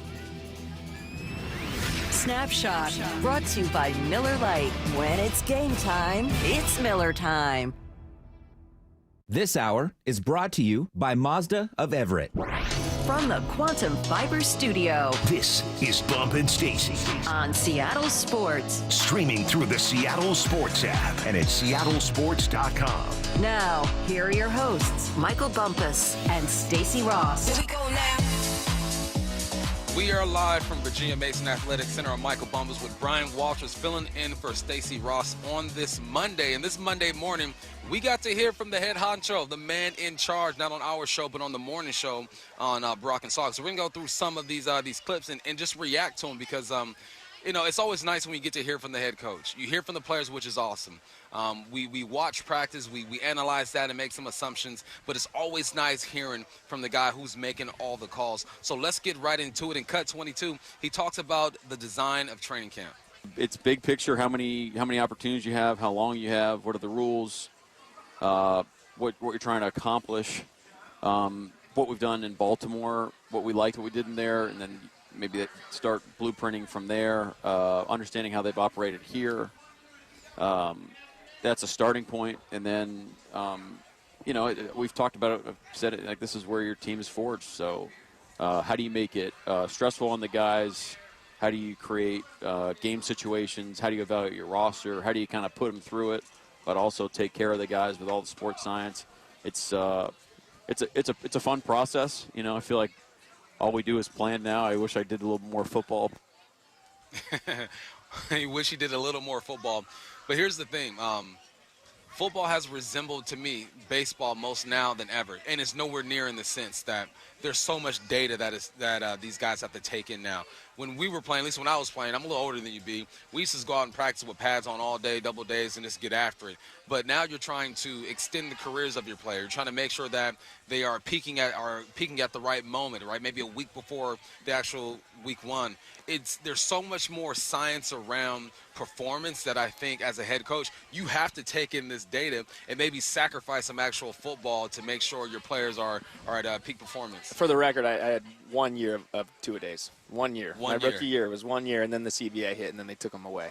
But I think football's trending in a good direction as far as player-wise. But the players are such an investment, right? Yeah. So why do you want to go out there and just beat up your investment day in, day out, and may not have them for the season, right? So I think there is a fine line, because you also have to be ready to play this violent game. You know, you can't go into training camp for 6 weeks and you know, be so light on yourself and really save yourself for the season, and then when the season starts and you play your first game, you're getting hit and all this stuff, and that's when injuries can occur. So it's a tough balancing act that each team, every single team throughout the league is dealing with, and I think the Seahawks are at the top of the line here as far as the technology they have, monitoring players, monitoring reps, and all that. So making sure that they get the most out of their players but protect them at the same time. Yeah, that's probably why, honestly, we see such poor tackling at the beginning of the season, or just more poor tackling across the NFL, is because they're not out there driving guys to the ground and making those hits during training camp. And then a lot of your starters aren't really playing during preseason. So you're protecting your player, which I think you should, but you're also going to have to sacrifice somewhere else. And I think that's been part of the trouble here and everywhere in the league when it comes to just the simple thing of tackling, because you got to get used to it. You got to kind of ease into that whole thing. Yeah, and starters probably have, 3 quarters where they actually can make their fits and go through live tackling? Yeah. Is that what probably with 3 preseason games, they probably play 3 live quarters. And so that's not very much time compared to what there used to be when you'd be tackling every single day. I used to, as a rookie, go over the middle, and we were allowed to tackle back then, and I'd get crushed, and everyone would be cheering and hollering like, woo, but now it's like, stay up, keep them up, you can't do that, oh, you're losing practices,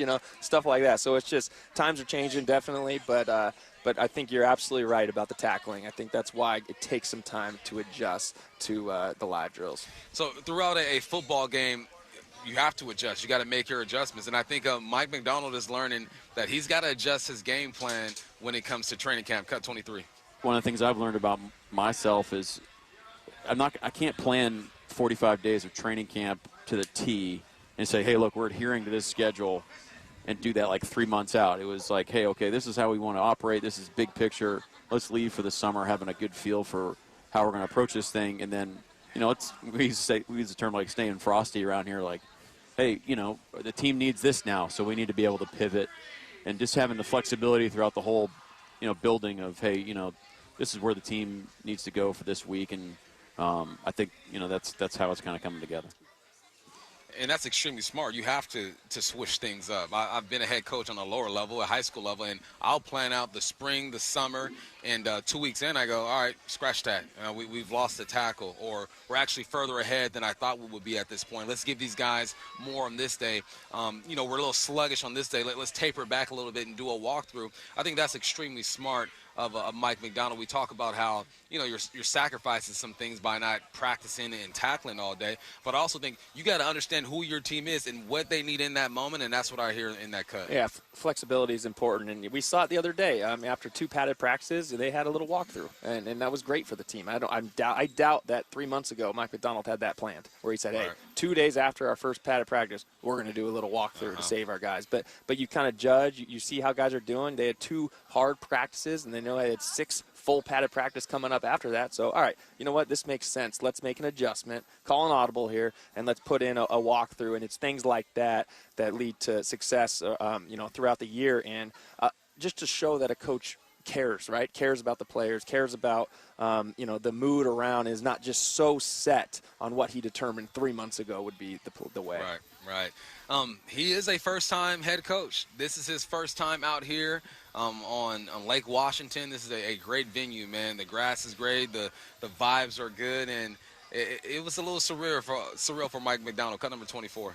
I mean, of course, yeah, you appreciate it, of course. And it's remember a couple, it's just through your career thinking through some momentous moments, like just walking out into Michigan Stadium and everybody's there. You're like, oh wow, this is cool. Being here in this in this environment, being in the stadium on Saturday, just kind of taking it in and understanding where you're at in the process. And honestly, after coming out and watching the tape and really evaluating where we're at as a team, I think now you're saying, okay, like it's go time. It's game week. We're gonna have to make some decisions here pretty soon, and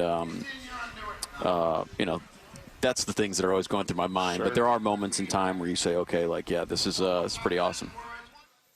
You got to have that moment. I remember my first moment of NFL, this is awesome, just when I walked into the locker room and had my jersey there with a practice jersey on with a number. And then my next one was when I got my first start against the 49ers. I go, all right, I'm really in this piece. You know what I mean? And he keeps it in perspective. He understands that things are going to get real. He's going to have to cut players. He's going to have difficult conversations. But it's always important for you to take it all in. And every now and then just look around and be like, you know what, I've accomplished something that I've always wanted to up to this point. Obviously, there's still more to do. Yeah, I remember my welcome to the NFL. Not welcome to the NFL, but my surreal moment. It was, we weren't like, big-time Wazoo with the Nike sponsorship and all that at Cornell, Oh, I wasn't either. I was there before they were Okay, Nike. all right. Well, then maybe you'll understand. But I remember getting to San Diego, and I remember just, hey, here's some Nike stuff for you. Here's your shirts. Here's all this stuff. Anything you need. What else do you need? Here's all these gloves. I'm like, wait, I don't get one pair of gloves for the whole year? No. Oh, this is great. But, it's crazy to me. That Mike Macdonald is my age, and that's awesome because he's also the youngest coach in the NFL, so it makes me feel young. When you can add youngest to it, but it's also makes me feel old because it's like, I've never had that before. I've never had a head coach be the same age as me. Obviously, I'm not playing right now, but just in perspective with it. But so he's going to have those moments for sure, and he should. He deserves it. He deserves those moments. Those moments are what it's all about, to be honest with you, when you can just sit back and go, wow, like, here we are. So it's pretty cool. Yeah, the communication has to be different with these guys, too. Having a coach that's 37, having an offensive coordinator who's in his 40s, a defensive coordinator in Dirty who's in their 40s as well. This is a young coaching staff, and then you still sprinkle in the Godfather and Leslie Frazier, too, to kind of bring this thing all together. I love the mix of this coaching staff, and like you said, man, they're led by the youngest head coach in the game right now. And a couple of things we always try to figure out, right? Who's having a good camp? And we talk to the players, and they're going to point out some guys. We talk to some assistants. They point out some guys. What does Mike Macdonald have to say about that? Cut 25. Yeah, I mean, look, I'm looking at Noah Fant. He's playing great. He's doing a great job. But there's more there. There's greatness in there. And so it's our job to pull it out of him. Julian Love's had a good camp. Steady force, move him around. Excited about our front defensively. Excited about the competition in the tight end room. Interior O-line is not been settled yet, and I think that's going to come to life here in the next couple weeks. Mm-hmm. I mean, it's day by day, right? I mean, there are guys who are going to shine on a Monday, and someone else is going to outshine them on a Tuesday. But it's all about, at the end of camp, have you put enough days together to solidify yourself on this team, or to make these coaches have to make a tough decision. That's what it's all about. Some guys are going to be good. DK can come out here and look bad for the rest of camp. DK is going to play. He's going to get his targets. But there are some guys who need to shine. That's extremely important for them. Yeah, I would love to ask Mike Macdonald what his thoughts are coming up on cuts. How he's going to handle. As a first-time head coach, I couldn't imagine anything, just not terrifying, but just – it's so tough to go through, to actually to see all these 90 players that you've spent, your first head coaching time with in the offseason, and now you got to chop it down so quickly. Right. So I would love to hear what's going through his head when it comes to the cut deadline there, because there's a lot to evaluate, a lot of competitions, and everyone out here is capable. When you think about it, I mean, some are better than the others, but everyone's capable. That's why they're out here on that field. So what a tough call, or a tough time for a first-year head coach, for sure. I mean, you and I were just sitting here trying to figure out the DB room. Yeah. We're like, they're so deep over there. You got guys like Michael Jackson and Artie Burns and Kobe Bryant, who we'll talk about a bit later, but decisions need to be made. And a lot of these guys might get cut here and go somewhere else and ball out and have a great career. There's no perfect formula in trying to figure out who can do what. I know, and some of these decisions are made where, they're trying to keep as many of these players around as possible without losing to other teams. So even though a guy's deserving of making the team. Yeah. They might even cut him because they don't think another team will pick him up as much as another guy. So there's a lot of strategy involved in that too, and that's what he's dealing with for the first time. This offense, everyone wants to know what this offense is going to look like. We saw the University of Washington be the most prolific passing team in the game last year. Michael Penix throwing to 3 great receivers. But the conductor of all of that is here in Seattle. Here's Mike McDonald, cut 26 on Ryan Grubb. It's mirrored to how we want to run our program. You know, it's rooted in like hardcore fundamentals. You know, we want to be smart, we want to be flexible, we want to be complementary, but we want to be diverse in what we can get to. We want to build it around our quarterback, which is really building it around our players and what they can do. We want to get the ball to our playmakers, you know, being aggressive and getting the ball down the field. And we got guys that can go get that thing. And then we got a heck of a couple runners too that can tote it as well. So, I mean, I know without speaking generalities, but that's the vision. You know, it's like, hey, we can hit you at all points of the field at different tempos and different operation style, and we got the trigger man for the job. Got the trigger man for the job. I love to hear that. We've gone back and forth with callers and texters and nationally, regionally about Gino Smith. And me personally, I've always been a fan of Gino. I think he's more than capable, and you're getting him at a heck of a deal. You see what these quarterbacks are going for, $50 million. You have a veteran in the league who's been a starter now for 4 years in the league, who I think is still growing. Teaming him up with Ryan Grubb may be able to unlock a part of Gino that we've never seen before. When Grubb got the job, I was excited, obviously, because of what he did at UW. Yeah, there was never a question to me about Gino. I was always on board the Gino train, and he's proven he's been a Pro Bowler. I mean, what more can you really ask, especially with the shoes he had to fill?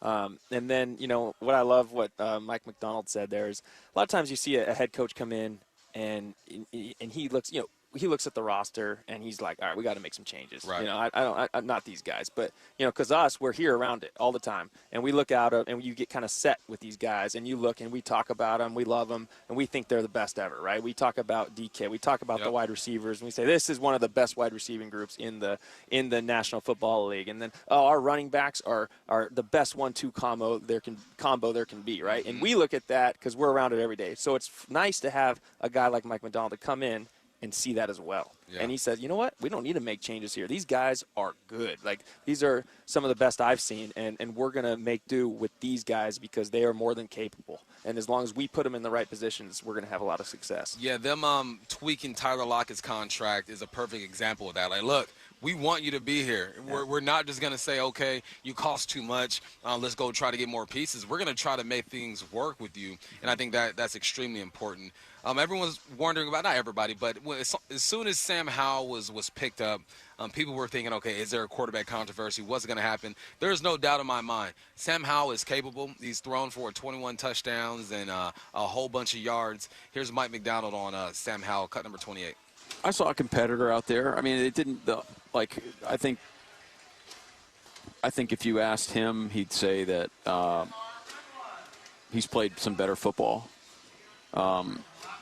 But I saw him be able to operate the offense with the ones in there. There's some work to be done. You know, we're still going on that. I think probably a little bit of a learn, like just getting used to the offensive line and where the guys are going to be and the timing of the routes. Some of those things are, weren't where we wanted it to be. But I thought we got good work in. I thought it was some good practices. I think we learned a lot about our guys, not just Sam, but the rest of the guys. So I think overall, I mean, it's not a blessing in disguise, but I mean, it's, we're still able to become a better football team even when Gino was out there, so hopefully we'll see some good stuff out there today. All right, 30 seconds here, B. What I hear is that this is a young quarterback who has to develop but has all the tools physically and mentally to eventually be a starter in this league. That's exactly what I heard, too. I mean, we saw Sam Howell last year when the Commanders came here make some unbelievable throws against the Seahawks. Almost beat him. Mm-hmm. And so he has all the tools, but he is still learning this new offense, and it will take a young guy like that a little longer than a guy that's been in the league for 10-plus years like Gino. All right, man. That was Coach Mike McDonald on the Brock and Salk Show this morning. Let's get to 4-down territory. This is 4-down territory, going inside the game with former Seahawks and Coug wide receiver Michael Bumpus. First down, what's something that you would love to see JSN do in the regular season?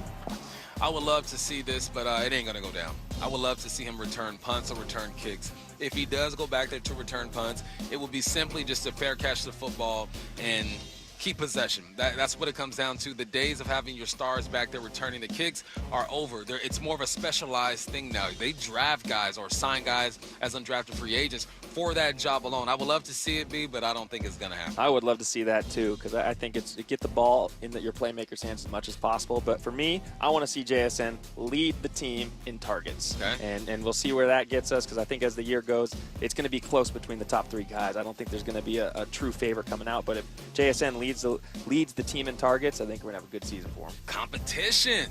Second down. What are some things you think Coach McDonald learned from practicing at Lumen on Saturday? And we just heard some of it, communication with his coaches, how to get guys prepared. He felt the atmosphere for the first time. That was the appetizer atmosphere. It's not even a real thing, but he got to feel what it's like to be on the home side in that stadium and have those teams, or those 12s, rooting your team on.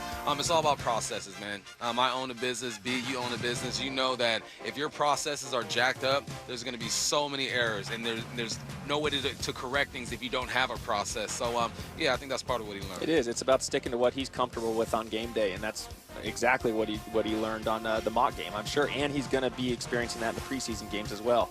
When's he going to walk out on the field? Who's he going to talk to? During the game, defense comes off the field, special teams is still on. Can he go talk to the defense and make adjustments, or is he leaving that completely to the defensive coordinator, and he's got to stay involved with the special teams and then the offense coming on the field? So there'll be adjustments that he'll have to make. Being a defensive coordinator in the past, that now as a head coach, maybe you have to change it up, and that's where these few games he'll learn a lot. Yeah, you describing that makes me think of just how much can he delegate, how much is he comfortable delegating, and how much can the staff handle? Because I would imagine as a first-time head coach, you want to be involved in everything, and you have to be to some extent, but you can't do it all. That's why you got 25, 30 coaches on your staff to delegate. So the more he's around these guys in these situations, the more I think he'll understand who he can hand responsibilities off to. Yeah, he's the guy now making he's been a defensive coach, and now he is making all the calls on offense, whether you go for it, whether we're going to run it. It's his final word no matter what. And so now that'll be a change. It's on the big man. All right, third down. What was your favorite period of practice at training camp? I loved me some 1v1s. This is where I got to try out a technique that I wanted to use. I got to understand how my body works when there's a player on my hip, or if he's taking away my leverage, how to move him off of that spot. That's where you're really starting to sharpen the route running versus man, because in zone you still have to be sharp. You can still move defenders, but it's get to a spot at the right time and you'll be okay. Against man, you got somebody locked up on you. I love trying new things during one-on-ones. What was yours, B? Yeah, I agree with one-on-ones as far as just sharpening, your tool, or putting more tools in your toolbox. You could experiment a little more against the guys, but you know what? I'm going to be selfish here, and mine was returning punts, punt return period. I love that. Getting back there and watching John Ryan bomb some punts, run under catch, do a little return, and Pete Carroll right behind you running back with you. So that was always my favorite because it was my time to shine, Come on. All about that shine, baby. Yeah, I liked me some punt return as well. I was a returner. Yeah, there's nothing like, I think punt return is one of the most purest forms of football. It's like when you're a kid and you're back there just running around and making people miss. I mean, it's like the most athletic form of football. Punt return, and I think running backs. That is the essence of football right there. You know what I didn't like is when they brought in a lefty punter when you're going to play them, and then it switches the spin. Those first couple were a little shaky. Yeah, a little different there. All right, fourth down. Who's going to have a big game on Saturday? You know what? It's going to happen. You know why it's going to happen? It's because this young man was one of the last ones on the field signing autographs here. So that was a sign from the football gods that said, Bump, your prediction is going to be correct. I'm going to put him 8 yards in front of you and remind you that this is going to be the guy. And I'm talking about Kenny McIntosh, man. Didn't see him at all last year. I saw him on the sidelines, and I wonder why we didn't see him. Who knows? But I'm getting good vibes from Kenny McIntosh. Ken Walker ain't going to play much. Zach Charbonnet will probably play a little bit. But when it comes down to the 2s and the 3s getting in, McIntosh is going to do his thing. He's going to get 10 to 12 carries, and he's going to rush for 70-plus yards and a touchdown. He's going to get loose. You know, if there's one thing Bump is, it's loyal, because you have talked about him all last year, and now we're starting this year off talking about him, and I like it. That's a great call. I'm going to go with the wide receiver room. I'm going to go Aesop Winston Jr. I think he's shown tons of upside as far as punt returning. Punt returning job's wide open this year. Kick returning, he can do that with the best of them, and he's also made some plays as a wide receiver. You keep seeing him develop year after year. He's been here, he's been around the program, and now he needs a big game, and it's his time to take over. See, I knew I liked you, man, because your dad is a Coug. Go Cougs. Your My dad's a Coug. My mom's a Coug. Mom's a Coug, and you decided to go to the smart guy school. Hey, you could have easily gotten in a while. You know, I went to a Copper Bowl dressed as Butch one year. I had a tail and everything when I was 6 years old. Really? Yeah. Yep. All right, I think we can adopt you. I think we'll adopt you, man. You're going to have to give free tutoring lessons or whatever to our students, man, because Cornell and Washington State are two totally different places. Hey, almost done, but we got a couple more segments, man. We got whose bubble is about to burst. Who is on the bubble with this team? Who's going to do their thing? But after that, we have what I need to know. So send your questions for what I need to know to the Mac and Jack's text line right now. We won't read them next, but it's coming up, 866-979-3776. Get your questions in now. That's going to be the last segment of the day. But when we come back, who's on the bubble? How's it going down? Brian and I will let you know next. Seattle Sports, your home for Wyman and Bob. Final tally on the Mariners trades. In Randy Arozarena, Jimmy Garcia, Justin Turner, JT Chargois. Weekdays 2 to 6. Out, Ryan Stanek, Jonathan Clase, 6 minor leaguers, Ty France. I was afraid that the Mariners were going to overpay. I think that's the good part. None of the big bats were moved. It's not just that the Mariners didn't get Vlad Guerrero Jr. You could argue they picked up the biggest bat that was moved in Randy Arozarena. On Seattle Sports and 97.3 FM HD2. Well, this week's First Mark Challenge victory goes to my buddy Richard. Richard, why did you call First Mark Insurance? The lady I'd been using for a couple of years left, and I had no representation. I heard the advertisements on the radio, and I just said, I got to do this. So I did, and I'll tell you, it's been happy days ever since then. Were they able to save you money, Richard? Yeah, it saved me about $3,500 is all. Wow. Wow. But I also picked up some other things. I got a personal umbrella because I've got a rental house in Idaho as well. So what do you tell others, your friends, your family, your people you trust? You need to call First Mark because they have top-notch customer service. Most companies offer customer no service nowadays.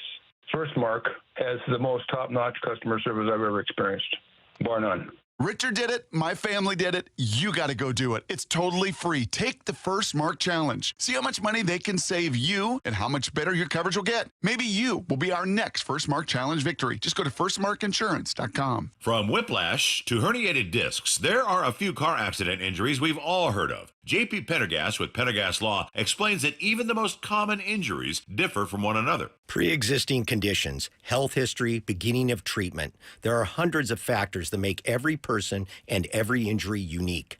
While these variables aid medical treatment, the strongest case recoveries must also take them into account. Could you explain a little bit more? Our team at Pendergast Law is obsessed with turning over every stone to differentiate each case. This requires thorough investigation, diligent listening, and relentless research.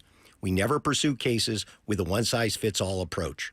We built our success by treating every injury and every case with the individualized attention our clients need and deserve. Pendergast Law's individualized approach to even the most common injuries makes the difference in case outcomes. It's another reason why I can't recommend them enough. If you or a loved one has been injured in a car accident, call Pendergast Law. We can help. Sure, you can fill up at any gas station, but at any gas station, could you score 2 tickets to a Seahawks game?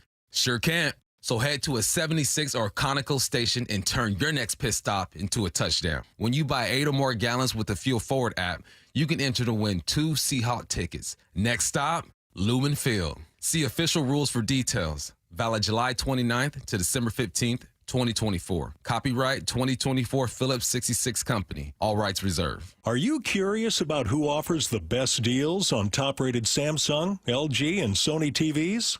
The answer is surprising. It's not online, and it's not the warehouse clubs. The best deals on top-rated TVs are at Video Only. Don't believe it? Then check out the trade-in deals at Video Only. How about $500 for your old TV? Try doing that online.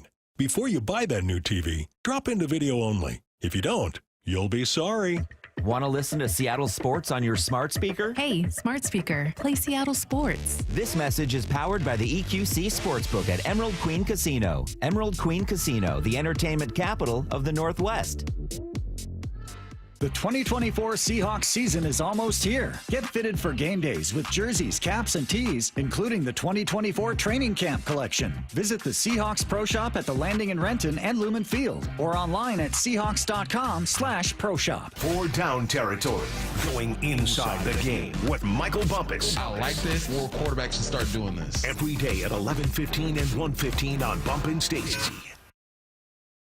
The big one is underway now for all you contractors, builders, and heavy equipment operators. A 3-day huge auction event presented by Murphy Auction Company and featuring literally tons of heavy equipment, heavy trucks, cars, vans, SUVs, and a massive assortment of contractor tools like a 2019 John Deere 650K LGP dozer, a 2018 John Deere 210G LC excavator, a 2015 Leeboy paver, 21 diesel-powered excavators from John Deere, Bobcat, Hitachi, and Cat. And that's just for openers. We got 13 backhoes up for grabs, 5 telescopic forklifts, 4 rollers, 12 telescopic boom lifts, and 6 skid steer loaders. Oh, one more thing. Over 100 heavy trucks to choose from. You can set your eyes on all this gear at our public preview, 8 a.m. to 4 p.m., now through Wednesday the 7th at our Marysville location, corner of 136th and State Street. For photos and all details, check murphyauction.com.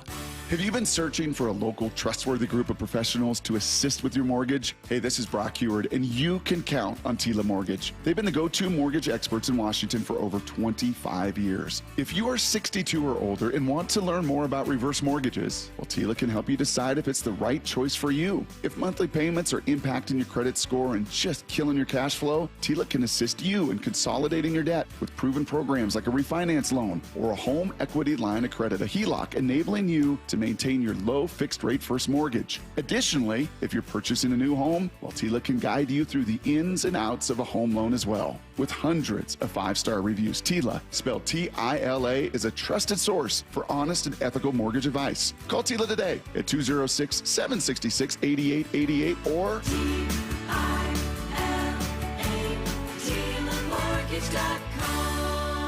Tila Mortgage LLC is a mortgage broker. NMLS 2472046. This hour is brought to you by Mazda of Everett. From the Quantum Fiber Studio. This is Bump and Stacy. Weekdays 10 to 2. On Seattle Sports and 97.3 FM HD2. You are hanging out with my guy Brian Walters and myself, Michael Bumpus, on this Monday's edition of the Bump and Stacy Show. We're at Virginia Mason Athletic Center, and we're watching practice today, and there's about 90 guys on this team right now. This is the unfortunate part about football. All those guys aren't going to be on this team. You and I have been there before. We've gone through the stress of wondering if you are going to make this squad, what the coaches think of you. And if you are thinking like that, that means you are officially on the bubble. There are some guys who go to sleep every night thinking about what they're going to do tomorrow and how they're going to help this team win on Sundays. There are some guys who are just begging for reps, who just want to make sure that practices go well. When I was on the bubble trying to make this team, every day I got dressed, and my mind state was that this is a game to me. Like I'm spatting up, I got the wristies on, and I'm sitting at my locker getting my mind right for practice, because I know my situation is different than Nate Burleson or Julius Jones or Matt Hasselbeck. It's just different. That's the reality of this situation.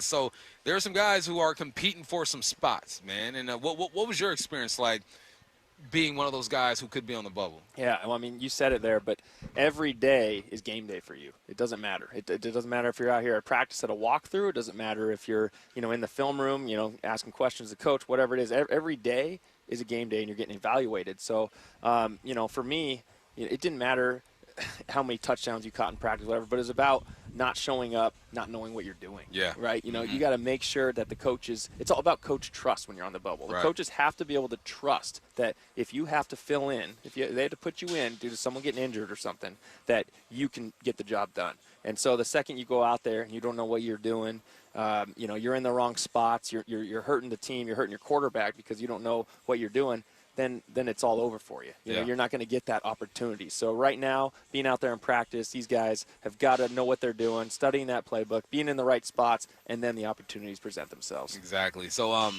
let's go through some guys who might be on the bubble. And this isn't even a knock to these dudes. This is the reality of the situation. You have to come out, perform at practice, and perform on Saturday in your first preseason game. I got a few names that I put down. You let me know if you have any to add.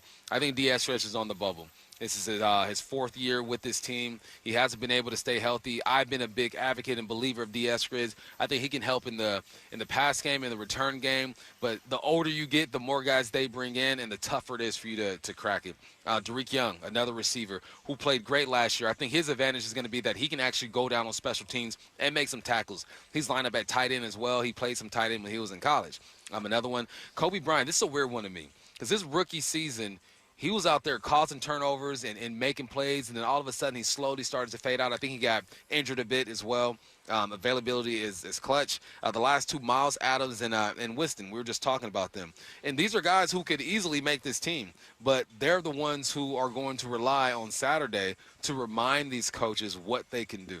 Yeah, I think one of the biggest question marks on this team is going to be one, how many receivers are they going to keep? Yep. You know, are they going to keep 6? Are they going to keep 5? Are they going to keep 7? I mean, you could potentially see 7. I mean, it's probably not likely, but just the way the roster is, if these guys can be on special teams, they could do it. And I think we talked about it earlier on the show, but 1 through 3 set in stone, 4 pretty much set in stone. I think Bobo's locked the 4th receiver down. He's shown he can be reliable. But then you go 5 and 6, and I mean, you could have 5 different guys there. You got Easop Winston Jr., you got Derek Young, you got Eskridge, you have Cody White has had a great practice. Yeah. So you have some guys that really it's going to come down to these 3 preseason games. And to me, all those are bubble guys. It's about what you can do and how much you can do. And who's going to be able to do the most and fill the roster spot with more jobs, with the most jobs. And that's what makes it so tough as a receiver to be on the bubble and make the squad is because most receivers here love the football in their hands and they can get busy. Yep. You're going to have to do more than that. You're going to have to, like you did, be on the front line on kick return. You're going to have to be a gunner on the punt team. You're going to have to be that R1, R2 on the kickoff cover team. You're going to have to do some things that you probably didn't do since high school. I remember my first time. I'd never played. Ever in my life have I played an L1 or an L2. And against the Chicago Bears in a preseason game, I'm L1, L2. Yep. And I missed the tackle, but I forced him inside, and my coach, he got up. He goes, "Great job." I go, "I missed the dang tackle." He goes, "No, but you forced him inside to your help." They're just some things that if you don't have that type of experience, that feels like an L to you. So that's why defensive players, I feel like, those are the bubble players who probably have a better chance of making it. Here's a name I'll throw out there as a guy. Maybe he wasn't on the bubble. He was. He undrafted free agent, but Doug Baldwin. Yeah. He had to come in and he had to block a punt, and he had to make the plays when his name was called upon to even get that opportunity. And then you saw what Doug became. So he didn't leave an opportunity to waste. He didn't. Dougie Fresh, man, one of the great stories. Is there somebody on this team who's on the bubble where if they don't make the bubble or make the team, you're going to be extremely disappointed? I mean, I'm going to roll with your Cougs still because I think Easop Winston Jr. has impressed me for the last 2-3 years. I've always watched him out there, and the reason is, obviously I'm more inclined to see this as a punt returner, but I just love his return ability. Right. You saw him handle punt returns last year, and I was kind of like, I think he could be the guy. But now this year it's wide open. DJ Dallas handled it all last year. Now he's gone. So I think it's his time to come into that role. And so we'll see. And I mean, will I be heartbroken? Yeah, a little bit. I think I've liked what I've seen the last couple years. So. Yeah, mine is easy. Y'all know what I'm going to say. If you listen to this show at least 3 times a week, you know what name I'm going to say. B. Walt already knows what I'm going to say. It is Eskridge. For real, I believe if he can stay healthy, man, he is. I always go back to the one thing I have to hold on to. Was that return? Was against the Raiders? He had a big 60-yard return against the Raiders, and I finally stand up. I go, there it is. That's what we've been waiting for. But just like anything else out here, you got to be consistent. He's got to pop 1 or 2 during the preseason. He has to catch 5 to 6, 10 to 15-yard passes during the preseason. He's got to do more than just be that returner. He's got to show that, all right, if someone were to go down or need a break, you can tap their helmet, and I'll run out there and I'll be serviceable. Yeah, and he's got the skill set, that's for sure. So now it's just about bringing it and becoming that gamer that we were talking about earlier in the show, just getting out there and making those plays that he's capable. But for him, it also has just been being healthy. Yeah. It's been tough for him to stay on the field. So if he can, maybe the last couple of years he's learned how to take care of himself, and he's now a vet. This is his fourth year. Fourth year. He's a vet. He is a savvy vet. So I like that pick, and I expect big things out of him, just being that savvy vet now. Yeah, me too. There's one position or one guy who's going to get playing time, who probably doesn't really have a good chance of making this team, but he's going to ball out during preseason so he makes other teams. That's the third quarterback in P.J. Walker. I don't see these guys carrying 3 quarterbacks, but this is big for P.J. And I guarantee you he understands the situation. He's spoken to his agent. He goes, look, my job is to come out here, learn from these guys, be efficient, go out there during preseason, and play some good ball so I can get picked up. We got 2 guys, the number 2 and number 3 quarterback for the Seahawks, who almost beat the Seahawks last year. Sam Howell with the Commanders. P.J. Walker came really close to beating the Seahawks last year. So it's important. They've already shown that they can play in this league. Now it's just reminding people, like, look, don't forget about me. Sam Howell, you'll be the 2. P.J. Walker, I'm excited to see what he does during preseason. Yeah, exactly. And for the third-string quarterback, preseason's everything. Because that's when you need to go out there and you need to show every single team that you still got it, just like you talked about there. And if he can go out there and throw for 250 yards, no interceptions, maybe a touchdown or 2, he's going to have a job for the next couple of years somewhere. Somewhere in the league, some team will always take a chance on him because of that film that he put out there. Man, I'd love to be a backup quarterback. Just good enough to stay in the league, just good enough to be like, look, I can hold you down for 4 or 5 weeks if you need me to. We had my rookie year in San Diego, or my second year in San Diego, we had a guy come in. Gosh, I wish I could remember his name. I know it's going to come to me, but he was a third-string quarterback, and he would come in, and he had a great camp everywhere, great preseason games. Got cut by San Diego, picked up by the Colts, and had an 8-9 year career as the backup quarterback with the Colts just because of what he did with the preseason game. There you go. Preseason matters. Hey, rate, review, and subscribe to the Bump and Stacy podcast. We're available wherever it is you get your podcast, as well as SeattleSports.com and the Seattle Sports app. It's time to put a bow on this thing, man. It's time for What I Need to Know. Texting your questions, man. I got a Cornell grad right here. You guys want advice on business or something? I don't know. Holler at us. Text it in on the Mac and Jacks text line. That's 866-979-3776. What I Need to Know next.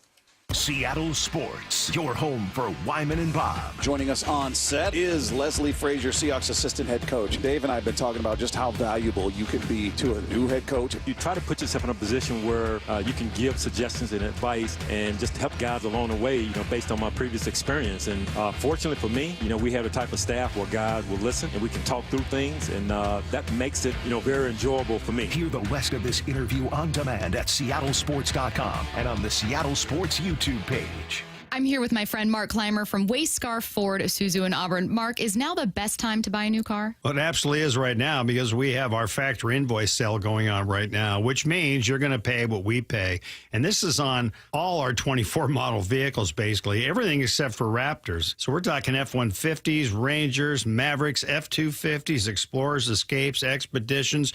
You name it, these are brand new 2024 models. They also come with our lifetime powertrain coverage and 5 days or 500-mile, 100% money-back guarantee, so you can shop with total confidence. There's no negotiating, nothing. You pay, but we pay. We're overstocked right now, and we need to make room. We have a lot more vehicles coming in. So, yeah, you're right. If you've been putting it off and you're looking to get a new Ford, for a limited time, we're having our factory invoice sale. You pay, but we pay. Take the hassle out of car shopping. You know you're getting a great deal at Wayscar Ford, Isuzu in Auburn. WayscarFord.com. The light is fading, your hands are sore, and the last tool has been put away.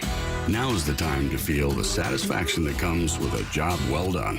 But when you get your tools from Harbor Freight, something about the job feels a little different. Your wallet.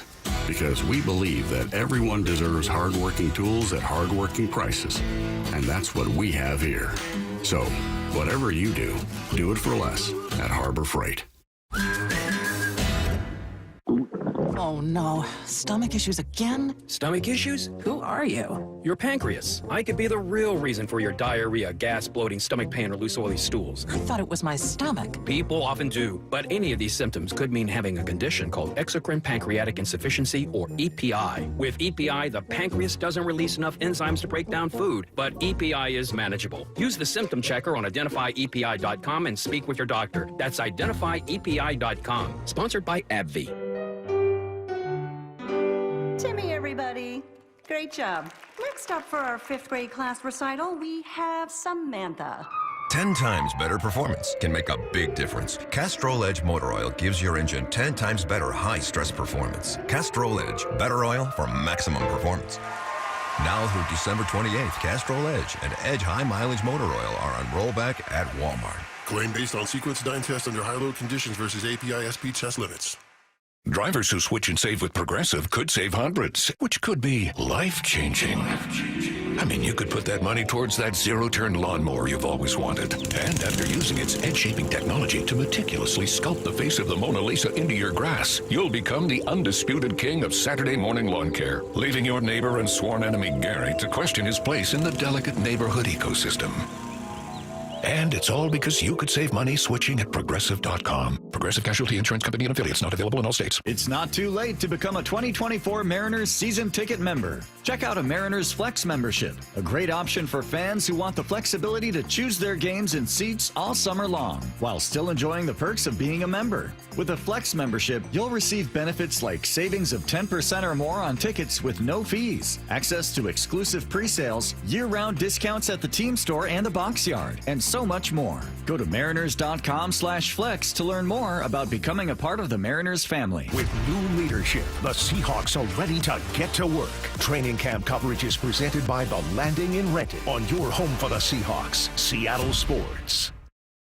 2 things you're looking at when you're shopping for a new car or SUV: choice and exceptional deals. Visit our friends at Mazda of Everett and you'll be satisfied with both. Which Mazda moves you? Find out at Mazda of Everett. Choose from over 600 new Mazdas in stock, and right now they're offering 0% financing on all new Mazda CX-5s, CX-30s, CX-50s, and CX-90s on approved credit. Need more reasons? They also treat you like family and want you to drive away happy. See for yourself at MazdaofEverett.com.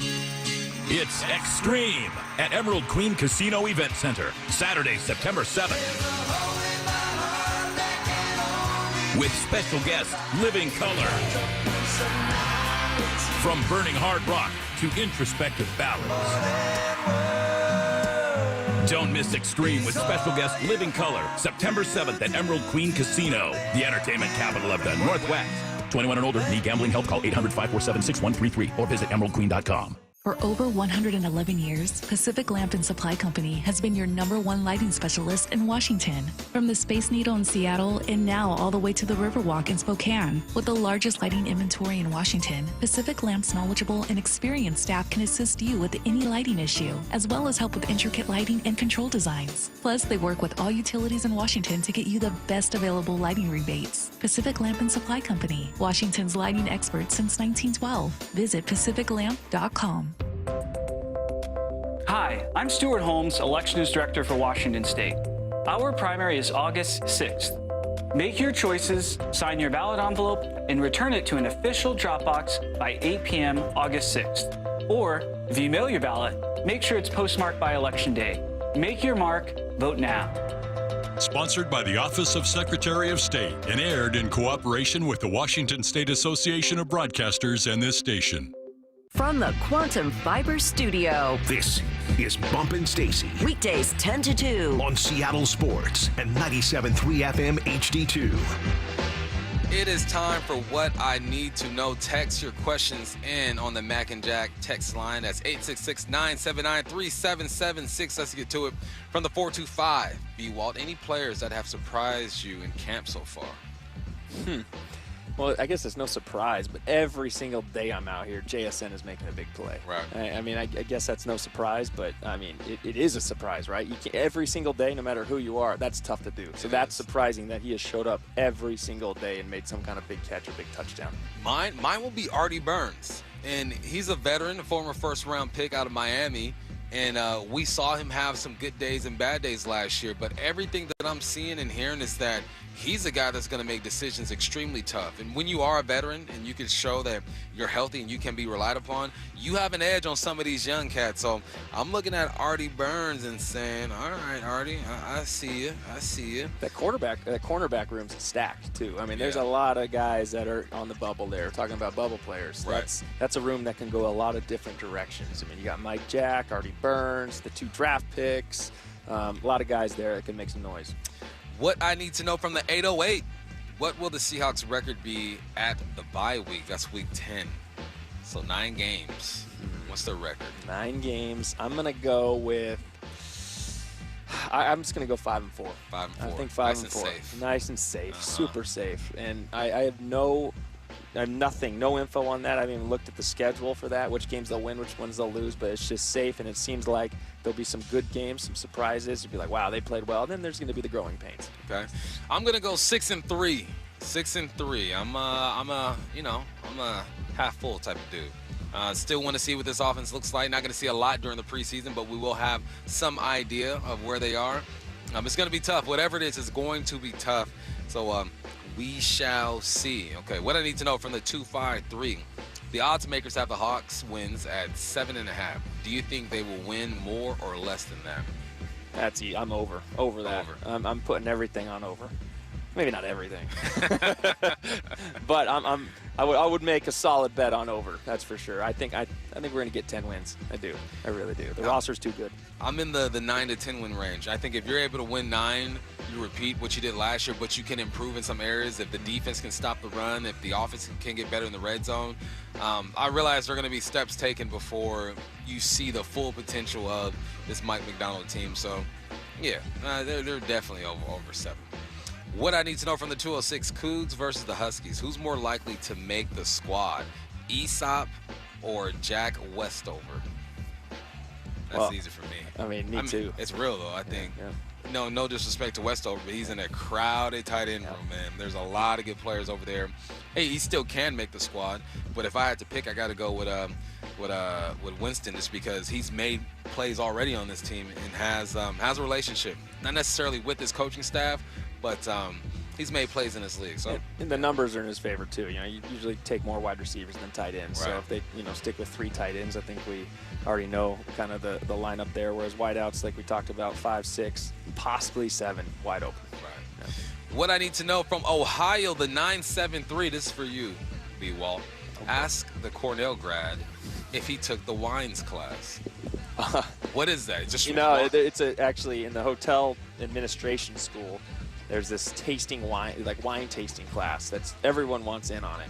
And unfortunately, I was not in that school. I was in a different school of arts and sciences, and it was harder to get into that class. So I applied to get into that class every year and never did. Heard great things. It's impressive. I like that they know that. All right, get some connections out there. There we go. What I need to know from the 509. That's Eastern Washington. That's my hood. What's the worst fantasy football punishment you've heard of? I saw one where a guy had to get a tattoo of something explicit. I would never sign up for that league, or they would be extremely mad at me because I'm not following through with that. I always go to the golf ones. I think it's funny when they make these 20 handicaps go play in like a serious tournament, and then it's just I feel bad for the guys they get grouped with, but I just think it's so funny. It's the guys out there as a 20 handicap shanking the ball left and right, and these guys are so serious trying to win this thing. Yeah, that's there's nothing like playing in a tournament or with a group of guys when you're a 20 handicap that are just so much better than you. Like it's. I'll play with a scratch guy, and clearly he's better, but I'm going to be good for a few shots. A 20 going out there, man, it's going to be rough for him. It's going to be rough. What I need to know, 206, what's more likely? DK, top 10 receiver, Jason, a top 25 receiver. Let's use fantasy football for the sake of measuring production. I'm going I think both are very likely. Yeah, I think so. as crazy as that is, but more likely, I think JSN as the top 25 receiver. I do. I keep talking about it, but what he's shown out here and how he's going to step into that, shared number 2/1 role. I don't think there's really a 1, 2, and 3 on this team. It's just whoever's in the right spot at the right time is going to be getting the rock. I like that. Let the coverage determine who's going to get that football. Yep. What I need to know, Madden Ocean Shores. Best sports video game, EA College Football or MLB The Show? Never played The Show. Never played it? Never played The Show. It's pretty dope. And I played the NCAA football games back in the day a lot. I love those games. So I'm excited for this new one that already came out that I need to get on. I'm going neither. I'm going Sega Saturn World Series Baseball is the greatest game ever made. That game, it was beautiful. And that's when the Mariners were balling, so I was picking the Mariners. That game was ridiculous. I would be stuck on that game for hours. There's some good ones, man. Yeah. Ken Griffey Jr. Baseball back on the 64. I used to play that one a lot. Techno Super Bowl. Oh, man. The oldies. The oldies. They have a new Tecmo, same type of graphics. I forget what it's called, but my son plays it on his phone all the time. NFL Blitz? Blitz? Goodness gracious. It's so good. They don't make them like they used to. They don't make it. Here we are. What I need to know from the 360, how bad do you feel for Diggs having to go against DK and JSN without much practice with the Titans? Don't feel bad at all. It's football. Diggs is going to be all right. He knows cover one. He's a safety. He knows cover 1, 2, 3, 4. He can walk down in the box and be the force or fill the alley. Diggs knows football. I don't feel bad for him. I think Diggs is going to give him his best shot. It's going to be great for competition. I'm all for it. Yeah, actually, I think it's opposite. I think he's going to have a really good time. He's going to have fun going against these guys. Yeah. Just right back into it and go against these guys. So I'm happy for him. I think that'll be fun. It was always fun going against former teams. Yeah. I always thought. Yeah. What I need to know from the 360, go-to frozen pizza. People always get on me for this, okay? Because I say DiGiorno was bomb. And they're like, DiGiorno, Michael, you could pick this, that, and third. I'm DiGiorno. All day, frozen pizza, DiGiorno, holla at me. All right. God, Papa Murphy's isn't frozen. It's unfortunate because I love the take and bake. I love the take and bake, but you know what? I'm gonna do a shout out here. What I always, what my go-to's been, because I try to be a little healthier, right?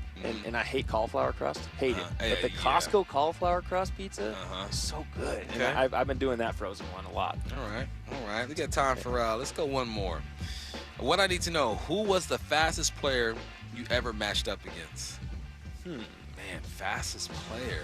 I mean, we didn't know guys 40s like that back in the day. I tell you, the toughest corner or DB went up against Patrick Chung with the New England Patriots. He was with Oregon. He gave us fits. I had to go against Patrick Peterson quite a bit when he was with the Cardinals. He would line up against me in the slot, and I'd be like, and I had a clear route, and I'd be like, come on, let's go. I gotta get around this guy, and it was always stressful. Yours was better than mine. Better Patrick there. All right, man. B-Wall, thanks for stopping in, man, and doing your thing. This is fun, man. This is great. What a view. What a time. Love it. All right. Appreciate you guys. Thanks for listening. Coming up next, you got Wyman and Bob. Seattle Sports, your home for Wyman and Bob. Joining us on set is Leslie Frazier, Seahawks assistant head coach. Dave and I have been talking about just how valuable you can be to a new head coach. You try to put yourself in a position where you can give suggestions and advice and just help guys along the way, based on my previous experience. And fortunately for me, we have the type of staff where guys will listen and we can talk through things, and that makes it, very enjoyable for me. Hear the rest of this interview on demand at seattlesports.com and on the Seattle Sports YouTube page. Matt Coker here with West Coast Men's Health. In the past 5 years, we've seen thousands of men at our clinics. Most guys tell us the same story, that in their early 50s, it's not that they couldn't function, they just needed help. They started taking Viagra, and it worked great at first. But after a few years, it stopped working. The problem is that their arteries had become more restricted since they started taking it, because Viagra does not unclog arteries. Here at West Coast Men's Health, we use acoustic wave therapy to target the real problem. We break down plaque and clear up the arteries so blood can flow like it did in your 20s. This restores function. And guys, listen to this. You won't have to take a pill anymore. So if this sounds like you, give West Coast Men's Health a call today and see how we can help. With clinics in Redmond and Tacoma, call 206-519-6541. That's 206-519-6541. 206-519-6541. online at westcoastmenshealth.com.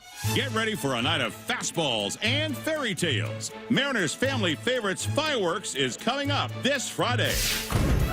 The Mariners are squaring off against the New York Mets, and after the game, don't miss out on a dazzling display featuring beloved songs from the animated movies you know and love. It's your chance to bring the whole family and experience a memorable evening of Mariners magic. Has he done it again? He does! Cal Raleigh has homered from both sides of the plate. Visit Mariners.com to get your tickets and catch 2 great shows for the price of 1. Mariners baseball and a fireworks spectacular. Plus, check out what's on deck at T-Mobile Park all summer long, including a Tridents Up t-shirt giveaway this Saturday presented by